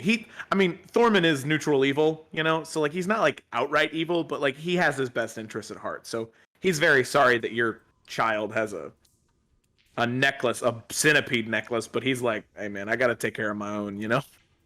Mm-hmm. Yeah, you do what you gotta do. We each got our own paths to cross. Hey. Thank you, love. All right, what about Lapis? You know, my Annie would love to meet you if you want to come along. I would say that Lapis totally ended up pocketing a few of the rubies. Oh, Not no. surprised in the slightest. You're gonna fucking turn into a Jack Sparrow skeleton in the next one. It's fine. So yeah, she probably took like 10. And she would definitely help with the whole situation, but once that's over, she is going to go on to help people understand that these little rubies here can really help you connect to the deeper part of your soul and transcend and reach tranquility. And also help Eleanor, clear up the little scarage. She's got some healing salves if she'd be willing. Eleanor would not. She Fine. does have scars. Mm. But no. Once, I guess, they do make it out of all this mountainous area, she would kind of say a couple of words of parting, not wanting to, impose herself on anyone else's little journey they've got going. And, after a couple of words of goodbye, she would pretty much just head off, very much doing her own thing. She was counting on getting the bounty to, I guess, be her source of income. Probably looking to, get away to somewhere where I guess her name wouldn't be as known, as being attached to, this old outlaw gang. Eleanor, honey, before you go, can I give you something? And I want to give her one of my 2 gold pieces I have, so basically half my gold.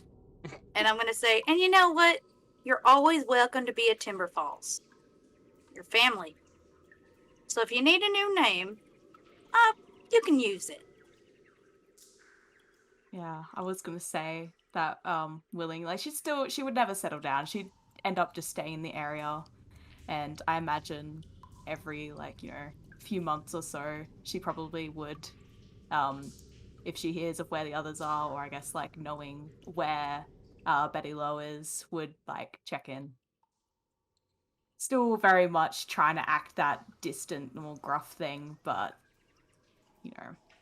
she does feel attachment. She does feel a bit of family here.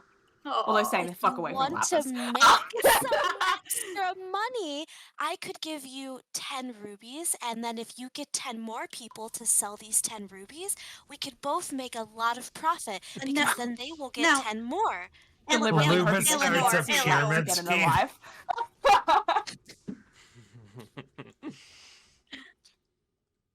Okay. No. So, Pyramid scheme. a long time.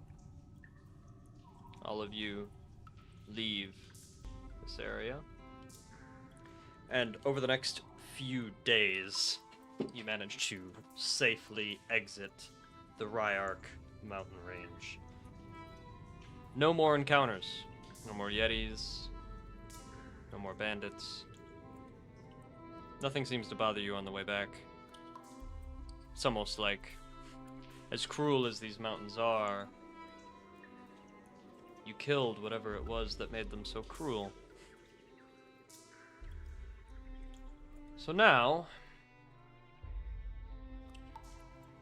all of you are able to go home, pursue your own goals. But you know, even though the tracker is dead, all of those star rubies were left. Now, it doesn't seem like any more can be made. As far as you know, the tracker was the only one able to make them in the first place, but there was still all the millipedes. And you know, based on what that deranged woman said, that the eggs are just waiting for someone to find them. To find a host. Will that day ever come? Who knows? Maybe they really are sealed away forever. But it's hard not to think about it. Especially when Betty Lou and Possum get back home. To the quiet little place of Timber Falls. Remind me which of your relatives was hanging on to the Star Ruby. Was my oldest daughter Andromeda. Okay. She is married to a man named Mitchell, and they have 3 kids. Okay. So, Not anymore. Andromeda, Mitchell, and their 3 kids. You arrive to the family. You both, Betty Lou, you introduce Possum. You make pleasantries as much as you possibly can before getting to business. And they don't seem to believe what you're saying at all, no matter how delicately you try to word it, no matter what kind of explanations you try to give. It doesn't seem to make any sense. And eventually, the husband, Mitchell, just starts laughing. And he says, Betty Lou, don't you understand? They're still here. Of course they're still here. As long as there's an egg, they're always still going to be here. And the chill creeps to the back of your spine as you follow his gaze to the 3 children that are playing out in the yard right now. And you see the Star Ruby sitting outside the house on a small post. And it's hatched. Which kid is it in? Who knows? But as long as people keep finding them, there will be more of those creatures. And as long as there's more of those creatures, who knows if this cycle of myth and greed and terror and destruction will ever truly end. And that is the end of the Tracker one-shot. Oh, Yay! that's crazy. Wow. I gotta go to bed now. Really like Mitchell. Always wanted to kill him. All right. That's the babies. Did it. I mean, you know. You ever see Little Shop of Horrors? Yeah. Don't That feed the ending. plants. Yeah. Man, Yeah, I'm exactly. telling you what right now. Thorman, as soon as he gets his fucking battalion of fucking flamethrower dwarves, he's coming back and burning that whole fucking thing to the ground. He's ending it. I don't know. There's one still out there, but I'm sure you'll get a sending message as soon as you. Oh yeah, that'll be So, what makes him leave the mountain. Mm-hmm. Norman, we have a problem. So it is already obviously 40 minutes until the next one shot. So you guys did so much damage and time. Those were the main 2 reasons that phase 2 was circumvented. But if you want to know, phase 2 was, so there's the thing where it got split and it was trying to reassemble. That was basically how it died. Phase 2 was just going to be it splitting in half.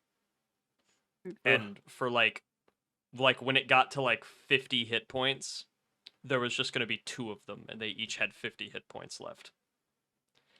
That really would have been, wow. That really would have been what would have.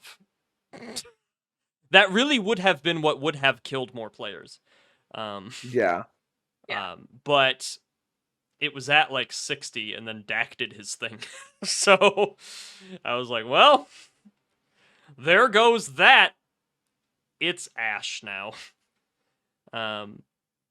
So yeah, that was truly impressive. As far as a final attack goes.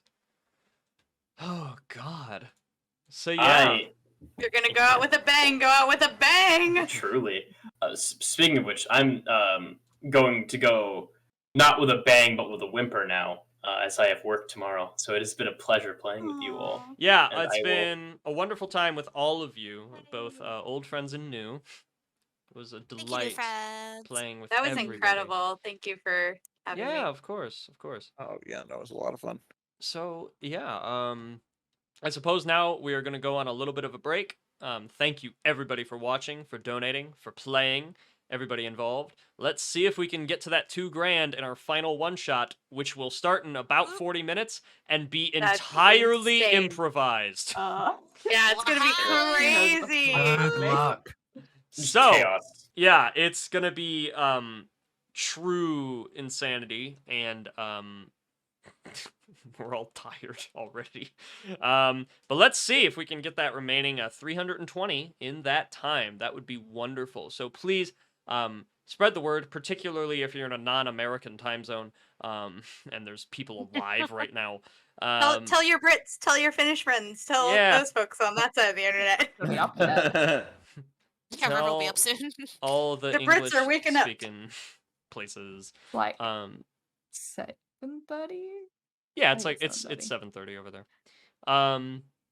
So yeah, we're gonna go ahead and go on break real quick, and then we will return in a little bit as we have a little bit of time for questions. I think not much, and then just gear up for the final one shot. All right. Classic. Thanks so much for donating and watching. Bye. See you soon. Bye.